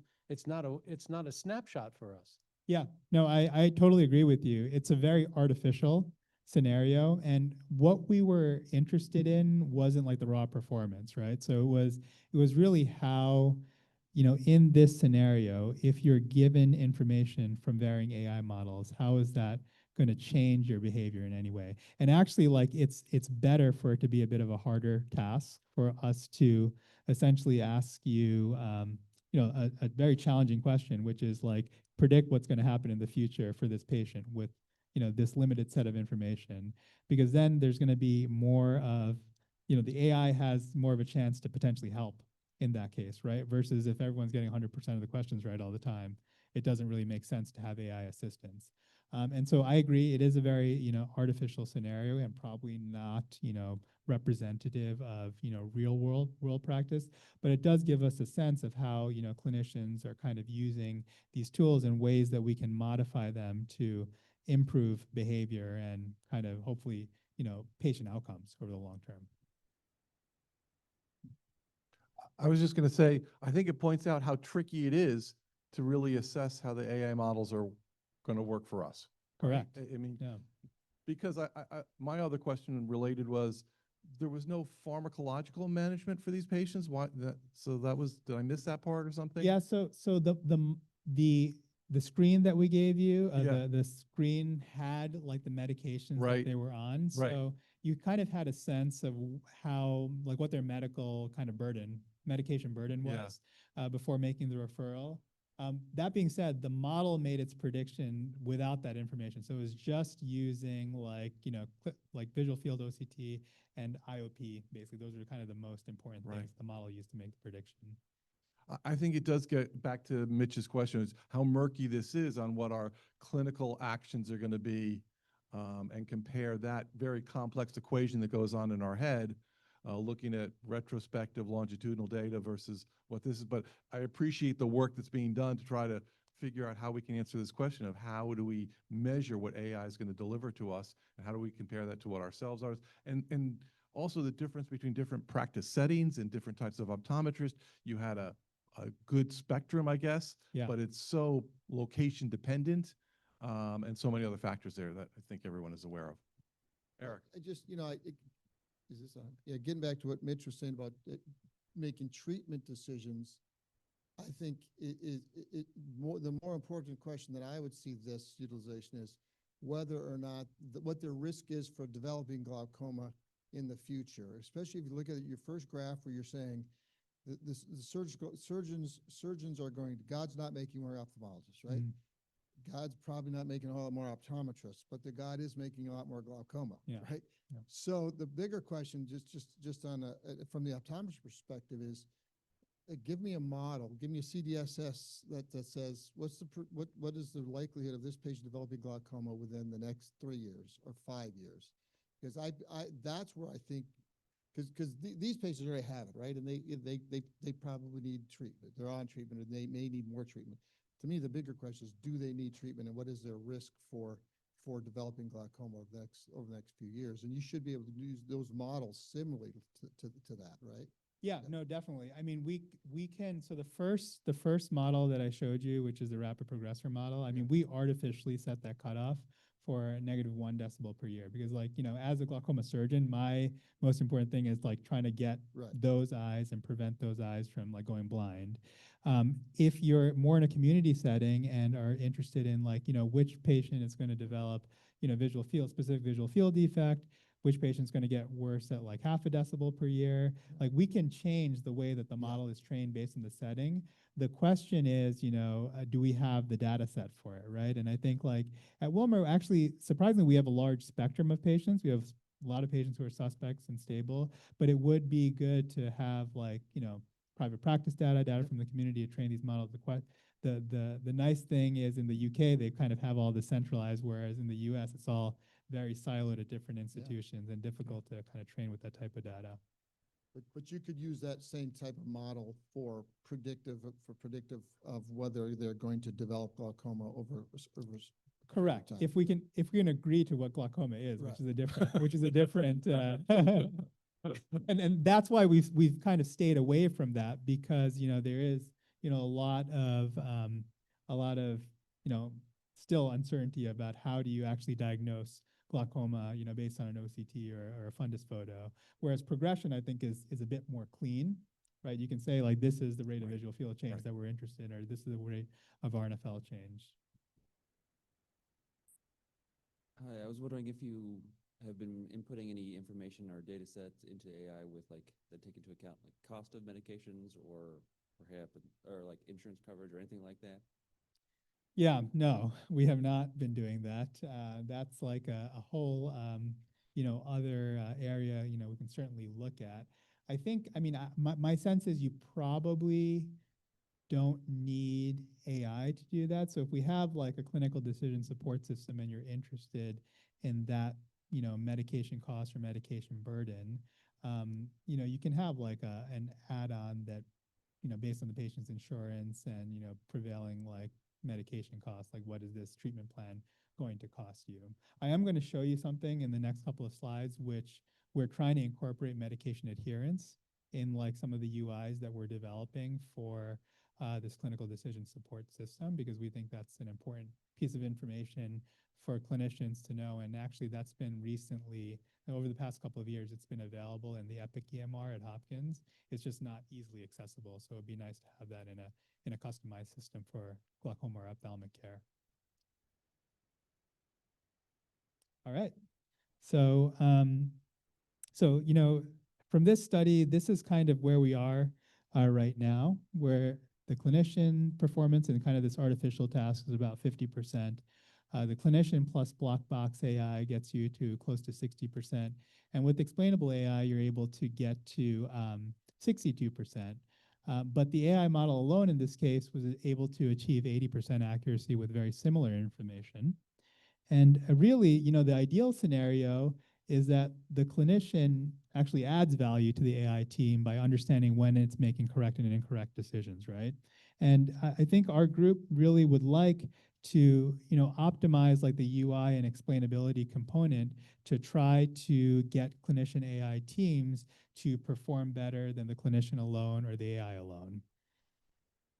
And so, and that's another aim of kind of this grant that we have in review right now. And, you know, Saeed Ruseli, who's a postdoc who started with me about a year or two ago, is designing these clinical decision support interfaces to try to display kind of historical patient information as well as model predictions in a more meaningful way. And, you know, some of the things, this is just a very early prototype, and we've kind of had a few discussions with the glaucoma providers at Wilmer trying to optimize these things internally before we do external surveys. But, you know, some of the things that he's doing is he's displaying, you know, how various treatments are predicted to impact IOP. He's displaying like uncertainty values around what the model predictions are. He's displaying important features. So there's a lot of work that needs to be done to optimize these user interface designs. So not only is it like usable for the clinician, but it also kind of encourages behavior in a certain way to, you know, best care for our patients and for us to make the correct decisions.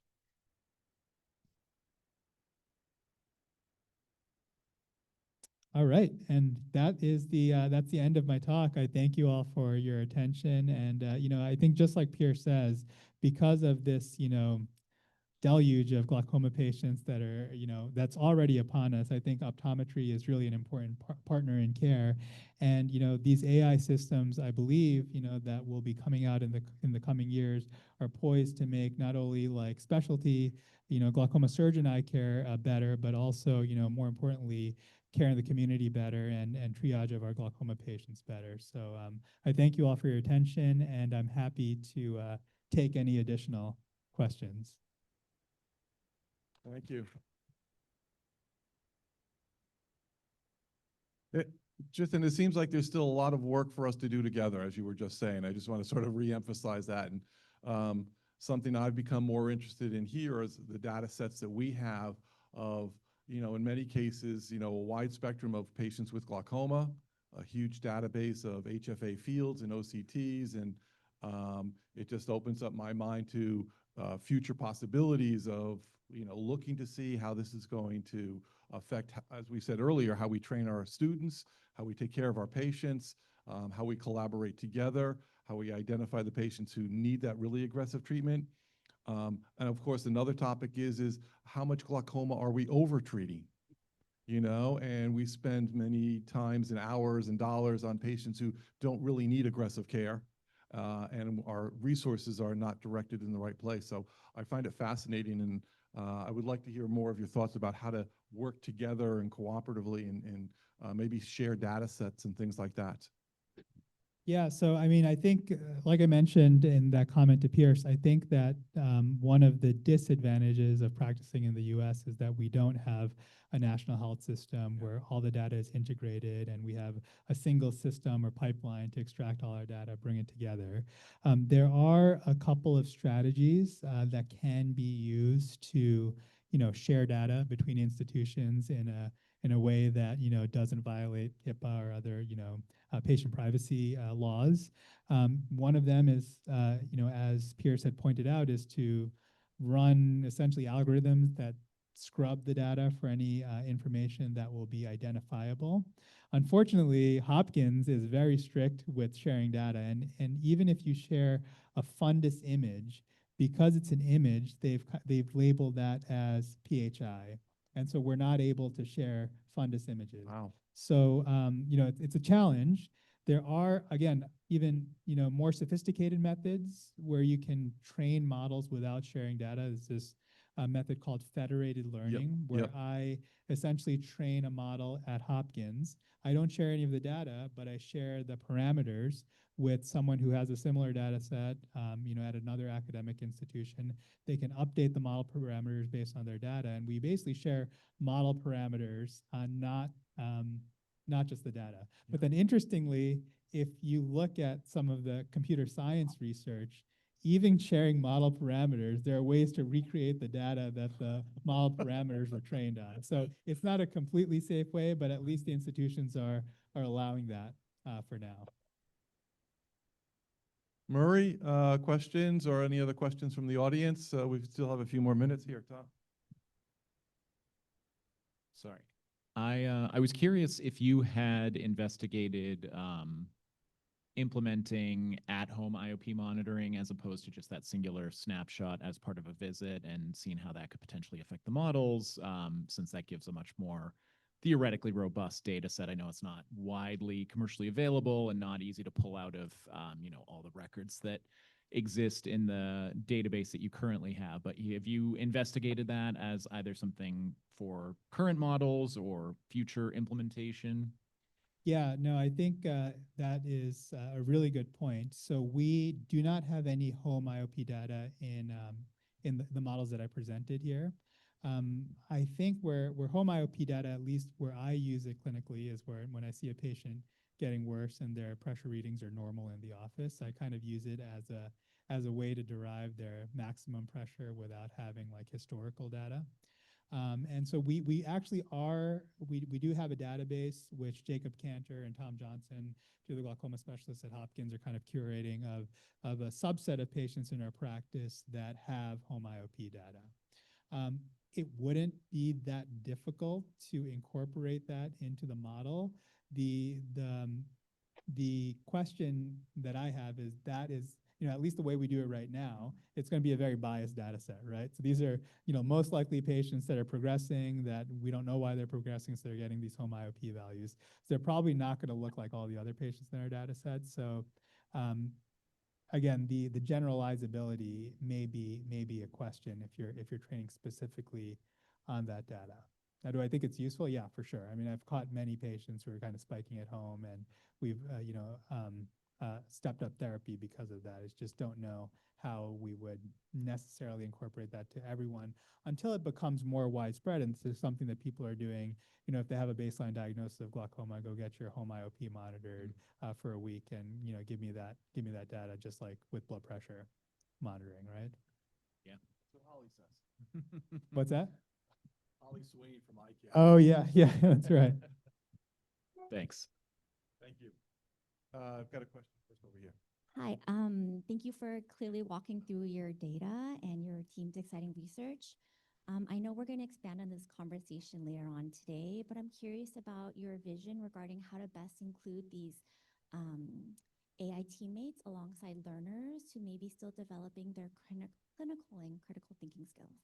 Thanks. Yeah, no, I think this is a really challenging question, right? And as the father of like a young child, that's living in this AI world, like what do you do?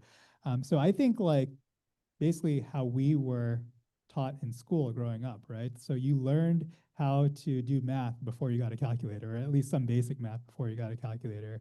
And so I think that you need to have the same principles, right? So your students need to have some sort of baseline level of clinical acumen and clinical exam skills before they're turning to these AI tools. And when they're ready to turn to the AI tools, you need to teach them how to do utilize these tools effectively. So some of the books and resources that Pierce had suggested, I think, are really good. Personally, I integrate AI all the time. So I use Notebook LM. I'm using these chatbots to help with both like day-to-day work, research-related stuff. So I do think they're super powerful. But I also think you need to be able to, kind of build a foundation before starting using these tools. Hi, so this is, I guess, more comment than question as we're talking about these data sets. So this morning, a term that kind of resonated with me was this idea of this data poverty idea, where we're only going to collect data on certain populations. So here we're talking obviously about patients that are already diagnosed with glaucoma, but hearkening back to this morning's session when we were talking about essentially screening technologies, right? So we're going to grab these photos and we're going to do all these great screenings. I think another problem in the US is, again, getting in the weeds here, but we deal with it every day.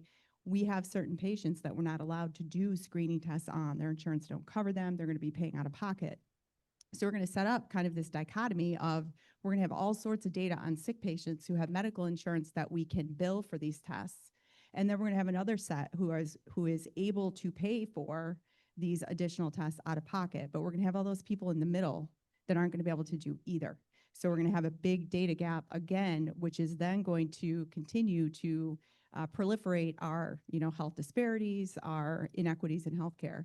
So, really, when are we going to get to critical mass, as we said this morning, about saying if we have these technologies and it's the right thing to do for our patients, then how do we implement them fairly and equitably across all populations? And I think as we build these huge data sets, it's going to become more and more of an issue. So comments or questions on any of that? There's certainly not any easy answer there. Thank you for the comments, I guess. I mean, there are ways. I mean, there's this whole field of fairness in AI, right? So there are ways to look at how fair models are. And what I mean by fair is, if you look across ethnic groups or genders or age categories, like what is the model performance in blacks versus whites versus women versus men, and is there a big gap in model performance between these groups? Obviously we can only do that on data that we've already collected, so that group of patients who may not be showing up to clinic is not going to be included. But there are techniques to look at model performance across those groups and also try to equalize the model performance between those groups. There's a little bit of a trade-off though, right? If you try to make the performance in groups more equal, you're in a way sacrificing overall model performance or performance across patient population. So it is a really important question to consider and look at. We actually have a student that's developed this rapid progressor model and is looking at or re-implemented this rapid progressor model and is looking at these fairness metrics in these specific cohorts and strategies to make the models more fair, but then also trying to understand the trade-offs in terms of what would happen to overall performance if you do that. Thank you. Question here. Yeah, Andrew, go ahead. Push it up.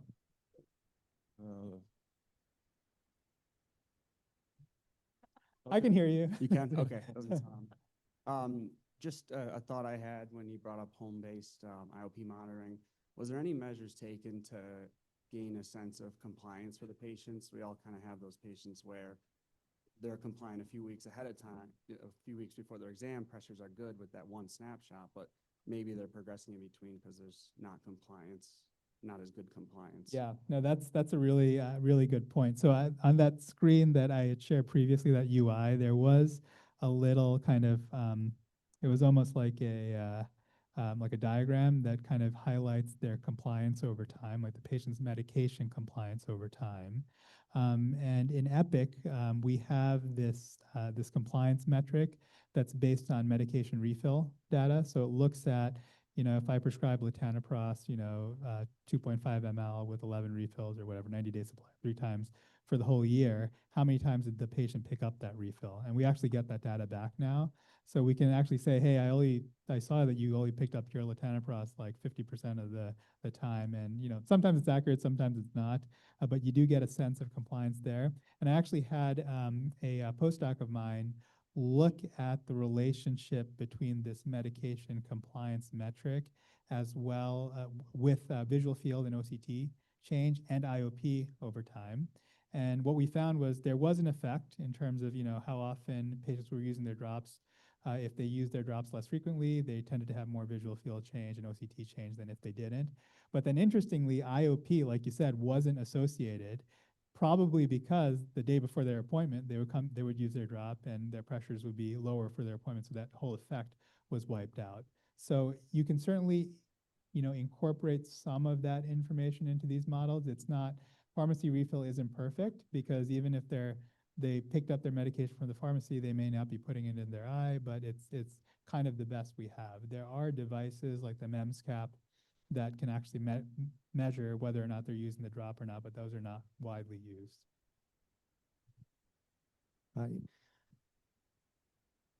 My brain is like really swimming right now. I mean, there's so many thoughts going through my head right now. I'm going to try to, bring forth a couple of comments and maybe you can kind of chime in. One is, with AI, I mean, as an educator, as someone who takes care of patients with glaucoma, it's always, the art and science of glaucoma management. And it sounds like AI is going to help us with certainly the science part of it. But do you see AI as helping us with the art? Like we have an 85-year-old, perhaps we're not going to be as aggressive in treating that person as someone who might be 55 years of age with similar visual fields, OCTs, and so on and so forth. So that's one of my questions or comments. How do you see it helping us with, the art of glaucoma management?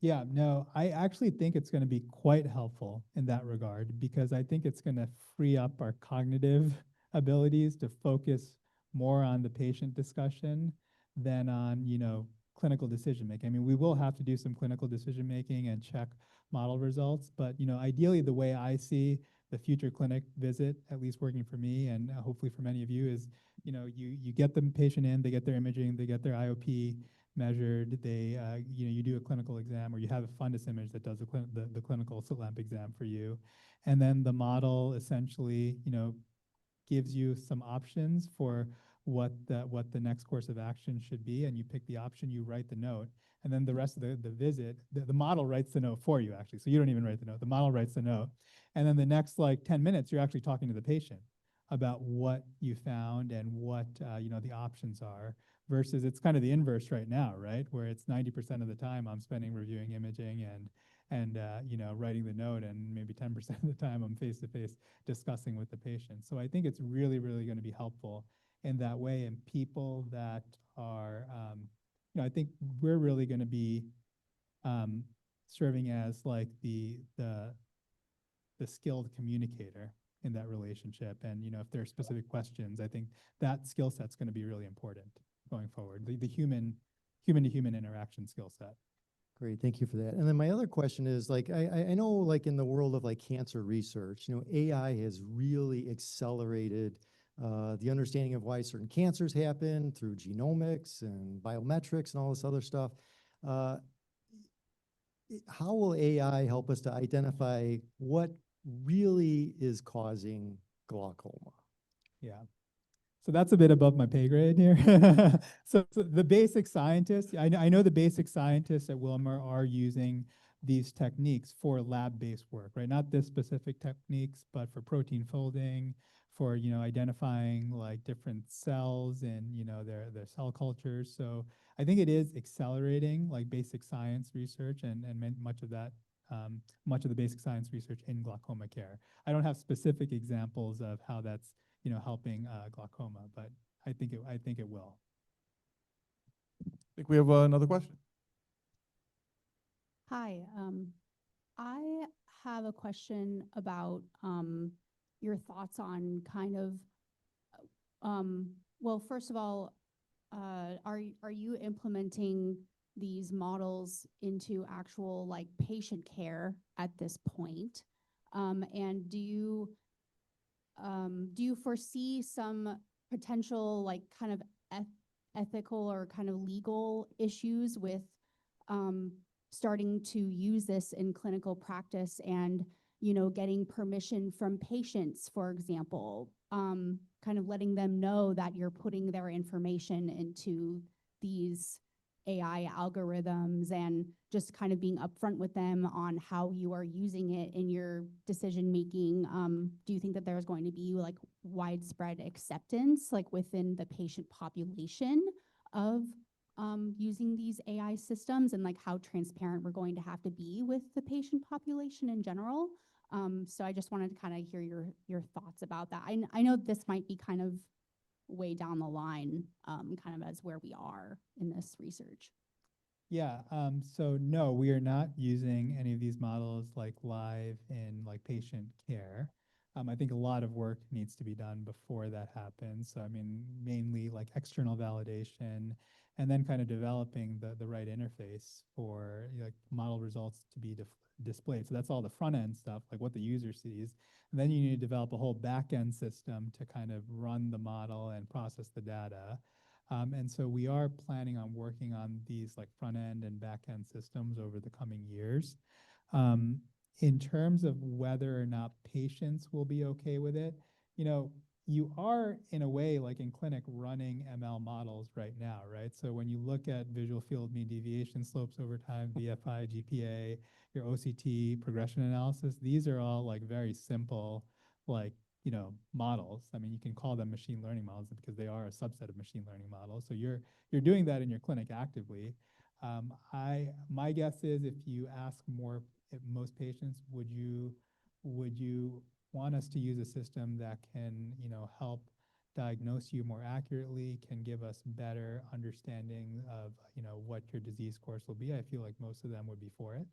And it's probably going to be, I mean, I assume like institutions on like an institutional level are going to have like a waiver for this type of stuff, going forward as well. So I haven't heard of anyone being against, having a model-based prediction for risk score, although there might be, in the genetic area, I know there certainly are concerns.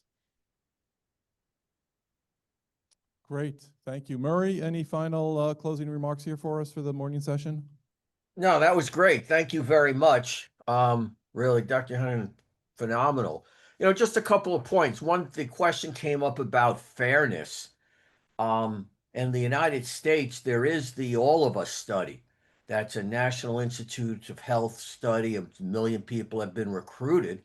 That, the whole idea was to make sure it was a diverse population with sites found, across every state.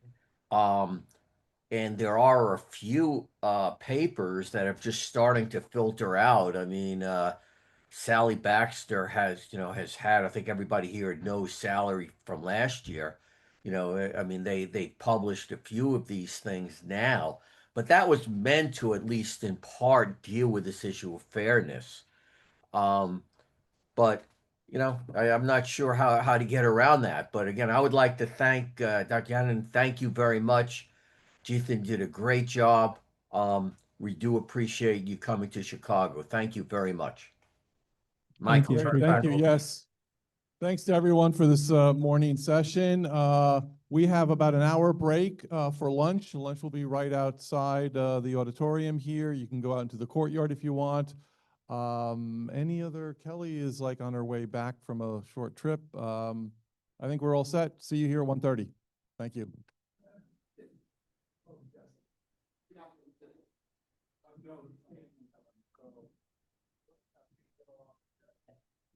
I'll pass mine to Melissa and Nina.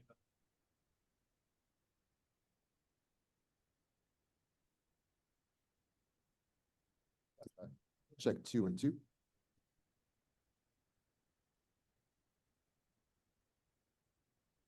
Speaking with your loud speaker voice. Speak up. I know people who do that naturally. Okay. We're just getting our mics ready here, ready to start our very unique, one-of-a-kind afternoon program, thought of and designed and put together by Murray Fingerette. Murray? Hey, how are you, Mike? Hey, sorry, we just got to turn the music down in here. We enjoyed some nice Chicago weather, a little bit of lunch outside in the courtyard for us. Had a great break. What a great morning session, huh? That was... Yeah, that really was. It was amazing. I mean, very, cutting edge and timely. I think they both did great jobs and so timely for the talks, and I really love the participation and the questions from the audience and everything. So a lot of good notes about that over lunch and everything. So I think we're all really excited though to get started with this afternoon session on industry and contract research.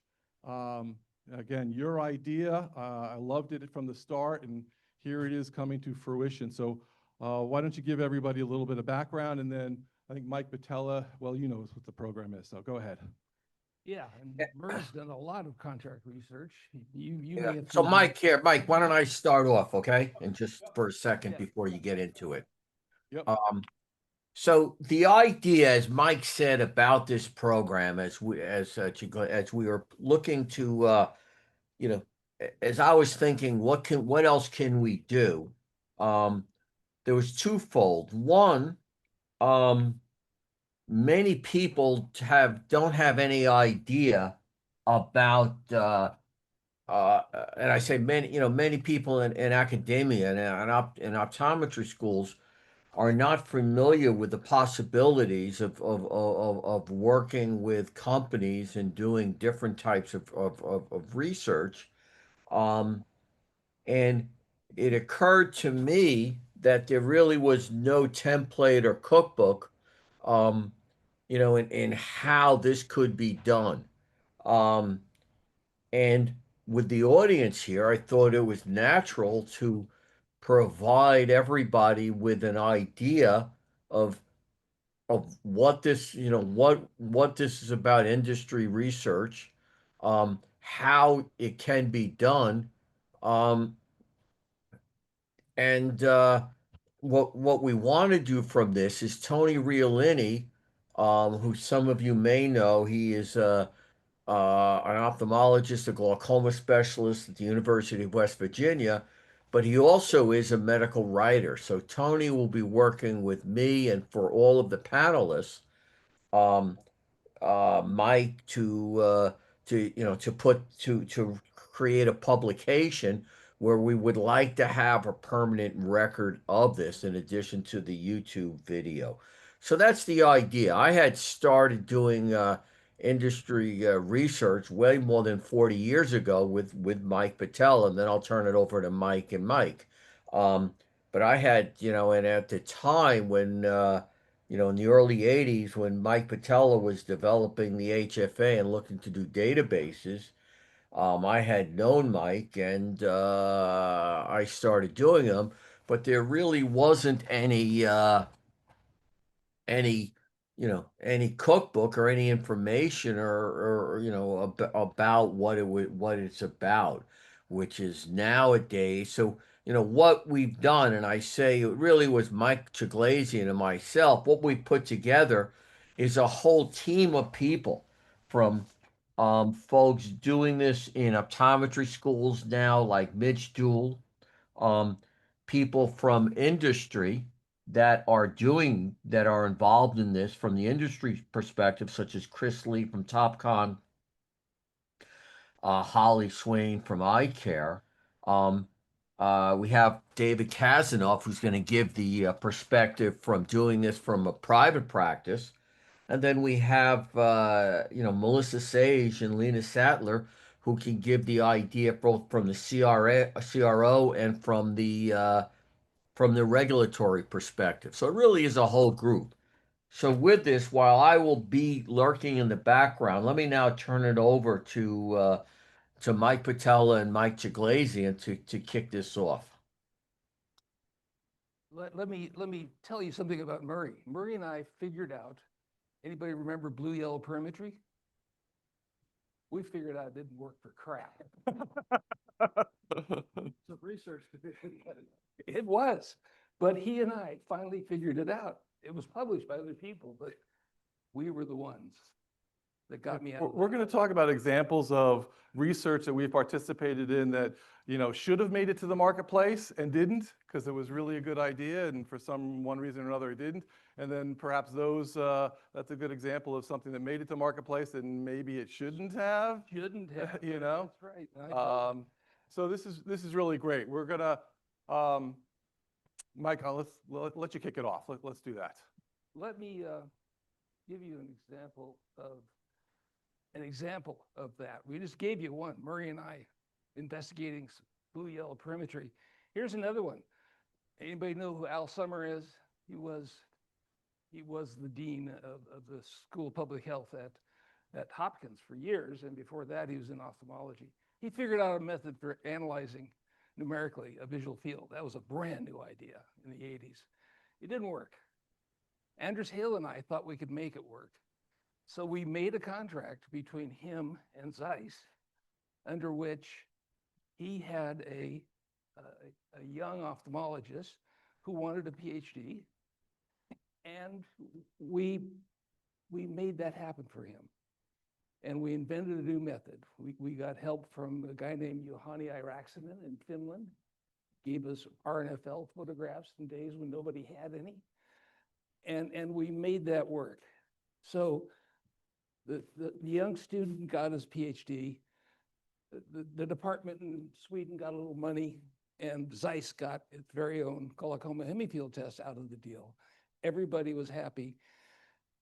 And not a lot of money changed hands, but we made something happen that everybody wanted to make happen. After I retired, second example, Anders and I and Boel Bengtson wanted to write a 5th edition of the Humphrey primer. And we thought we'd tried this 4 times already. Sooner or later, we'd get it right. And so we did that. We proposed to Zeiss that they pay us a small amount, but not a big amount. Mainly, we wanted them to pay for the printing, the design, the translations. It's in 5 languages, my God. And so they paid us a little money to do this, but not nearly what we would normally charge in consulting. And we wrote the thing. And sure enough, Zeiss got the book. We translated it, and we have the right to give away as many copies as we want. And that's the way that book is. And I can give you a download key if you don't have one and you want to copy the book. That's the way we do it. So the companies have different issues. I think that's obvious, right? And here I'm listing some of them. But, you know, the contact lens companies, they're about comfort and clarity of vision. And the pharma companies are about efficacy and side effects and long lists of things. And you sort of have to put yourself in the same space. Couple more slides. You could think about, okay, what are the commonalities? Do OCTs and perimeters and maybe ophthalmic cameras with AI support have anything in common? And I think they do. And it has to do with sensitivity, specificity, all the things we heard about from Zithan earlier today. And OC curves, you know all this stuff, but that group does that. And if you go to lensometers and autorefractors, it's not about that, right? It's about accuracy of refraction, visual acuities. You just have to put yourself in the place of the company and think practically about what you care about in those product lines from your own clinical point of view. And there's cameras, slit lamps, different group. That's it. The Zeiss Forum and the Topcon Harmony and others have yet another bunch of operating characteristics like upload time, download time, speed, ease. How quickly can you get through clinic with their version of a user interface? So I would like there to be one about field service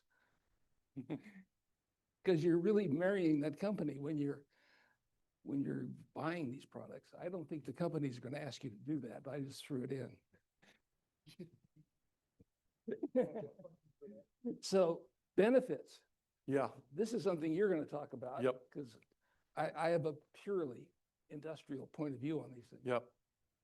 So maybe let me back up a second again. I just want to make sure that what we're doing here today is for the audience to help you along this pathway of hopefully engaging more or increasing or starting to engage with industry and contract research. My story is for 15 plus years of my academic career at ICO, I was a clinician and I saw patients, you know, day in and day out, and that's really all I thought about. And I specialized in glaucoma, of course, and I thought about treating and taking care of those patients. And then through very good fortune and networking and talking to people, I got introduced to this aspect of contract research, working with companies to use the patients and subjects that we had at the Illinois Eye Institute and conduct research that was helpful to myself and my patients and my institution, but also helpful to the company as they needed to get their software approved through the FDA. I mean, that's one of the common things that we're going to be talking about today, of course, is reference databases, such as with perimeters, as Mike has worked on for decades and really led the way, but also with OCTs. So, you know, I look back and for the past 15 years, I am now 80% doing research and much less clinical time. And Murray and I have been back and forth on this, and we really think it's important to help spread the word amongst the academic institutions, the educators. I know that Melissa and Lena, who you will hear from next, feel very strongly also that optometry schools and institutions have a lot to offer for this type of contract research. So I've listed here, if I could have the clicker, you know, a number of, you know, relatively obvious, I think, you know, benefits to the institution. I mean, really, you might want to think of how's it going to benefit me? I mean, everyone wants to know what's in it for me, but I think you're going to have to sell some of this, perhaps, depending on your institution, to your dean, to your department head, and we're going to try to take you through, as Murray said earlier, a cookbook type of approach to how do I start small? How can I do, how do I reach out to companies? How do I, you know, engage if a company reaches out to me? What are the requirements that we have to have within my institution to do contract research? I had to figure out a lot of that on my own, as Murray did, I have some very good help and guidance, and we're just trying to provide more help and guidance to you in the audience today. So again, I think as a dean or a president, you would look at, the faculty development and retention aspect of doing different type of work than always teaching in the clinic or always teaching in the classroom. And it adds another dynamic to your academic life if you're interested in it. And again, I know that there's a lot of opportunity. I think based on the lectures that we had this morning, the scientific and medical advancement in the world of AI and data sets. So, if you heard my questions, I was very pointed about, data sets that we all have within our institutions that maybe could be harnessed to develop new algorithms, validate existing ones, work together with both other industry and or academic researchers to collaborate and improve, at least in my world, the care and management of patients with glaucoma. And of course, I think, again, benefits to why am I going to sit down and have a talk with my department head about, I want to start doing contract research. I have some leads. I have some friends from the glaucoma educators meeting. What do I need? But what can I bring to the institution, and what are the financial benefits? And we're not going to get into dollars and cents specifically here. That's a little bit inappropriate. But many schools, and I'm sure, again, you may be aware if you're engaged already, there's really a significant financial return to the institution as they engage in this type of contract research. So again, we're here to set the stage and to help you out, network and provide some grassroots fundamentals. I hope it doesn't have a bad context here. Industry contract research may have a bias or a bad vibe in some locations. I think it has to be obviously kept in balance and kept in check. You have to remain ethical and true and honest. You have to be a scientist first, but you can still do that and still be engaged in a contract agreement with a sponsor to give them a data set on a certain population that you have within your institution. And you can engage your other faculty members, your students, and I think it's a win-win-win situation. Yeah, go ahead. Push it up. There you go. So just so you're clear, the research that we're talking about today is generally going to be phase 4, right? It's not going to be like stage 1 or stage 2 or phase 3. Most of these are going to be phase 4 studies if they're drugs, Yes, or devices. or devices, right? So I think that's where the huge opportunity lies. And it's kind of funny. I'm the only non-educator talking about this, and I always get nervous when I talk to this group because I'm not an educator. But I do a lot of studies, and so can you just kind of talk? I think it'd be interesting for you two to talk about if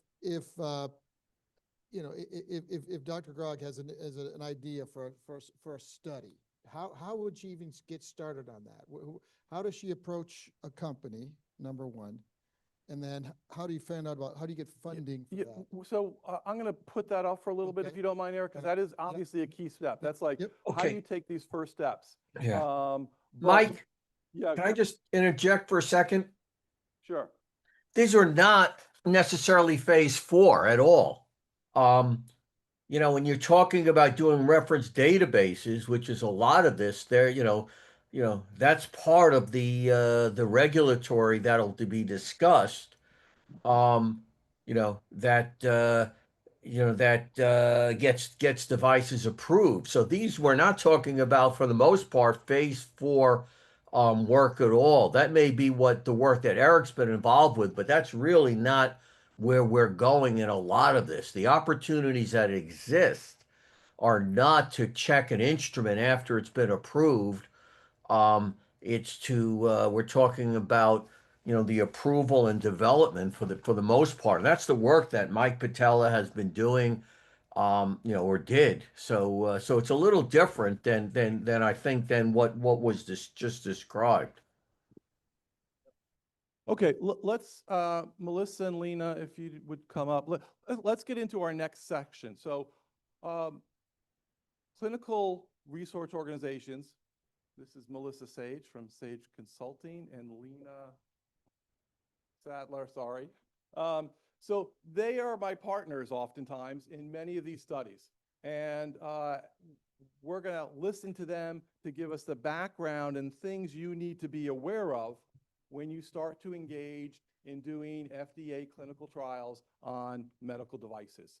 They're the experts, and let's go from there. Yes, please.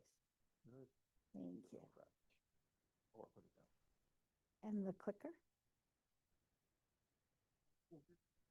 Clicker is Over there. over there. Okay.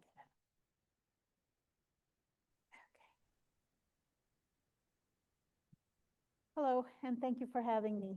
My name is Lena Sattler. I'm a medical device regulatory consultant. And basically what I do for medical device manufacturers is help them to navigate the FDA maze to getting their product on the market. And that involves defining regulatory strategy, clinical trial design through the submission, and the interesting activities that come after the submission. So first of all, what is a medical device? Can we move him over? Yeah, thank you. This is the FDA definition for a medical device. And as with everything with FDA, they're very official with what they do because they have to have a framework so industry understands what is needed and when. So what is a medical device? I'm just going to read through this. An instrument, apparatus, implement, machine, contrivance, implant, in vitro reagent, or other similar or related article, including a component, part, or accessory, which is recognized in the official national formulary or the United States Pharmacopoeia, or any supplement to them, intended for use in the diagnosis of disease or other conditions, or in the cure, mitigation, treatment, or prevention of disease in man or other animals, or intended to affect the structure of any function of the body of man or other animals, and which does not achieve its primary intended purpose through chemical action within or on the body of man or other animals, and which is not dependent upon being metabolized for the achievement of its primary intended purposes. So that is their definition. So now, what does FDA do? They have 3 classes for medical devices. Class 1, which is the lowest risk, Class 2, moderate, Class 3, highest. Some examples of a Class 1 device: visual field, pupillometer, keratoscope. Class 2, OCT, ophthalmic camera, tonometer. And Class 3, we have excimer laser and lens implant. And as you can imagine, our regulatory responsibilities to get these products on the market differ for each class. The vast majority of submissions are Class 2 submissions, so that's what we're going to focus on today. So Class 2 medical devices, we have 2 options for FDA submission, the 510K and the de novo.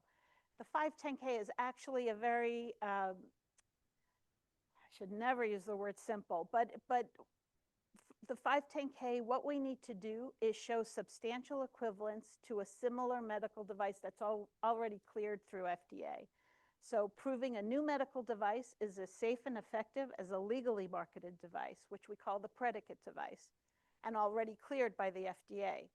The new device does not have to be identical, but it must have the same intended use and either the same technological characteristics, or if there are differences, these differences must not raise new safety or effectiveness concerns.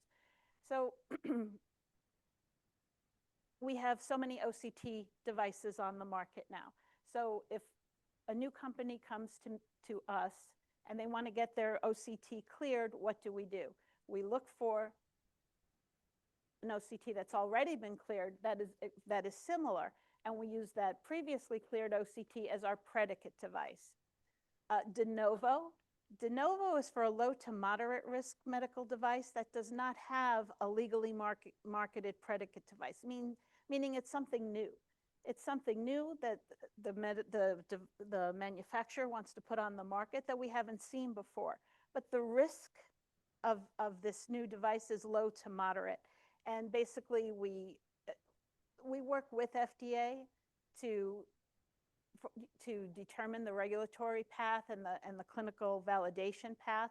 We look at benefit to risk ratio, and sometimes we end up with general or special controls, which is a document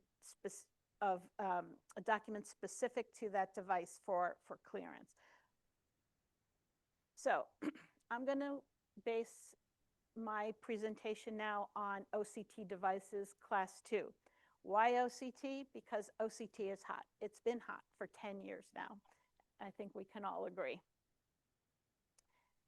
So FDA assigns a product code to each type of medical device. The product code for OCT is OBO. When we look up the product code OBO in FDA's classification database, we get this wealth of information you see on the box on the side. We're given the regulation number, which gives us a verbal description of the device. We're told the submission type we need to use, the device class, the total product life cycle is a list of all of the devices that have been cleared under this product code previously. So these are all of our most likely eligible predicate devices. And we're also told the consensus standards that the medical device manufacturer has to test and validate towards. All medical devices have what's called an indications for use statement. This is the Spectralis indications for use statement. This is publicly available information. What is an IFU, or indication for use statement? It is the indications for use statement provides the name of the device, the intended user of the device, the intended subject population, and all the claims that the medical device manufacturer is saying that this device can achieve. And it is the responsibility of the manufacturer to prove that this device can do what it says it's going to do. Now, I've highlighted some certain areas of the Spectralis indications for use: viewing the posterior segment of the eye, performing measurements of ocular anatomy and ocular lesions, aid in the detection and management of various ocular diseases, viewing geographic atrophy, OCT angiography as an aid in the visualization of vascular structures of the retina and choroid, and reference databases. So viewing, measuring, reference database is now up to the sponsor to prove that the device is substantially equivalent to one of those predecessors. So let's take a look. Quantification. So these are OCT functions that require clinical validation. So quantification, we have the posterior retinal layer thickness, anterior corneal thickness and biometry measurements, visualization, OCT angiography, visual structures of the retina and the choroid.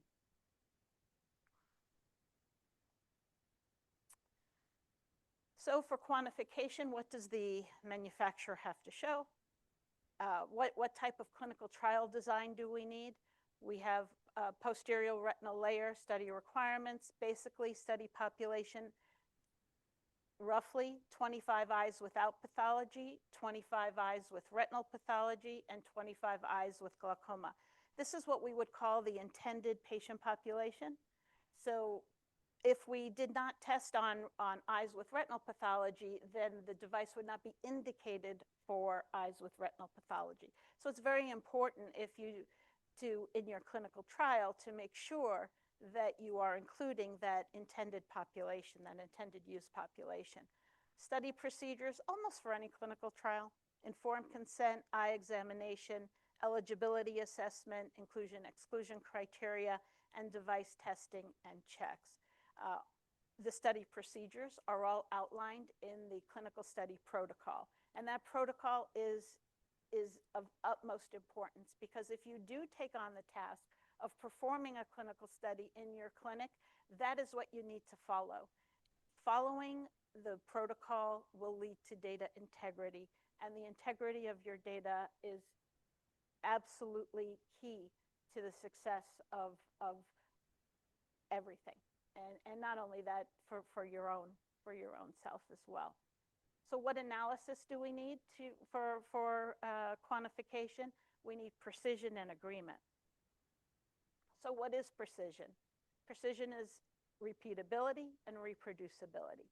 So what is repeatability? Assess the consistency of multiple measurements when the same operator, equipment, and sample are used under identical conditions.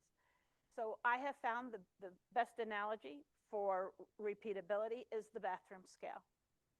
If I have a bathroom scale and I get on and off 3 times and I'm given measurements of 100 pounds, 150, and 200, the output of that device means nothing. It means absolutely nothing. Reproducibility, assess the ability to obtain the same results when a measurement is taken on multiple devices by different operators, or when different teams attempt to replicate the same work. If I have 3 bathroom scales and I get on the first one and it says 100 pounds, the second 150, and the third 200, that device fails. The measurement means absolutely nothing. So what FDA requires for each of these OCT manufacturers is when they measure the retinal layers, that the measurements are taken repeatedly and on different stations, which we'll get into next, and to show similarity, not only within the device, but also to that predicate device, which leads us to agreement. Agreement is comparison testing between the investigational device and the reference device on the same subject matter. And that's where we start moving into showing substantial equivalence to that predicate device. So this slide is precision and agreement study design. Can we move Marie over again? Thank you. So what is a precision and agreement study? This is a very labor-intensive and detailed operation.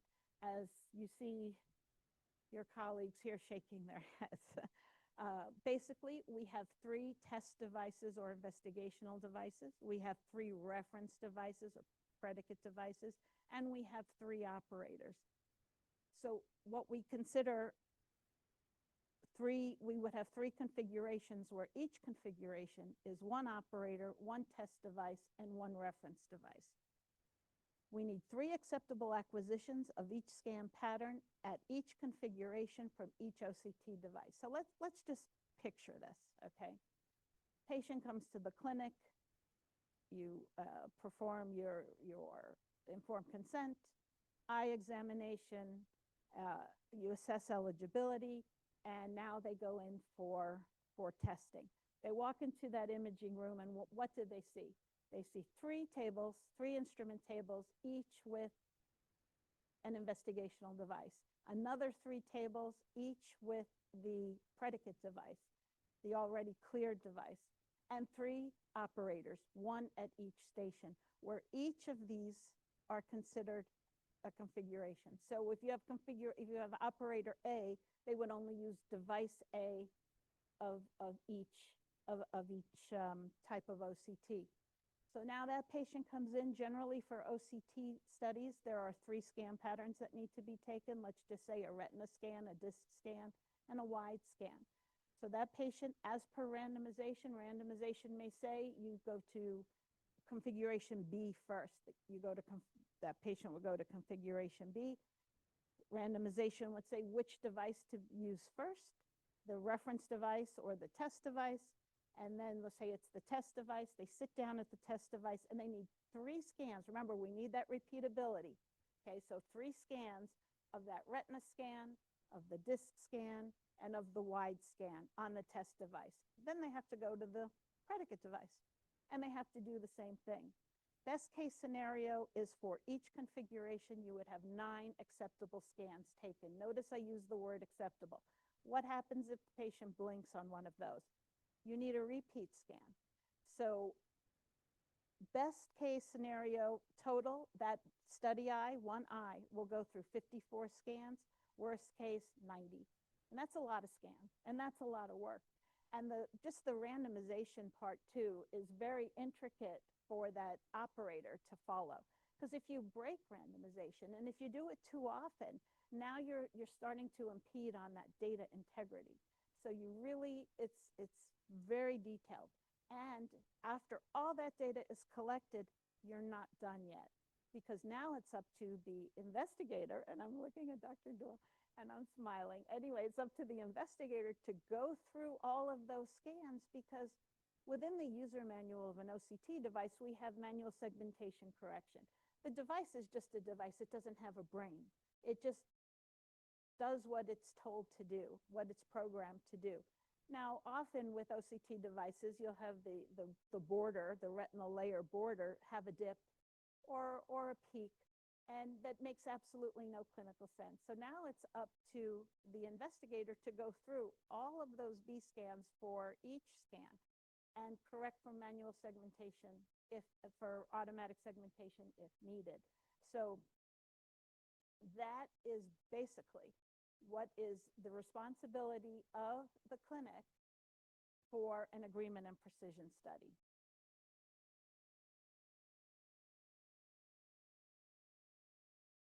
Okay, this isn't working. Okay, there we go. So reference database, much easier to do. For a reference database, oh, see, look, it went to, hang on. Can we go back one? Can you do it? Thank you. So for a reference database, much easier. For the study population, you can count on enrollment of over 100 eyes, and all of those eyes would be eyes without pathology. What's very important with reference databases and all clinical studies is that we have diversity in age and race and ethnicity. It's very important, especially for the reference database. As a matter of fact, we count our eyes in bins, in age bins, 22 to 30, 31 to 40, 41 to 50, 51 to 60, and greater than 60. Then we also pressure our sites to have an ethnically diverse study population. And that's because if you test all 40-year-old Caucasian males, FDA would say, good for you, you have a 40-year-old Caucasian male database. FDA never wants to see something weighted to one side. So we, Melissa and we keep track of this as you go throughout the study. And we have often said, okay, no more Caucasian or no more 51 to 60-year-olds, et cetera.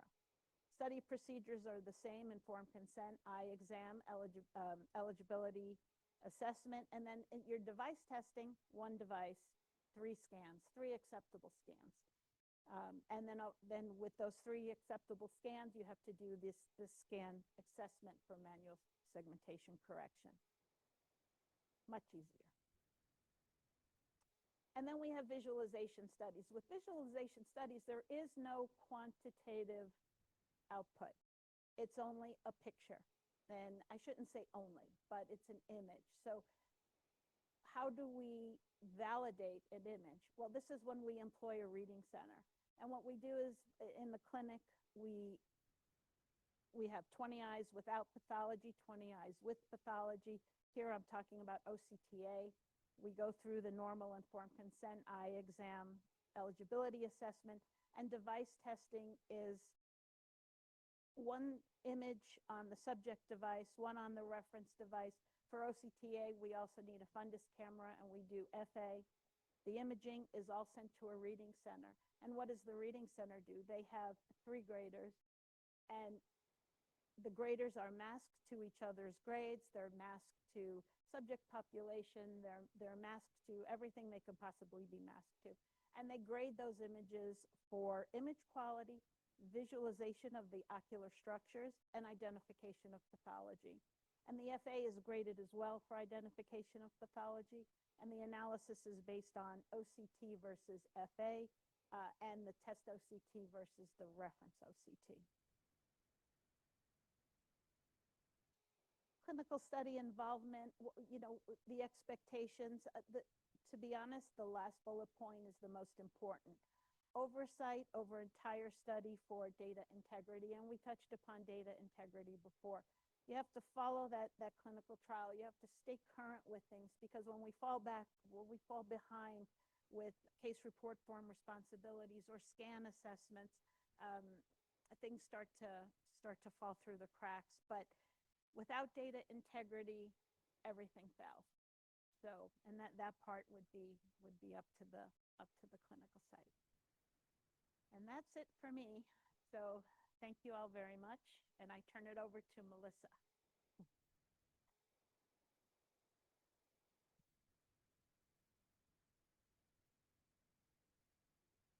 Hopefully, I can make this advance. Great. Today, I'll walk through how clinical research organizations, or CROs, partner with sponsors, principal investigators, and optometry practices to bring innovation from concept to clinic.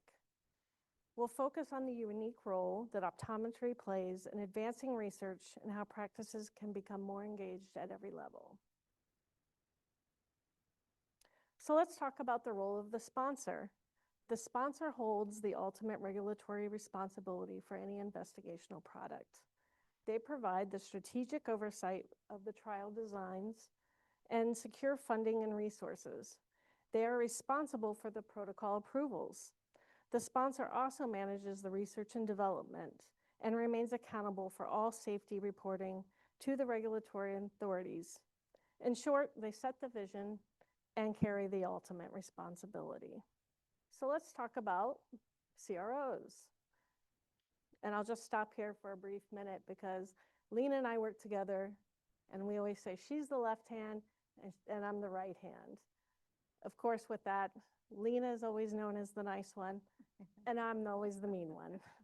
And why is that? Because I'm working with you, I'm in the trenches with you, and I want to make sure that things are going to be done right. So a CRO acts as an extension of the sponsor, providing specialized expertise in regulatory pathways, project management, monitoring, data management, medical writing, and safety. By leveraging established global networks, CROs can enhance efficiencies and reduce the sponsor's burden and ensure compliance with the good clinical practices, ISO, FDA, and MDR requirements. CROs also add value by scaling operations across the sites and providing an objective third-party review of the data. That's what Lena talked about, data integrity. That's why I'm the bad guy. So let's talk about how you all can fit in. At the site level, the principal investigator, or the PI, and we love our acronyms in this business, and the institution play a critical role. They ensure ethical conduct of the study, oversee the day-to-day implementation and the compliance of the protocol, and safeguard the rights and safety and well-being of the participants. They also contribute clinical expertise during the feasibility and maintain meticulous documentation to stay compliant with regulatory, good clinical practices, and IRB requirements. So the next slide just summarizes the complementary roles of the sponsor, the CRO, and the PI. So the sponsor sets the strategy, the CRO provides the infrastructure and the operational support, and then the PI brings in all the clinical expertise, and then, of course, safeguards the participants' welfare. Together, these three entities form a backbone of a successful research program. So, and here's why we're here today: the importance of optometry and clinical research. Many of you don't know me, but many of you do. And I can tell you, I've spent most of my career preaching how important optometry is to these sponsors. So, optometry offers a unique and valuable contribution to research. With access to your large and diverse patient base, optometrists are positioned to support both ophthalmic and systemic studies. That ranges from devices to pharmaceuticals to combination products. And yes, most people look at me and say, well, what can they do for drug? Well, guess what? For every drug study, what's the number one endpoint? Best corrected distance visual acuities. So you all have a role here. Their expertise in visual endpoints and patient-reported outcomes strengthens the data quality.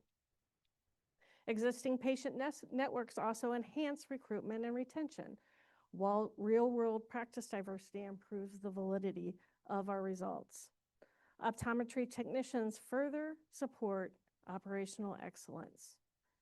So, what do you need to get started to become a research site? To succeed in research, optometry practices need the appropriate infrastructure. You'll hear me say this over and over again. This also holds true for the sponsor and the CRO, ranging from trained staff and research coordinators to compliant data systems and proper equipment. Establishing this foundation allows you to seamlessly integrate into multi-center studies while meeting the regulatory requirements. Lena touched upon this in her presentation. The diversity is critical to ensuring trial results represent the real world. Optometry practices are uniquely positioned to provide this diversity, whether it's age diversity from pediatric to geriatric, racial and ethnic representation in vision care, or geographic diversity through the widespread community presence. This strengthens the regulatory acceptance and the market adoption of the new products. So, we talk about the good, we have to talk about the bad. And is this unique to optometry? No, this is across any study. As you know, when we're engaging optometry practices, clinical research comes with unique challenges. Well, why is that? Private practice is way different than institutions. Infrastructure varies widely from site to site. And many practices have limited prior experience with research. That's okay. We love to train a new site. I think we've done it a lot here. And we love it. We love it. We rather teach you the right way. It's all good. This means additional training and oversight may be needed. Like I said, that is great. Clinicians often balance patient care alongside research commitments. You can see, we've heard that a little bit today too. And that can impact the adherences to timelines. And let me tell you, timelines, we'll talk about it. But any sponsor out here is gonna tell you, they're talking to me about timelines, so I'm talking to you about timelines. So, we also see the gaps in the good clinical practices and ISO training for staff, and finally ensuring consistent high-quality data across the sites can remain a challenge. But identifying these barriers upfront helps us design a solution that supports both the sites and the sponsor. Like I said, we're in the trenches together. We want to make sure everybody is in this. So, how can we help? So, the CROs help optometry practices take that leap into clinical research. We can provide guidance on infrastructure, regulatory readiness, and integrations with the sponsors. The goal is to make research both accessible and sustainable for practices while ensuring the compliance and operational excellence. So what's the benefits to partnering with the CRO early?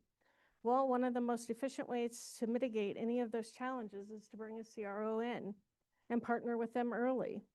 By conducting a protocol feasibility review specifically tailored to optometry practices, we can flag the operational risk before they become delays.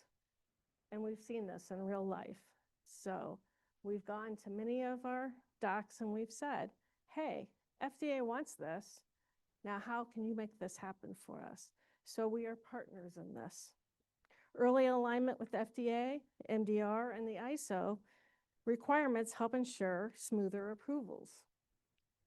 We also manage the IRB submissions, the site startup, and then my personal favorite, streamlining contracts and budget negotiations. And we provide centralized oversight and keep projects moving forward. And in short, early CRO involvement saves time, it reduces the risk, and supports successful outcomes. So what are our first steps? Getting started can feel overwhelmed. Don't feel overwhelmed, because the first steps are pretty straightforward. Practices should begin by looking at your infrastructure. Identify potential patient populations. Lena talked about some of them. And designating staff who can be trained for research roles. Building a relationship with a CRO and sponsor early lay that foundation for collaboration and success. So with that, we talk about managing the expectations of the sponsors, because managing those expectations are key. This includes understanding the timelines again, resource commitments, and then of course the data quality requirements. Being clear and upfront about your practice's capabilities and the limitations fosters trust and sets the stage for a long-term collaboration. And with this, if you guys have any questions or want any further knowledge, you can go to our website. We have a whole setting up a research site. You can also click the button, become an investigator. We'll help you with anything you want, or you can contact me directly. I'm always happy to help. Thank you. Lena, sorry, my microphone. Just want to, in personal attestation, you guys have helped me out so many times. I think, again, the take-home message here is that there's a partnership. As you all will be potentially being a PI, you don't have to feel like you're out there on your own, or it's such new territory or a world that you're not familiar with. Both Melissa and Lena have helped us out here at ICO. I know they've helped Mitch at SUNY, maybe some of you also in the audience, but I thank you for giving some background, reaffirming this potential that optometry has, both in private practice as well as in academic practice, to deliver these patients to sponsors who need them for their product development. All right? Need them, key. What's that? Need them, yes. And are willing to pay for it. I mean, you know, that's part of the bottom line. Murray, quick comments or questions before we go on to our next session on reference databases? Anything you want to say? No, you know, I mean, no, that was great. Thank you, Lena and Melissa. I also have had a long history with both of them, and while at times it was contentious, you know, which I think what Melissa was referring to, because there's always a push-pull. You know, really, they're great to work with, and you know, but so, you know, the steps any place can do if you have the support of your institution. So really, nothing else, Michael. Thank you. Any quick questions, or maybe we'll move on to our next session for reference databases. We'll get through our next two sessions, still get to our break on time. Don't worry about the timeline here. We're meant to be fluid. We're going to start with Mike Patella again to talk a little bit about taking a deeper dive on a reference database and how we started that work many years ago. And then Mitch and I will chime in as to our more recent work. And then Chris Lee, are you online? I'm here. I'm here. All right, Chris, good. And Chris is going to finish up this section for a little bit of a potential look to the future for reference databases. So Mike, how did this all start? We don't want to go back that far. But you know, your work was instrumental. Yeah, thank you. For starters, I think we should include the paper we wrote back in 2015 with the tapes and everything, because I think that is one of the best discussions. Paper? Which paper?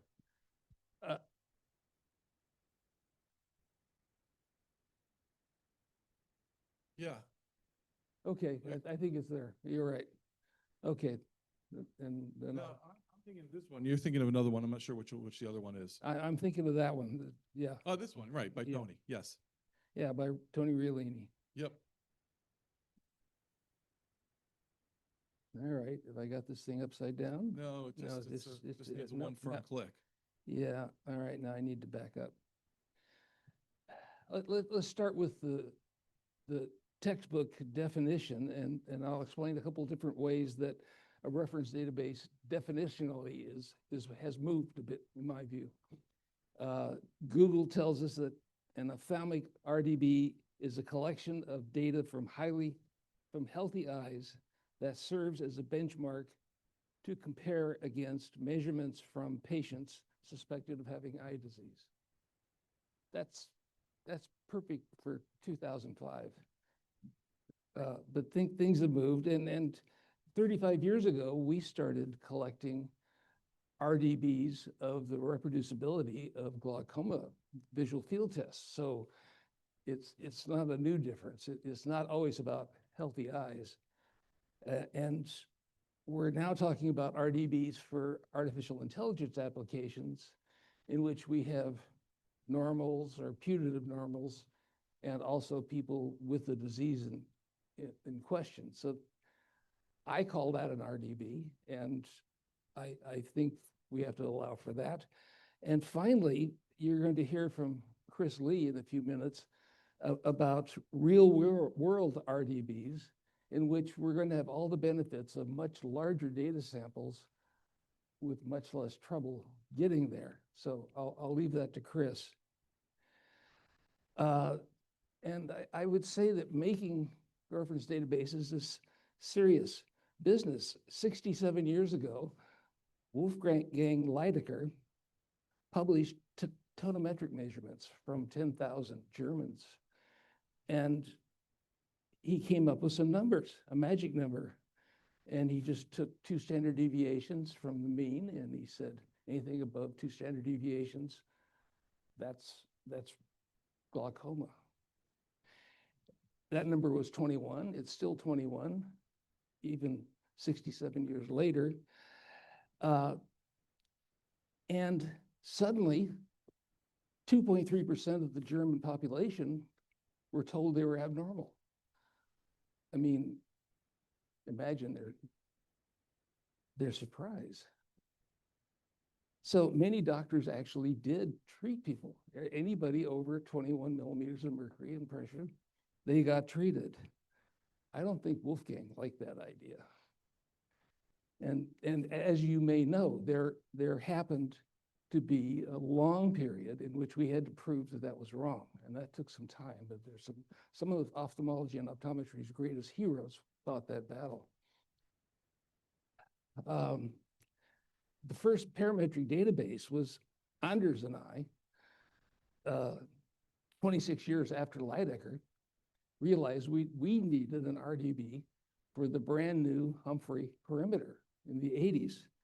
And we just started collecting normative data. We soon realized that it was too big a job for just the 2 of us. And we went and begged for some normative data that we knew were being collected in the Baltimore Eye Survey led by Al Summer, and at the University of Iowa, done by Chuck Phelps. Different protocols from what Anders and I were using, but pretty close, and good solid data. And they gave it to us. I mean, they just up and gave us the data. No money, no promises, nothing. The biggest, most generous thing of my career right there in those 2 guys. And they prospered. Al Summer, I mentioned earlier today, became Dean of Public Health at Hopkins, and Chuck Phelps became the chair of ophthalmology at University of Iowa. Soon after that, we had an adequate number of visual field tests, and we had hired some really cool mathematicians, if there is such a thing, to tell us what to do with the data and how to analyze it. And we called that application StatPack, and just like just like our donors gave us stuff, we just gave everybody who owned a Humphrey Perimeter a copy of that thing. And that changed perimetry. Up until that day, we were looking at grayscales. We could only identify rather extreme abnormal areas of visual field. There weren't any actual statistical guidelines in those days. In fact, the word statistics wasn't used much in perimetry. But with the Normandy database, we suddenly had a rather mature and useful device. It really changed the whole game for us. We also learned some lessons. One of the lessons was normal isn't always the same number or set of numbers. It depends on how you measure things. And what you see here are the significance limits. The yellow is the median value, the expected normal value across the visual field on the Humphrey perimeter. And the reddish number is the 0.5% limits. You can see that these two test strategies, CETA on the bottom and the original threshold strategy we did in 1984, were noticeably, definitely different normative databases. And that leads to a statement I will make anywhere, which is every device and every strategy requires its own normative database until clearly proven otherwise. You don't get to claim that, you have to prove it. And I've been through the process of proving one strategy could use another strategy's normative database, but the second strategy was just a modification of the first strategy, and it worked out, and we were able to prove it. And we published that. We learned another thing. We learned that standard automated perimetry was not very racially affected. It really did not differ. We see alike even if we look different from each other. But OCT, there are distinct differences in RNFL thickness and other matters across the races. And that is not small. It's clinically significant differences, not just statistically significant differences. So there are lessons you learn as you do this that then affect what you do in subsequent clinical trials and collections of RDBs. In summary, artificial intelligence imaging RDBs already mix normal and abnormal retinal images. At least one AI imaging RDB now contains 1.4 million images. That's big. We're going big in AI. That's coming, it's a fact.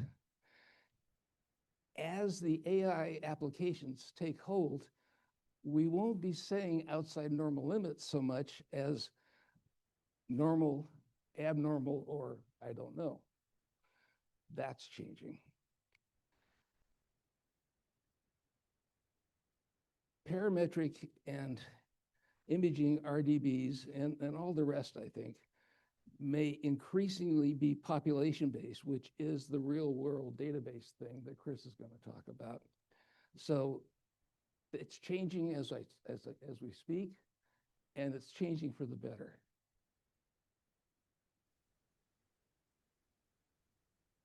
Mitch, any comments while I get ready? Yeah, while you're getting ready, just to sort of, again, getting back to nuts and bolts, that seems to be what I'm representing today. Yeah. Reference databases just think about this for a second in terms of selection bias. We are all working in clinical settings where patients come to us largely because they have something wrong with their visual system. And so I want to emphasize how challenging it can be in that setting. It's easy to get the disease, piece of cake, glaucoma, ARMD. It's much more challenging to fill the bin, to speak to Melissa's point about, or Lena's point about, we have a group, 60-year-old group. Find a 70-year-old group of patients that have no disease in an eye clinic is a challenge. So it's not impossible, but it is a challenge. And we can delve a little bit more into the nuances of that later, but just, it's a nice segue. Yeah, so thank you, Mitch.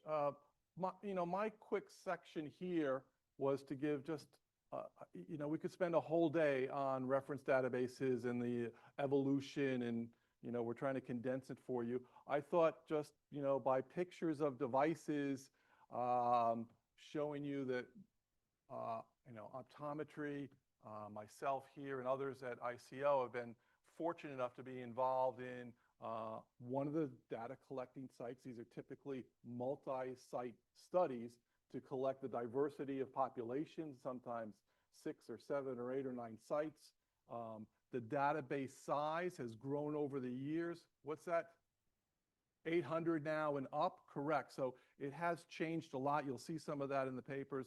But OCTs are still hot, right, guys? So there are, I'm not going to mention any names here, but there are new devices that are looking to come to market. So even though this is history and these things are already out there and you're very familiar with these devices, there is still lots of opportunity for new work. And of course, why do this work? What is the RDB part?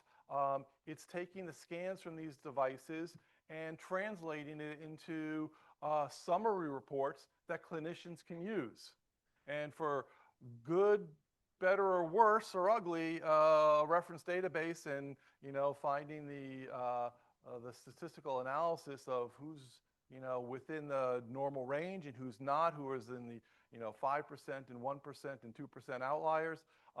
That's all comes from the scans that you collect as a PI during the reference database trial, scanning those individuals to collect their data, put the analysis together.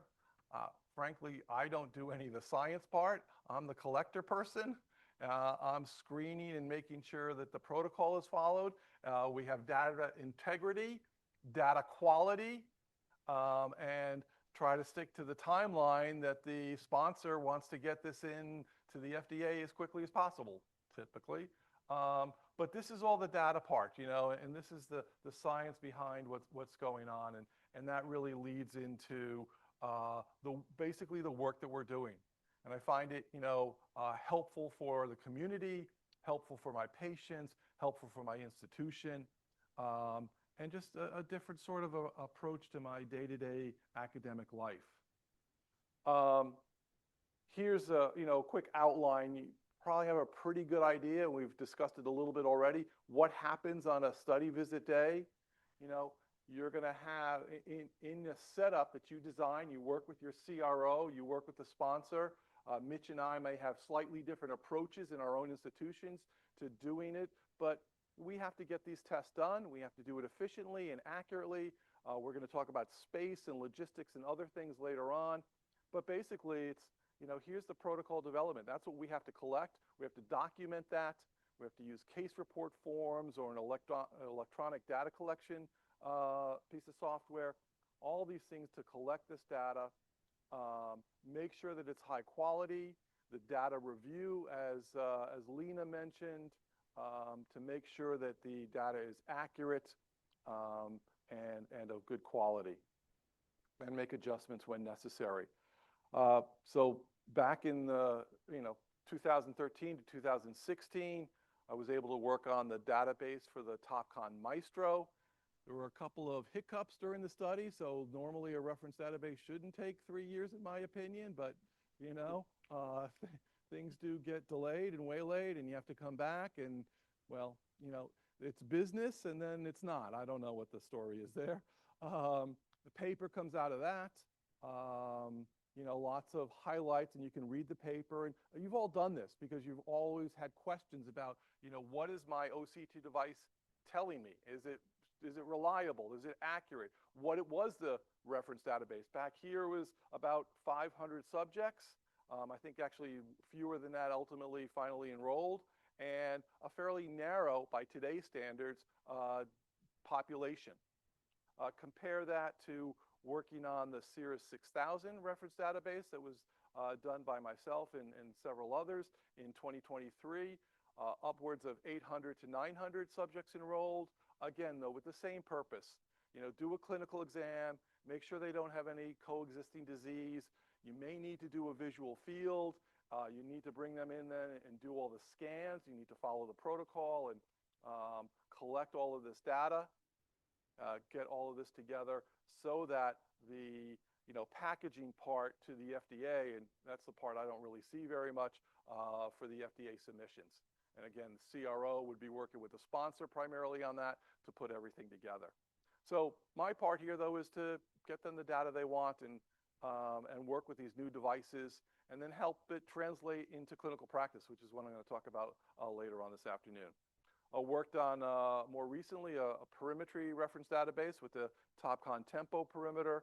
So still work being done and lots of questions and discussions there. Question, yes? Yes, please. You got it?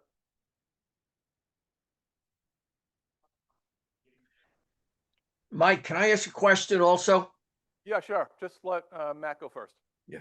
Okay, so my question was, we're talking about what the companies want. Do you ever talk to the companies about what we as clinicians want? For example, the biggest example I can think of is like the HFA, which has been around for 40 years. We have no progression analysis for like size 5 targets. Yes. That seems like relatively low-hanging fruit, like you do a reference database study on severe glaucoma patients to get that information. I assume the answer is about money. People buy the machines anyway, so what's in it for the company? And what's the cost going to be to do that trial and get it through the FDA? And I think the only holdback is the ROI on that. So I don't know if Mike wants to comment from a Mike. perspective. Yeah, databases years ago, I was told are at a minimum $1 million. I mean, and now I imagine it's 3-4 times that. So yeah, it's all about money for something that may not add much value in terms of selling a device.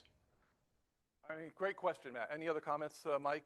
Yeah, you know that we negotiated with Zeiss on exactly this topic for 5 years, Anders and I. And I think they were just distracted by other parts of their business. It wasn't about money so much as they just didn't want to invest in something as dumb as a visual field size 5 strategy.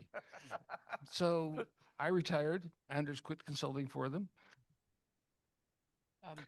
If I would, I want to get back to the first portion of your question, but also throw in a quick editorial. By dumb, I think he means frame of reference there, dumb to Zeiss. I think there's no one in this room that doesn't appreciate the importance of what you're asking for. But also the first portion of the question speaks to something else called investigator-initiated.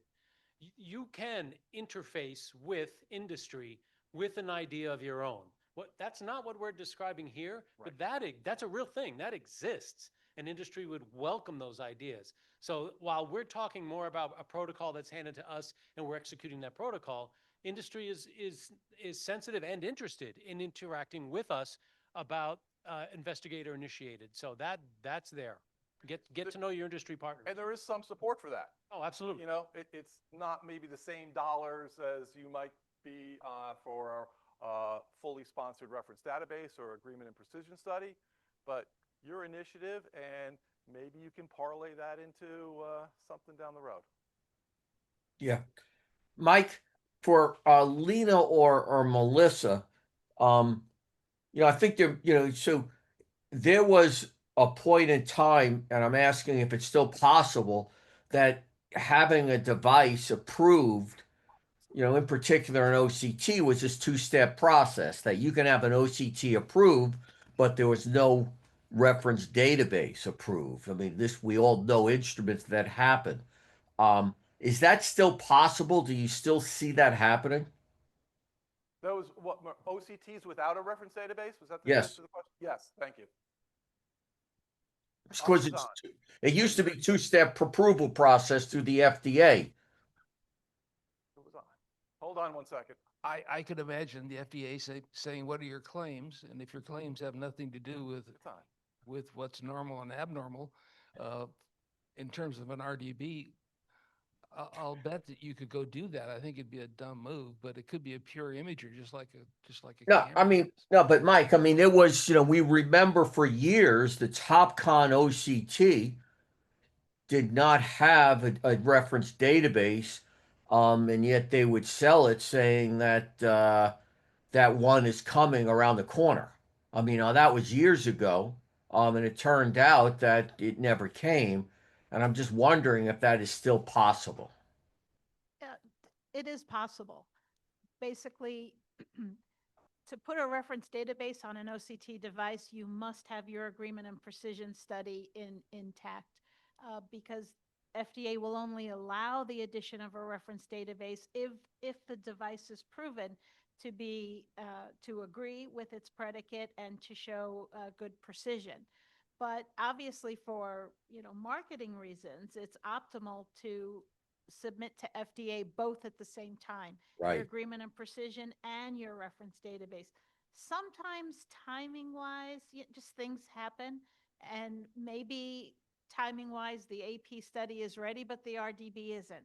So sometimes a company will say, well, let's just submit this to FDA while we're collecting the other data and to get it over with, to get it behind us. It's a good idea on the one hand, because with each submission, if we give FDA too much data within one submission, FDA is overloaded, and they have a specific time frame to review our submissions. And when there's too much given to them, they don't have the time to devote that is necessary. And so they just kind of skim through, and you get a lot more deficiencies coming back, and it's just a little more difficult. But ideally, that's what we recommend, to submit AP and RDB together. But timing issues, sometimes they get separated. Got it. Thank you. Thank you. Murray, I think we're ready for Chris. I'm here. So, thanks everybody for the invite. My name is Chris Lee. I am the Senior Director for Product Management for TopCon. Before joining industry, I was also in charge of the glaucoma research department at the Wilmer Institute at Johns Hopkins University. So Jithan was a resident when I was there. So it's good to see some familiar faces. So I'm going to talk about real world reference database, and what I'm going to talk about is a specific concept of that, not the only application. So I want to start out by taking you through a process that we went through and some clinical evidence that was generated to try to validate this concept. Dr. Patella really did a great job of alluding to the fact that, the future is thousands, or if not tens of thousands or millions of subjects, and not the 200 to 400 that was the start, and now currently the 800 to 1,000 that is kind of more of the standard. So we can go to the next slide. I can't control, I don't think. Yep. There we go. Okay. So this chart and box here is is a little outdated, but it's from Review of Optometry a couple of years ago. On the bottom, there's kind of some listings of the sizes of some reference database. Obviously, the Cirrus 6000 has been replaced by a different reference database, but traditional reference databases typically involve less than 1,000 subjects. Having done reference database collection in my previous life, it is extremely difficult to get healthy older subjects. And every permutation, the single 90-year-old Alaskan or Hawaiian in your data set is extremely difficult to come by and can be quite costly. With the data size, you do have some limits in terms of covariates as you try to mold the data into a usable form. And then, like I alluded to, 3 to 4 eyes can determine an entire age bin, as Melissa and Lena kind of talked about in their talk. So we can go forward. As Dr. Shklezian alluded to, the Cirrus 6000 here, I just copied straight from the paper, has 870 subjects, and the Optos Monaco, not to be outdone, has 879, and in their press release, they now have the largest cleared reference database in the United States by 9 eyes. So congratulations for that. Next slide. So we set out on a project to try to figure out the real world reference database. And there is some guidance from the FDA on real world evidence that goes outside of the world of optometry and ophthalmology and eye care. So we looked at those principles.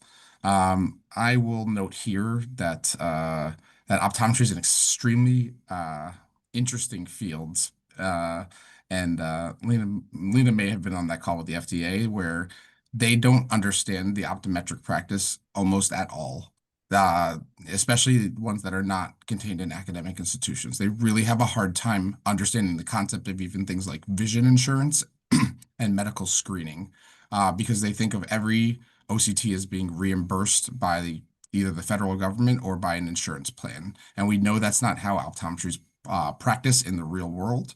But the FDA has not quite caught up to that understanding. So the first paper here was a paper first authored by Don Hood, my colleague Mary Durbin, who's in the audience, and Dr. Shalazian was a part of this paper where we looked at some sites that were doing medical screening, meaning selling OCTs to patients at a nominal fee. And if they didn't do a lot of disease management in the long term, they looked a lot like a reference database collection. So these fairly high normal subjects with disease falling in about what you'd find in publication. So for glaucoma, we're talking about 3 to 5% of the entire subject population was somewhere near was glaucomatous or had indications for glaucoma. The second thing that we really had to move towards and figure out is, all right, so you get all this data from the optometry practice. Sometimes these people don't have the best labeling. You can't figure out who is necessarily healthy from some of the metadata, or there is no metadata, because if you're doing a real world application, real people who don't have any problems on OCT also probably don't get a visual field. So what do you do with that? How do you find the normals for the non-normals? Because in the traditional reference database collection, you would rely on clinician judgment of every other factor besides the OCT. So we took a little bit different tact, and we tried to use a reading center for OCT. Again, this is another process headed by Don Hood and some of his colleagues. So we did move towards understanding how we could identify normal from abnormal in that context. Next slide. So as we try to turn the page towards making these big, large reference databases through this, what is seen as kind of new and groundbreaking data, what is it going to get us, right? So what it's going to get us is thousands of subjects in these reference databases, including sufficient coverage at above the age of 70. We know that in the optometric practice outside of disease management populations, that there are quite a number of fairly normal 70-year-olds, or they have conditions that would not be seen as confounding their diagnosis of glaucoma. So that can really help make the reference databases more robust, especially at the older populations and at the lower ends of normal, which currently are excluded from a lot of analyses, because clinicians who do the assessment can sometimes be quite picky about what looks normal and what doesn't look normal. Things like ocular hypertensives are picked out of these reference databases because they're not strictly seen as normal. But from a structural standpoint, their eye might be quite normal by a reading center criteria. This will allow us to do other confounders. The ones that we get asked the most often about is myopes by a million. That is probably the number one question that we get is, can we have a better reference database for myopes and high myopes?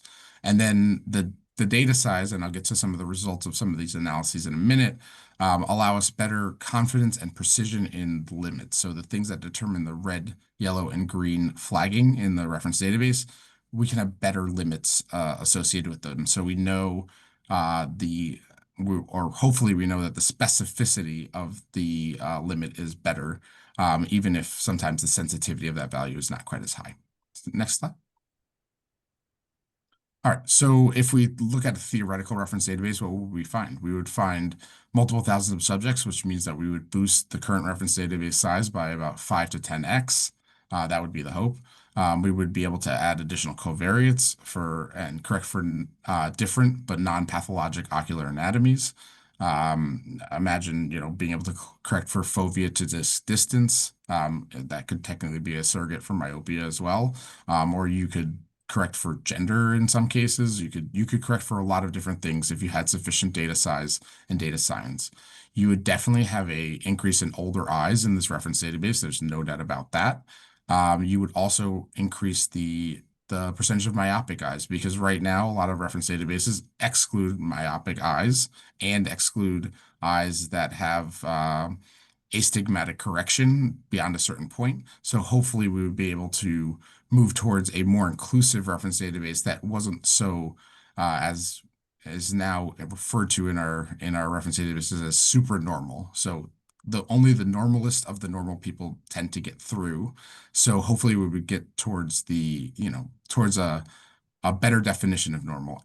The other thing that I would highlight here is that what a 20-year-old looked like or a 30-year-old looked like in 1995 when we collected these databases is very different than what they look like in 2025. And I'm pretty sure every person in the audience there can say that, as they see patients. Like the 25-year-olds that are going through optometry school, their eyes look almost completely different than they did 20 years ago or 30 years ago, even. This will also help with the diversity of data, which Lena and Melissa so eloquently addressed. So getting better ethnicity diversity. Technically, you could even look at socioeconomic diversity, population-based geography diversity. You could include all of those things because, as Dr. Julesen pointed out, some of these studies have 7 to 9 sites dotted in major metropolitan areas because they're the easiest to access. So in a real-world reference database, you may be able to do a better job of looking at people who may live in urban or exurban areas. So that you have a better mix of a population. We can go to the next slide. So in looking at one more paper from Don, including the work that we did with him, we looked at the current Maestro reference database, which has 398 subjects. That's in panel A. And panel B, we looked at a created reference database of 4,500 subjects. The dots are indicated with the people that were collected. And then the confidence lines, or the red, yellow, and green, are noted by the shaded areas. So what we see here is that we really tighten up the band. So we really have a lot more understanding of what red, yellow, and green mean for this. And as you see, as we get towards the older, these lines become more and more parallel. That means that they change with age more consistently and will have a better outcome for the normals who are older and in the lower end of normal populations. Next. So if anybody has any questions, I'm willing to take them. Again, this process has not quite been submitted to the FDA for approval. A reference database like this is actually launching in the EU in the coming weeks, which is why I'm unable to join you in Chicago. I'm in Paris, like Pierce Keen. So I am supporting the launch of that product. So I appreciate the time, and I will take any questions that anybody might have. It's Mike. Yep. Can you hear me? Yep. Did you mention race as a likely candidate? A racially agnostic RDB could come out of this. We've already seen one in London in an AI setting. Yeah. I think as the numbers boost, there's more likelihood. I think the topic of race and ethnicity right now, obviously, without overstepping the purposes of this symposium, is a very fraught subject right now, especially within the United States. So there has been many, many arguments about, do you need each ethnicity to be broken out and have a reference database for that? Or do you just need sufficient sample so that you know that it's included? And I don't think that I'm qualified to have that argument by myself. So I think there's many. I hope it's the latter. I mean, that's claimed. Yeah, I hope to overcome it with data and the size of data, rather than having to go, understand everybody's ethnic and familial histories to try to parse what is an That's African the good American versus news. a You don't Asian, have to right? say what race they are. You just have a Completely. racially diverse group, and the AI sorts it out.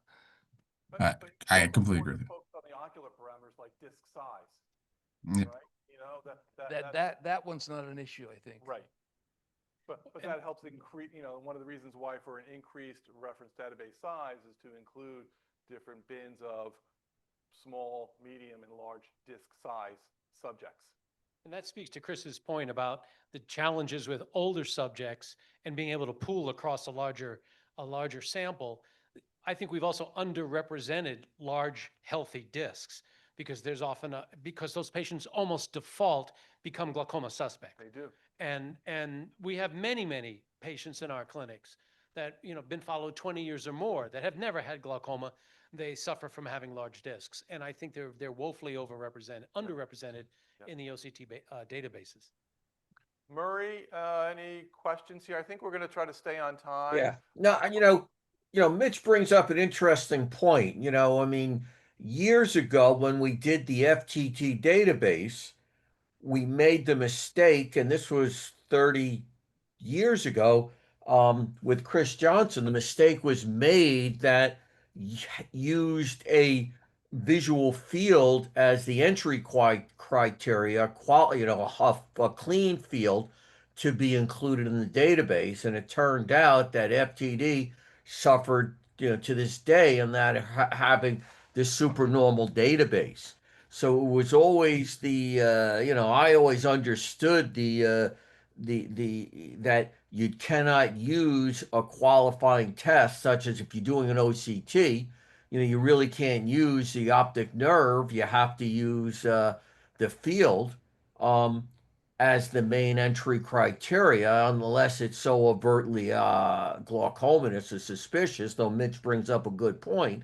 But the problem is that, if you go back and look at the OCT databases, often in the top age range, there's like two 78-year-olds or 275-year-olds there, because it's so difficult to get a clean field by the so-called FDA, requirements, or, for that age group. So you end up finally, after the study sponsor, gets frustrated, and finally the FDA has allowed waiver time after time to the companies to so that the top end, you have the older age groups in that bin have very few people there. And that's one of those things that most people don't realize, but it goes to just the difficulty of recruiting for an OCT when you need a clean field. For a young person, not an issue, but as people get older, it's a chore. I hope that's simplified by the real world approach of having an expert do it non-quantitatively. Look for glaucoma, look for abnormal. And that has largely, at least to some extent, already happened. When we used visual fields, that was routine for pre-screening for OCT. Yes. Yeah. And the OATS, I think the OATS study was, if it showed us anything, the OATS study was spot on. A third of the people who took a visual field cold, but never done before, failed that field. And we were given often 3 attempts to get a field done. When you have a 90-year-old, after that second attempt, they basically ran out of gas. So we did lose a lot of those older subjects for that reason, but we don't use that criteria much anymore. Any final questions for reference databases? We're a little bit past 3 o'clock. Let's say we do a full 15-minute break as we're scheduled to come back at 3:20. The opportunities part here, that's going to just come back to us sort of towards the end of the program, I think, as we talk about a wrap up and final discussion. So we're back here, I think, after the break to talk about how to set up a program. Mitch and I will give you a little bit of our experiences, and we can continue on our discussion. So thank you all. See you back here in 15 minutes. Okay, let's go ahead and bring Murray back up live. David Kasanoff is here, and Murray, go ahead and start us off. So we're going to skip that opportunity section and just wrap that into our final discussion. There's really not too much content in that opportunities. I thought we could do that in the final discussion. Yeah, that makes sense. We'll go to Dave and then continue on with the rest of the program for the next hour. Yeah, so let me introduce David Kazanoff. I've gotten to know David over the last couple of years. David is an optometrist with a very vibrant private practice in San Diego. And David has been an active participant in a host of clinical studies, and it has amazed me at times um, how many people he can recruit. So what we wanted to do was just really just to change things up and give a perspective of what it's like from somebody within a private practice doing this, this type of clinical research. So let me turn it over to you, David. David, thank you for being here and participating. Thank you very much.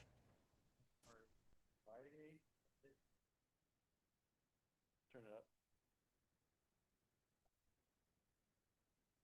I don't think it. Bingo. There we go. Green light is good. I can do research, but I can't do electronics. So I was so worried that everybody here, presenters, would have an AI-generated PowerPoint. So over the last week, I'm saying I can't be the only one that doesn't have an AI. I mean, this is all about AI, right? So I created an AI-generated PowerPoint. And it's amazingly easy. This took 15 minutes. I don't know anything about AI. I just search using AI, but I don't really know anything about AI except what you all hear. So this is pretty cool. And if you haven't really dipped your feet into AI generation, it's amazing. So here are my disclosures, but I also thought I should put an AI disclosure so you know what I did and what AI did. So the layout and the graphics are Gamma AI. I did the content, but basically I did an outline and I did bullet points. You feed that into the generator and it's amazing. Everything, I did some minor changes, but I didn't even really have to write it. I could have just put what I wanted and it would have written itself. And it sounds very good. The only problem, it had one extra slide maybe that you could tell I didn't write and I threw it out. So they wanted me to talk about clinical research in a private practice. I'm a solo practitioner in San Diego. And as of September 1st of this week, I've been doing this 40 years. Here's my agenda. I'm going to go through it a little faster. So this is my story, how I got into clinical research. I never wanted or had any inclination to get into clinical research. I kind of fell into it. Here's how. So about 15 years ago, I was in desperate need for a new perimeter. My Humphrey FDT was on its last legs, and I needed one fast. I didn't have a lot of time. I didn't do a lot of due diligence. So I ended up with the HEP perimeter, the Heidelberg Edge perimeter. Maybe 5 people bought one of those. 6, you know what I'm talking about, Mike. So, on paper, it sounded good. It was a small footprint. I didn't need a patch. They had white on white. They had their version of a frequency doubling type thing. And when you look at their marketing materials, like, oh, yeah, cool. Didn't cost that much. Didn't cost that much as a HFA. So I bought it. The problem was it didn't work. It was a piece of. And so Heidelberg, to save the sale of the 6th machine sold, sent out their fixer, their cleaner, to clean up the mess. That cleaner was Ali Tafreshi. Some may know him. He's now CEO of Topcon Healthcare. At that time, he was director of Glaucoma at Heidelberg. So he was still in San Diego at that time. He came to my office, you know, what's the problem? We can fix it. My office manager, Jess, was yelling at him in Farsi, you know, fix this thing or I'm going to throw it out the window. And, you know, I'm a little more laid back and it's like, yeah, he'll fix it. He'll fix it. So 3 months and 7 machines later, I got a stable platform. It wouldn't crash every 5 or 10 minutes. And I used that for several years. And you'd think at that point, I would have thanked him and said, okay, thank you, be on your way. But he talked me into buying a Spectralis. Why would you buy a Spectralis when you just bought a, you know, questionable piece of equipment? Spectralis, of course, was quite the different story and quite the different outcome. But I stayed in contact with Ali. He eventually moved to Heidelberg and worked several more years, but we kept in contact. So the Spectralis purchase was the turning point. Had I not purchased that, I wouldn't have developed this relationship with Ali, a very up-and-coming guy in the industry, and I wouldn't be in front of you today. So about 5 years ago, I was thinking it was getting close to retirement. So I planned my exit strategy.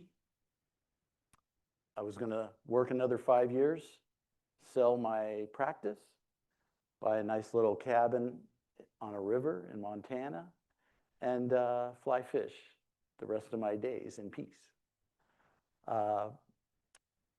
Ali had different ideas. So I got a call from him one day. He was moving back to San Diego, and he was starting a new division of TopCon called THINK, TopCon Healthcare Innovation Center.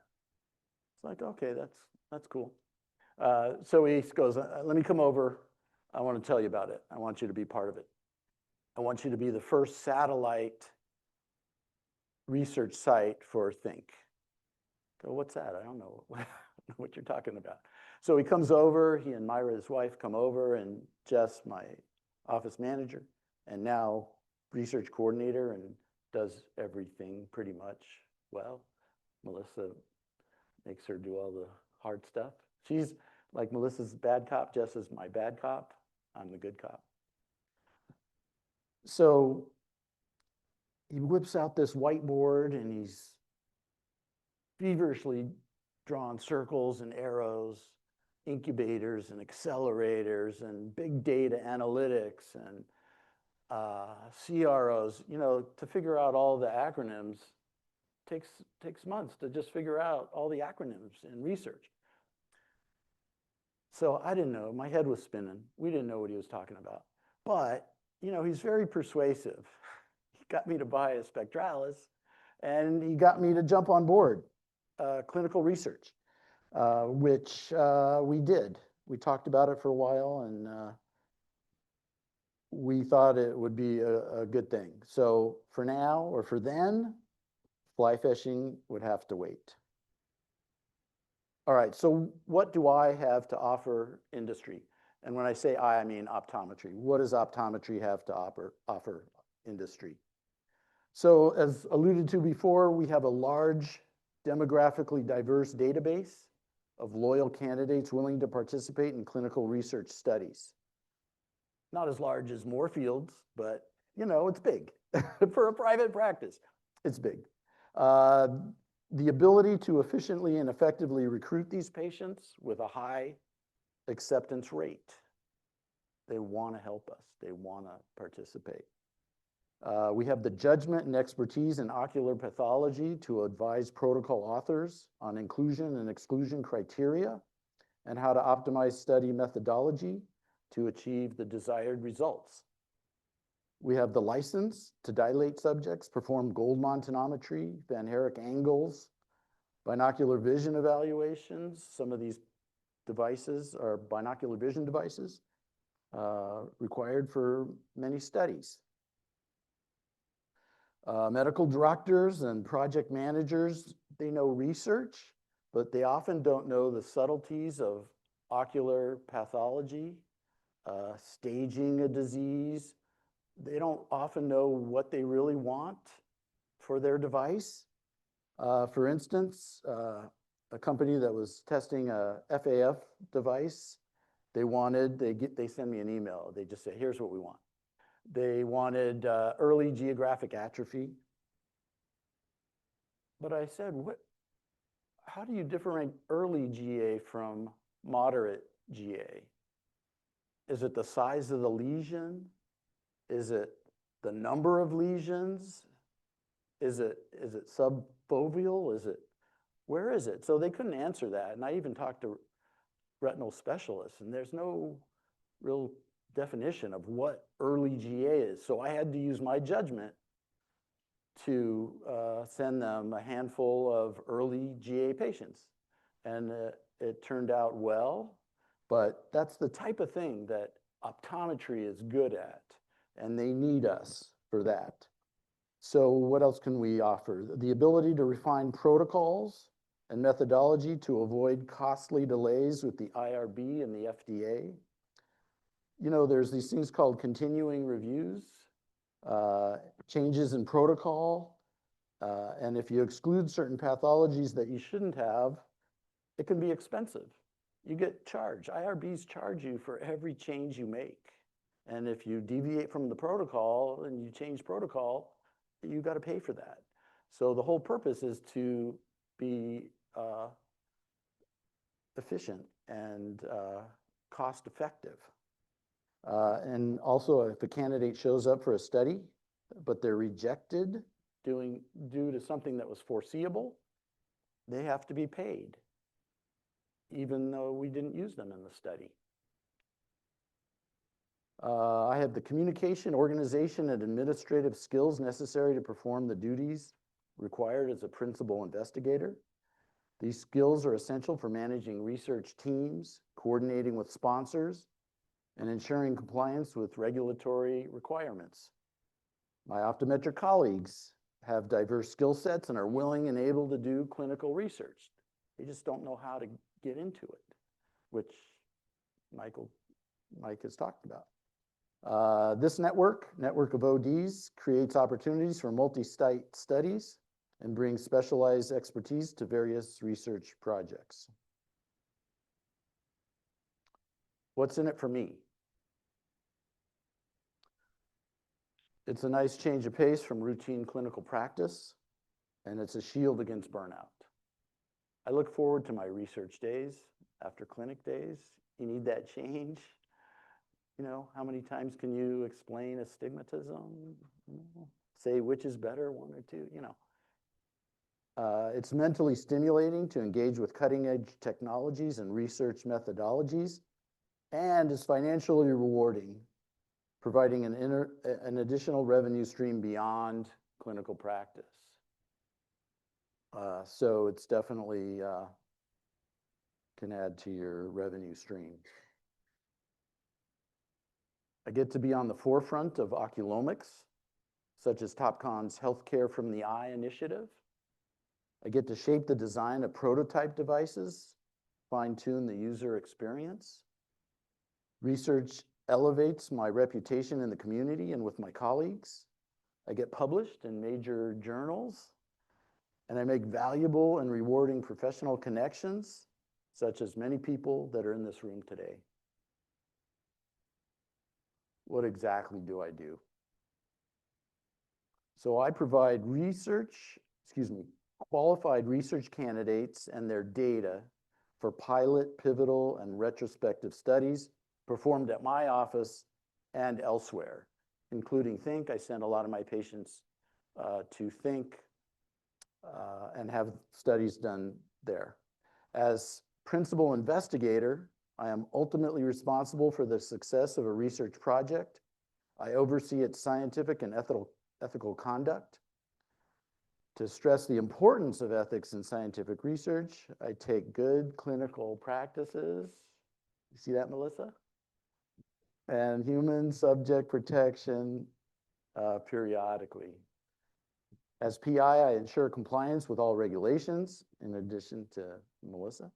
I manage the research team and staff. I submit the application for the IRB approval, respond to IRB questions, make changes to the protocol if needed, and I close out the IRB at the end of the study. I coordinate with industry sponsors, clinical and medical affairs directors, project managers, and CROs. I work with incubator and accelerator teams to bring prototypes to market quickly, advising on both hardware and software aspects. I got to work on the, I don't know if you saw it in some of the pictures Mike put up, the little tempo perimeter. I got to contribute to some changes that were made on that device hardware changes that they listened to me. I wanted more, but you know, baby steps. I work with startups to provide them with support and education they need to navigate the research environment. I contribute to the evolution of interoperability to optimize communication between ODs, OMDs, PCPs, tertiary care providers, research organizations, and big data analytics centers.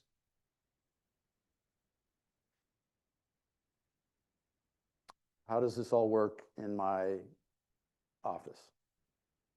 So I still run my regular optometric clinic 4 days a week, Monday through Thursday. Fridays are research days, sometimes depending on the number of studies I'm doing or the scope of the study, I do like a half day on Saturday. Eventually, I'll need an associate OD to help me with that responsibility. I can have them do more clinic and I have more time for research. Clinic days are used to recruit for upcoming studies while also planting the seeds for future studies. That's very important when it comes to recruiting. I actively mine my patients for pathologies for future studies. So every patient I see, I'm kind of hoping that they have something wrong so I can, and something that's more rare is even better. I'll put them in a database so I can come back to them later. Because I never know what they're gonna want from me, to what type of patient. Recruiting. This is my big strength. Recruiting from the chair is by far the most effective way to secure research candidates. The acceptance rate is high because it comes from the doctor they trust in a clinical setting. Patients really want to help and contribute to science.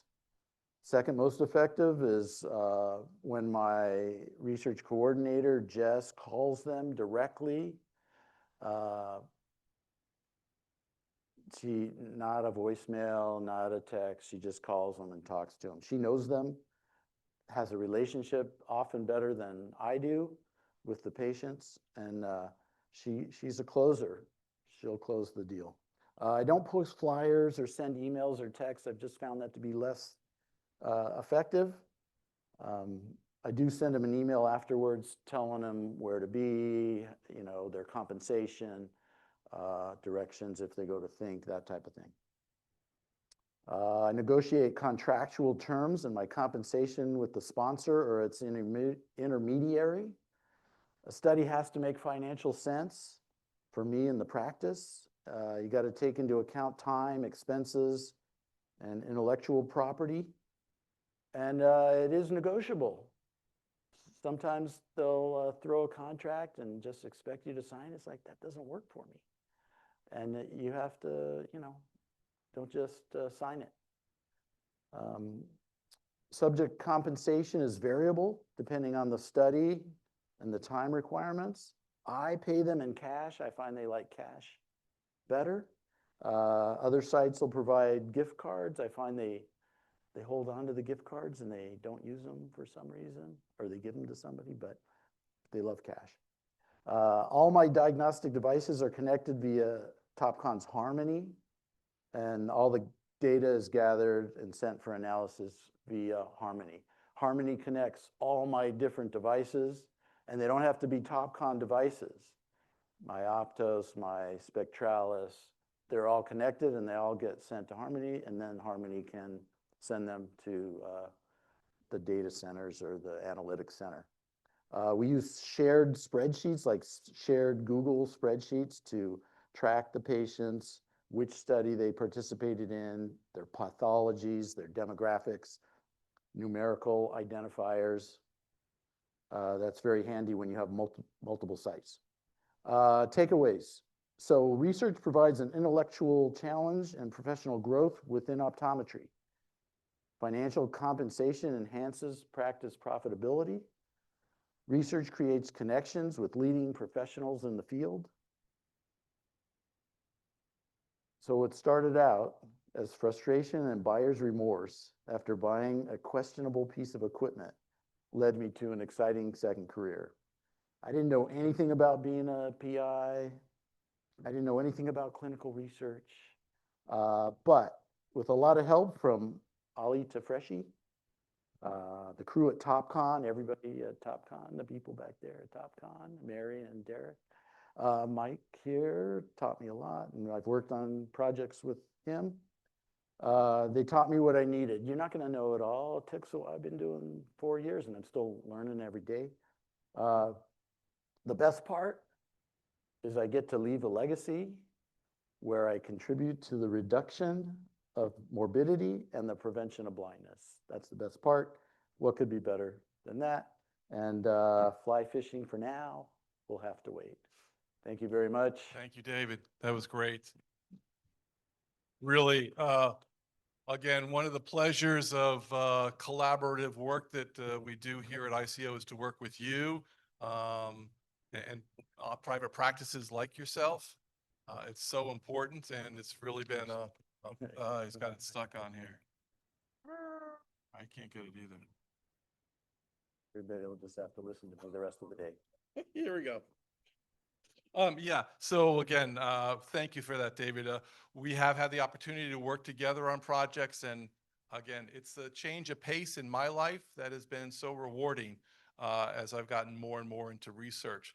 So for this next section, Mitch and I thought that we would share a little bit of our personal experiences, obviously very condensed, show you a little bit of where we're at now, a little bit of some of the significant hurdles that you might need to start thinking about.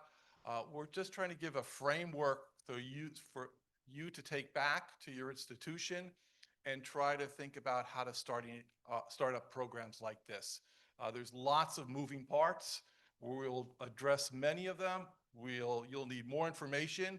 I know Mitch would help out at any point. I would as well. You have Lena, Melissa. We're here to sort of foster the community of contract research within optometry, private practices, as well as academic institutions. So Mitch, I put in a couple extra slides here. Where's my remote thing? Here we go. You go. I'll come back to you. Again, trying to outline bullet points of key things to think about when you are starting up as a PI and how this actually tangibly looks. So I'm trying to bridge the gap between it being so abstract that it doesn't mean anything to you, and not get too much into the weeds that we're killing you in the afternoon. This is sort of a quick outline of all the steps that I have to go through to get something done in terms of sign off on a contract and an agreement, review the protocol, get it through central IRB, get it through my local IRB, talk to the sponsor and talk to Melissa back and forth about when the start date is. And, it's often the hurry up and wait type of thing for these projects. Site initiation visits are very important. This is when your study site is going to start up and finally begin recruitment and enrollment. By the time then you're doing your first subjects, you may, typically for studies that I do, and I think for many for Mitch do, we have other faculty investigators and or technicians who are doing this. So it's not a solo project in many of these cases. So all of these things come into line. I know Melissa helped out here with really outlining key things for you to, keep in the top of your forefront. And we can, again, share this information, contracts, budgets, timelines, populations. These are recurring themes as you think about your own institution, practice, resources that are necessary to get that done. I started trying to remember all the agreements that Melissa has sent my way over. Non-disclosure, financial disclosure, investigator, clinical trial, equipment loan, service and master agreements. There's probably a couple of other. So figure out within your institution who's going to sign those, who's going to review them. Do they have to go to legal, compliance, CFO? Those are the types of things that you will quickly be confronted with as soon as you start to dialogue, network, or think about collaboration. That's another great way when we're thinking about the opportunity section. Collaborating with someone, as Dave and I did, is a great way to get started. And then you have all those issues there. That's me. This is Mitch. Okay, thank you. And thank you, Mike. And thank you, Murray, for the invitation. I didn't see this in my career as I was in academia. This sort of just evolved over time. I've been at it 12 years now. I've done 21 studies since I started doing this, and we don't do it the same way we did when I started. We've actually morphed the way in which we've done this now 3 times, and I'll walk you through that. And I know time is of the essence here. So how and why would you do this?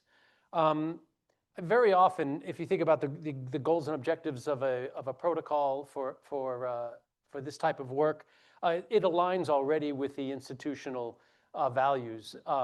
And I just took a generic mission statement. This could apply to any one of your institutions. So your institution advances healthcare and patient care through leadership and education, research, and service. Now, research means different things at different institutions. If you're at a college of optometry, that's a college of optometry and doesn't have a graduate school umbrella. If you're offering an OD or an MS only, that could be very different than something that terminates also in a PhD. It was mentioned before this, sometimes institutions look differently at this type of activity, and that's true. On the PhD side of the house, that's not really a citation that they're particularly interested in because that's not going to align with their requirements for promotion.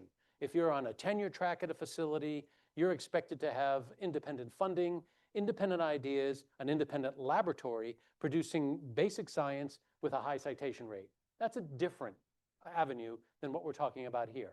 If you're in a college of optometry terminating in an MS or an OD, then you've got a little bit more latitude, and your documentation for promotion typically would take that into account. That the type of article that we're describing, a reference database, would be of value if you are a clinical faculty working your way through the clinical ranks. I know that's not part of the slide, but that is a distinction I think it's important to make. So institutional values, every one of our institutional values that is just embedded with research. It's one of the, if you look at the SUNY emblem, it's 3 circles. One of the circles represents research. So it does align. What's the advantage of that? It's not just mumbo jumbo, it's not just words, is that you've got clarity of purpose. Nobody in the research facilities that I'm working in ever sits back and goes, wait, why are we doing this? Because we know exactly what we're doing. We basically have a very clear path. It's very well delineated. And that's important because then it facilitates cooperation. People know what the mission is, so they concentrate on the mission. So it's very easy to say when something is getting us distracted that, hey, wait a minute, how does this support the mission? And we move on. We scrap that and move on. It also develops a team mentality, which I think is very, very useful and very important. I think it just went backwards instead of forwards. Okay, so what are the, if you're doing it in a clinical-based setting, so we don't do a clinical-based setting, but if you were to start this in a clinical-based setting, there's some distinct advantages. Your overhead's going to be less. You already have a clinic. Someone's paying the bills. It's heated. You have a built-in staff. You've got a group of optometry students. You've got optometry residents. You have clinical faculty. Clinical faculty is hungry. They're hungry for promotion. So you've got those things working for you. And then another advantage to this is that the staff and the subjects are in the same place. They're in the same point of entry. That's really important. And this is how we started. I have a clinic, I'm in clinic and I'm in research and I teach didactically. So when I'm in my glaucoma clinic and I'm doing a glaucoma study, easy peasy. And even if I'm not doing glaucoma, I can walk around the clinic and pick up patients, talk to my colleagues, and I'm basically always there. That's sort of in your face thing. I can tell you what doesn't work. A flyer that we put on a pin on a bulletin board and say we're recruiting. Because if you're in clinic, you know how busy you are. And the last thing I want to do is try to recruit a subject for a study that I don't really know about. And the patient asks me, so what does it do exactly? I mean, I'm already 3 patients behind. So it's really nice to have that point of contact where you can talk directly. What are the cons? Is that the reporting relationship, that faculty is answering to their clinical service chief. They're not answering to some researcher. So they can always pull the, well, that's not my job, you know, if they don't want to, if things start getting hot. Responsibilities. Again, how much of this study is that individual faculty member's responsibility? Very little. For some faculty, it just feels like extra work. So they think of it as extra workload. It's not dedicated time for this. And if it is, what is it really? 0.1? And just think about that for just a second. How dedicated to task can you be if you're 0.1? And what if your subject doesn't show? Does that mean that you can start working on your medical records?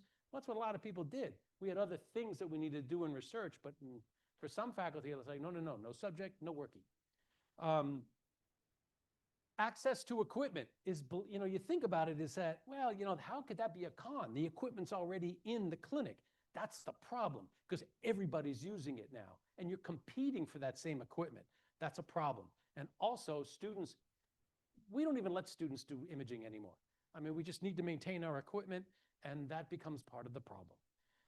If, on the other hand, you choose to run it independent of your clinic, freestanding, the pros, reporting relationship, very clear. You're there to do this, period. Your FTE is carved out specifically for this function only. The responsibilities are very clearly laid out. It's part of your job description. The workload, if you are assigned to this clinic and you're full-time, this particular facility and you're full-time, that's your job. If your patient no-shows, then you're going to be doing scrubbing data somewhere else. You're going to be doing some archiving somewhere else. You're free to be reassigned and you're multitasking. The access to the equipment is untethered because we own the equipment. The equipment is in the research center. So that repair and maintenance falls on us, but it's lower, it's not used as much as it is in clinic, so maintaining it is typically easier. The cons, it costs money to carve out faculty workforce time and space. But in Midtown Manhattan, we pay by the square foot.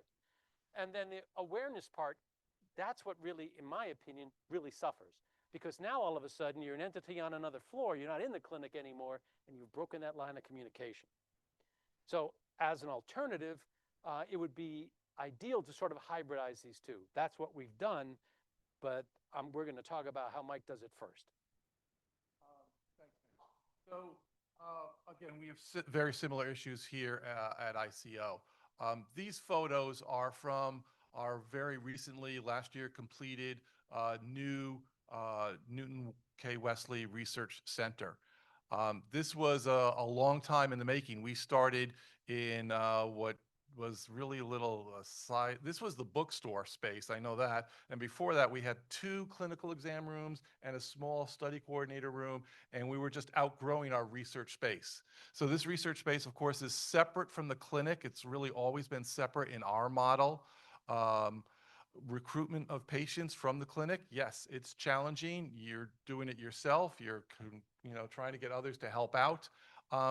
But slowly, as we build studies from our pediatric and pedic studies, our cornea contact lens studies, dry eye studies, we not quickly, but we outgrew the space and we had the funding and the gifting here in this case to have dedicated but shared space. So this space is like 2,800 square feet, if you want to go to the next slide. And again, this is more aspirational at point. I don't want to put this out there like every school. I mean, some schools probably have more than this, but this is what we have. I feel very fortunate to have it. 6 exam lanes, 2 testing rooms, lots of open space in the middle for those agreement and precision studies that Lena was describing. I've got 6 OCTs, 3 operators. I put up dividers and walls. I can have rooms that are large enough to put the two OCTs in the same room together. This would be, the new device and the predicate device. But I've got to have perimetry. I've got to have imaging. I've got to have archiving space for the study binders, conference room space. But even if you don't have all of this, I think it's still very possible and feasible for institutions to carve out some niche for you to take on a project in a trial if there's a commitment from the administration to do the paperwork, I guess, and allow that time for faculty release to do it, and then track the dollars in the budget. I think that's the other bottom line, is we keep talking about revenue, and that's really a key part of it. So our model has been, I've just recently started to do some studies during clinic patient time with our third-year students. Oh, wow. But it's not really very interventional. It's basically data collection with informed consent. So there's still a step there. But when you're talking about a reference database or agreement and precision, it has to be done separately. You need some sort of space. You don't need this much. That's been basically our experience. Thank you. Before I go over to the SUNY model, Mike prompted me, this concept of informed consent. I just want to take a moment on as it pertains to an optometric institution, because it's something that we don't always think about. Our institution is AHARP approved. For those of you who might have been hospital-based, it's equivalent to JACO. It's a regulatory agency. And it's basically, as the important role of a CRO for a study, it's a third set of eyes. It's looking at it in from an outside view, an unbiased view. And it's been very eye-opening for us. So an optometric institution is filled with students. And students are often control subjects, staff are often control subjects. They're also a vulnerable population. And it sounds like almost the wrong kind of speak. I don't mean it that way. If they report to you, then you have a built-in bias right there. And I never really had given that really much thought. And so we're very, very careful about putting up firewalls between our patients, the sources of our patients, and the people running the particular studies. I never mentioned in class we're running a study. No one is in my direct supervision that I'm recruiting for a study. Informed consent is actually just that. It's informed and it's actual consent without any quid pro quo involved. And if you're doing informed consent in less than a minute, you're not doing informed consent. I mean, we time in and time out our informed consent forms. Okay, we do a hybrid model. We have a dedicated clinical research staff. These are optometrists who are not in our clinic. These are optometrists whose job it is to do research. That is their job. This entire model is supported by what we bring in. We have to cover our costs. That's what keeps us alive. And we have grown consistently throughout the years, primarily with staff. We've had the space for some time. We have some shared clinical. At this point, it's only a half FTE, but these are patients. These are docs that are in clinic, but they're also in the CVRC, the Clinical Vision Research Center. We have dedicated equipment, dedicated space. Off the top of my head, I don't know how many square feet. To Mike's point, I don't know if you guys see this pointer at all. This is the CVRC, the 14th floor of our facility. It has a waiting area, a reception, 5 offices, 6 exam rooms, 1 conference room, a phlebotomy lab, and what we call deep storage, which is an archive room. Deep storage doubles as a, I got to get out of here. You people are driving me nuts. I need a cup of coffee space. That's why it's so aptly named, I think.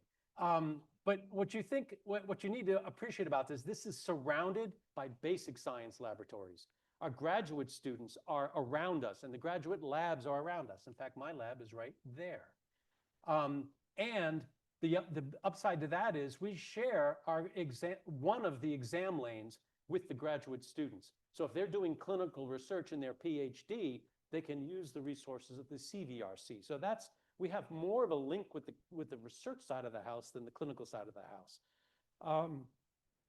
What else we have here?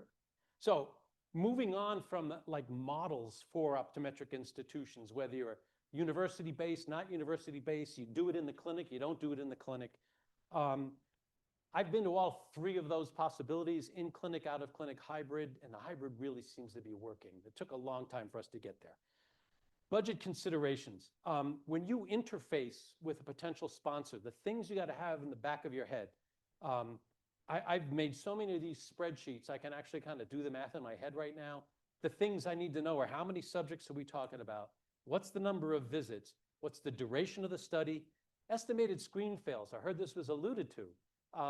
Not everyone that gets into the study gets out of the study. And you have to factor that into your budget.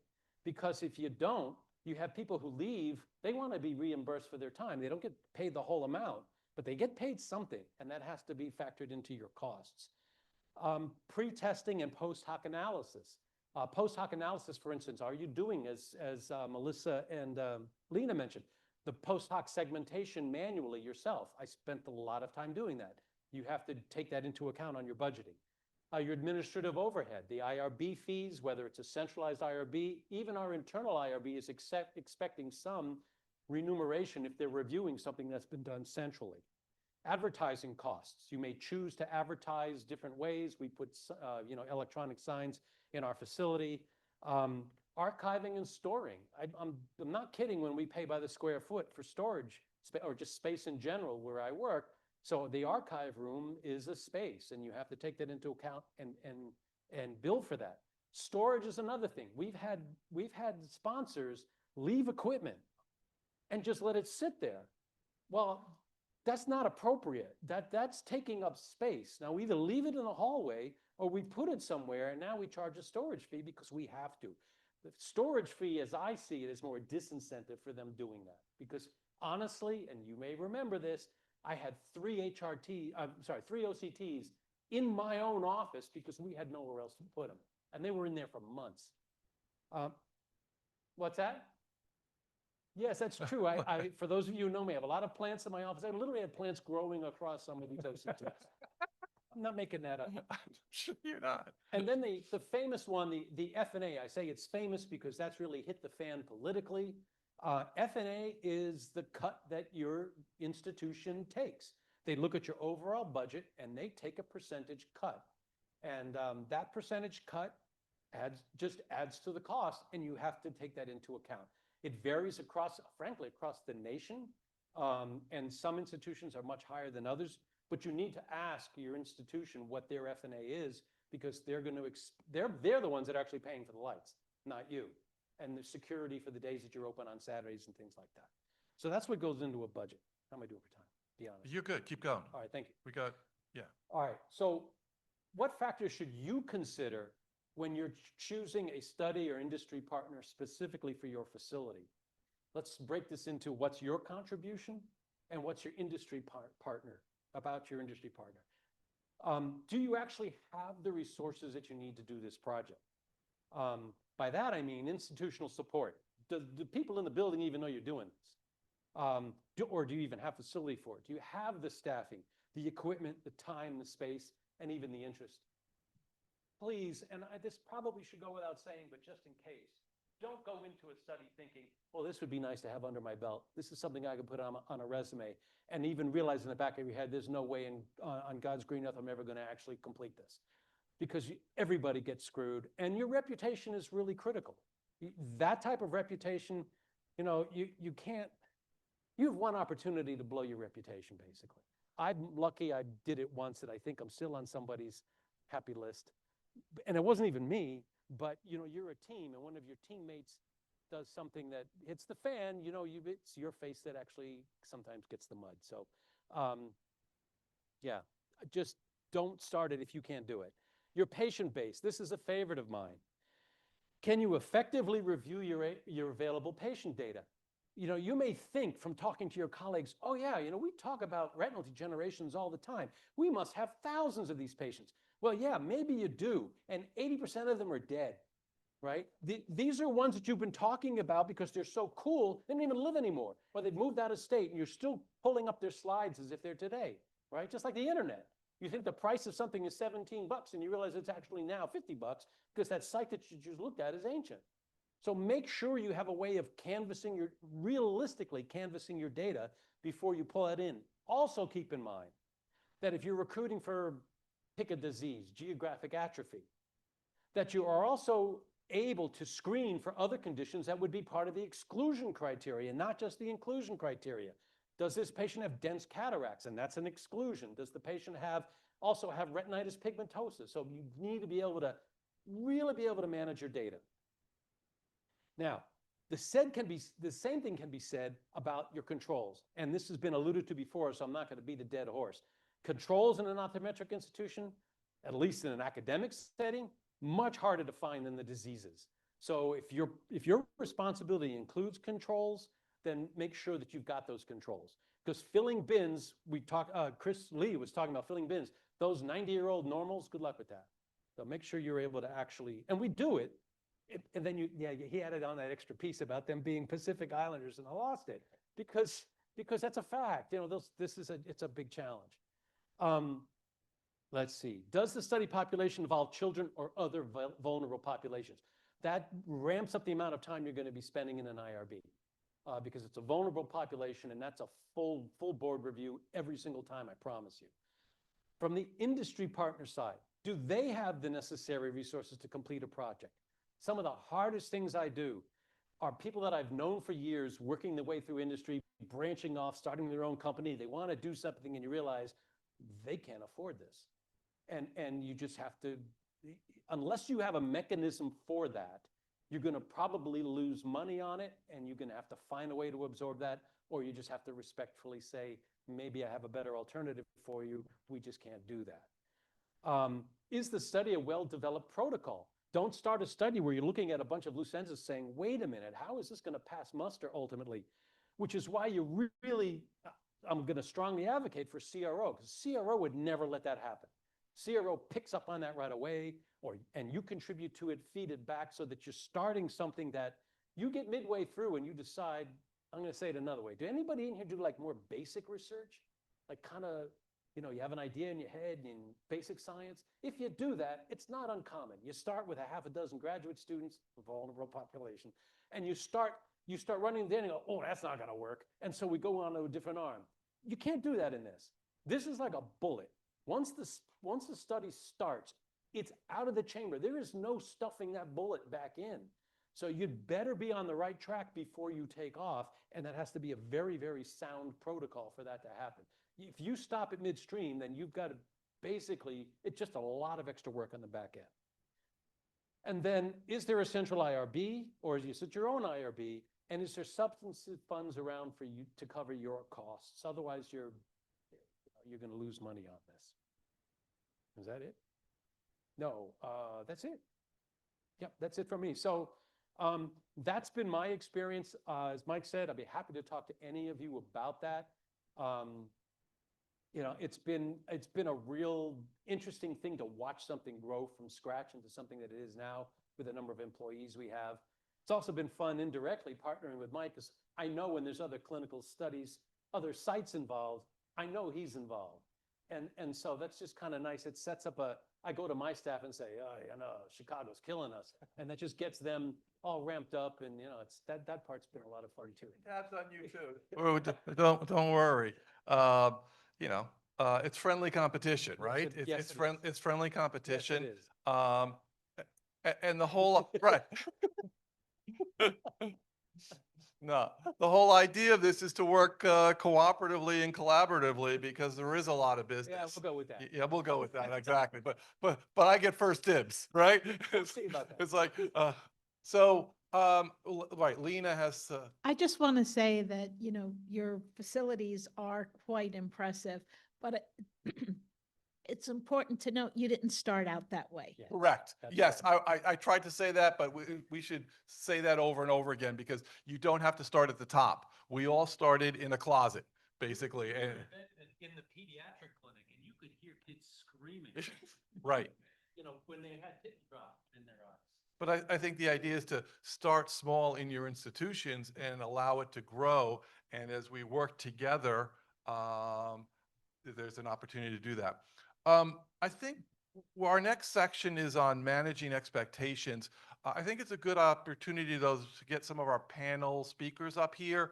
including Holly and Melissa, and Mike Patel is going to lead us off. And we can sort of open up more into a question and answer phase. We didn't really get to the opportunities section, which was, again, for us to discuss amongst ourselves and with you, answer your questions about what types of opportunities are going on in industry right now. So if the gang wants to come up, we squeeze down to one table here.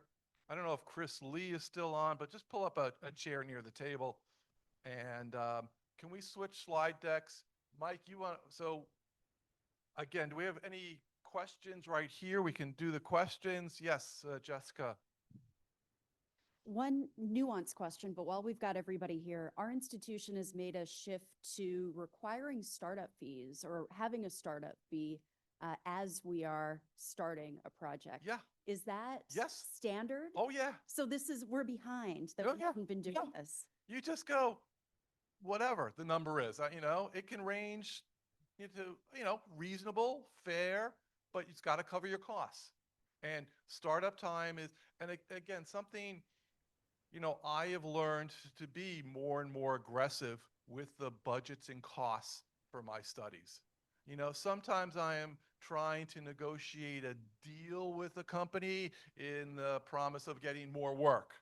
But you really have to look at your costs. And at least myself, I'll speak for, I didn't know from a spreadsheet until I got forced to do all these budgets and estimating costs and everything else. And like, wow, the cost of a time to take a visual acuity and to do a cover test or to do an IOP or like, it's just so details in that. And startup costs can be certainly significant. Bring the equipment in. Can I add Because one as thing? soon as you bring a piece of equipment in, then something goes wrong with it. Or then they got to ship you another one. And then you've got more boxes. I'll show you the boxes later, and got to send it back. And like the company promises you like, oh yeah, it's ready to go. And guess what? The software is not ready to go. And Mike, so can I add your one thing to time your in answer? doing the SIV, the site initiation visit, charge for that. You're taking faculty time, staff time, and these are the types of things that I've learned slowly, and Melissa and others have been very helpful for. Comments, crew, please pick up a microphone and help us out.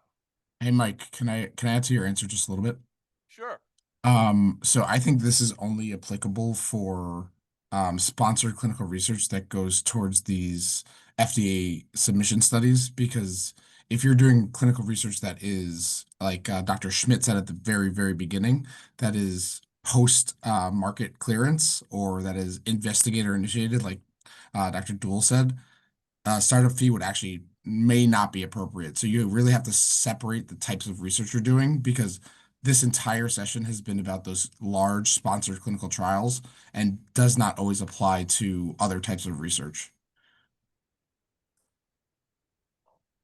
Yeah, I'm going to say if you have any questions when you, let's say, get a protocol, don't be afraid. This in that format, go ahead. It's always good to have a second person review your budget. Yeah, yes. Because what one person reads is not the same as what the second person reads. And they will pick up on the little details. In my job, sometimes they will send it to me and I say, hold on, you didn't do this, you didn't do that. Is this in this number? Where is this at? So to have a second person. That also cuts both ways and also speaks to the importance of a CRO and another set of eyes. Because another way is looking at a budget and the CRO going, you're undercutting yourself here. This doesn't, you probably don't realize how much effort this is actually going to take. So that's a really valuable resource for you. And that's because I'm the bad cop. And if you didn't budget for it, my timeline's gonna suffer. And once the timeline suffers, we're all in trouble. Yeah. So if you don't have everything in place and you're not making the right money, then we have to stop and we have to renegotiate. And that doesn't do any sponsor any good.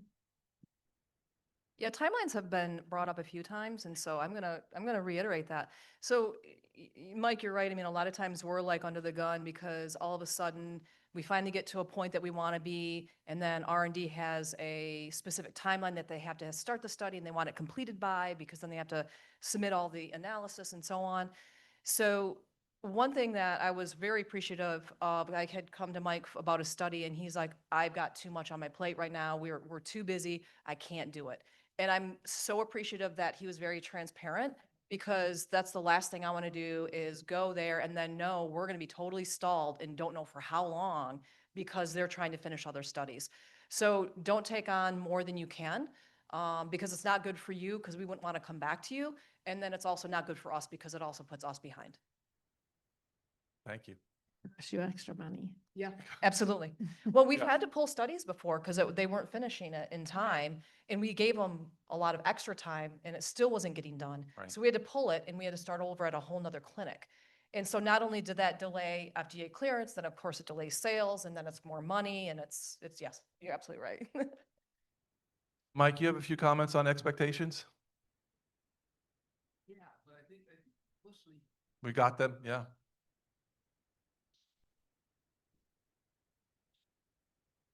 You made that screen.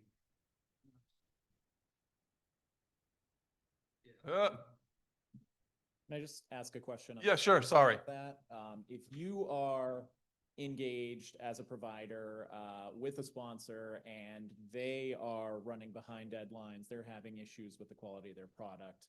Have you been in those situations? How do you manage that when they assure you everything's gonna be ready by Right. Monday? They didn't say which Monday. Right. That could be Monday, 3 months from now. Yep. You know, I can't think of a specific example where it's been horrible continually, but there has been some back and forth over time. Part of my learning lessons is to understand that there's going to be buffer time where it's hurry up and wait. Right. You know, they need me to finish the IRB process and they expect to start the next week and it's not until next month. What can I really do about that?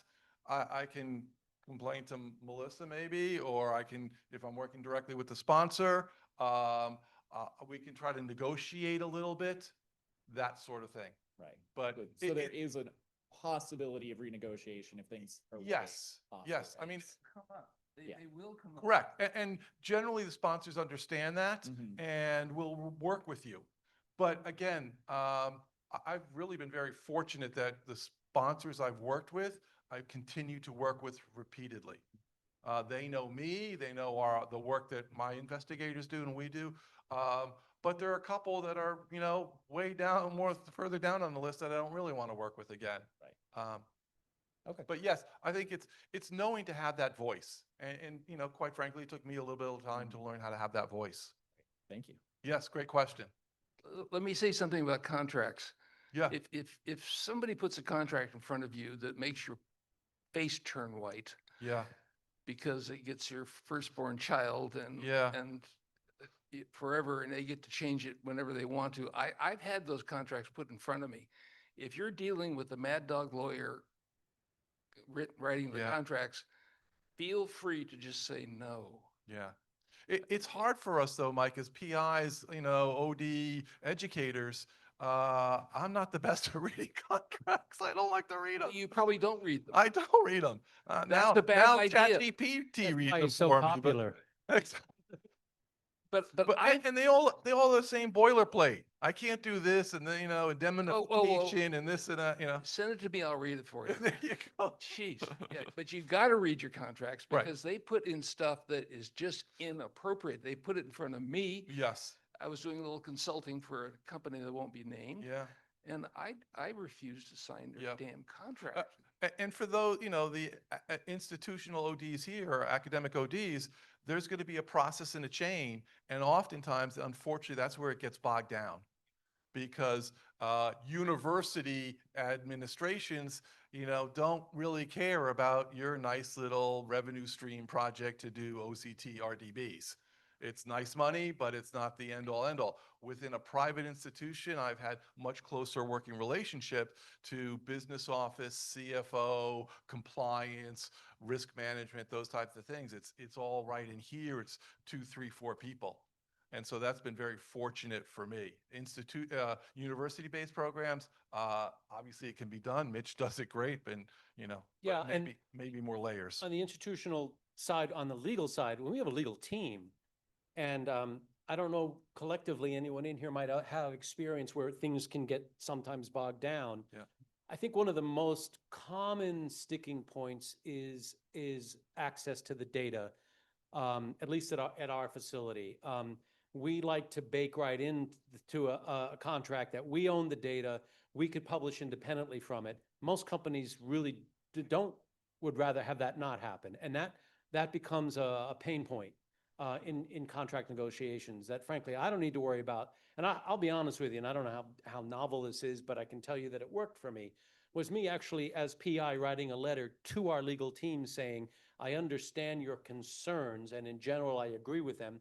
But in this case, I have no use for this data.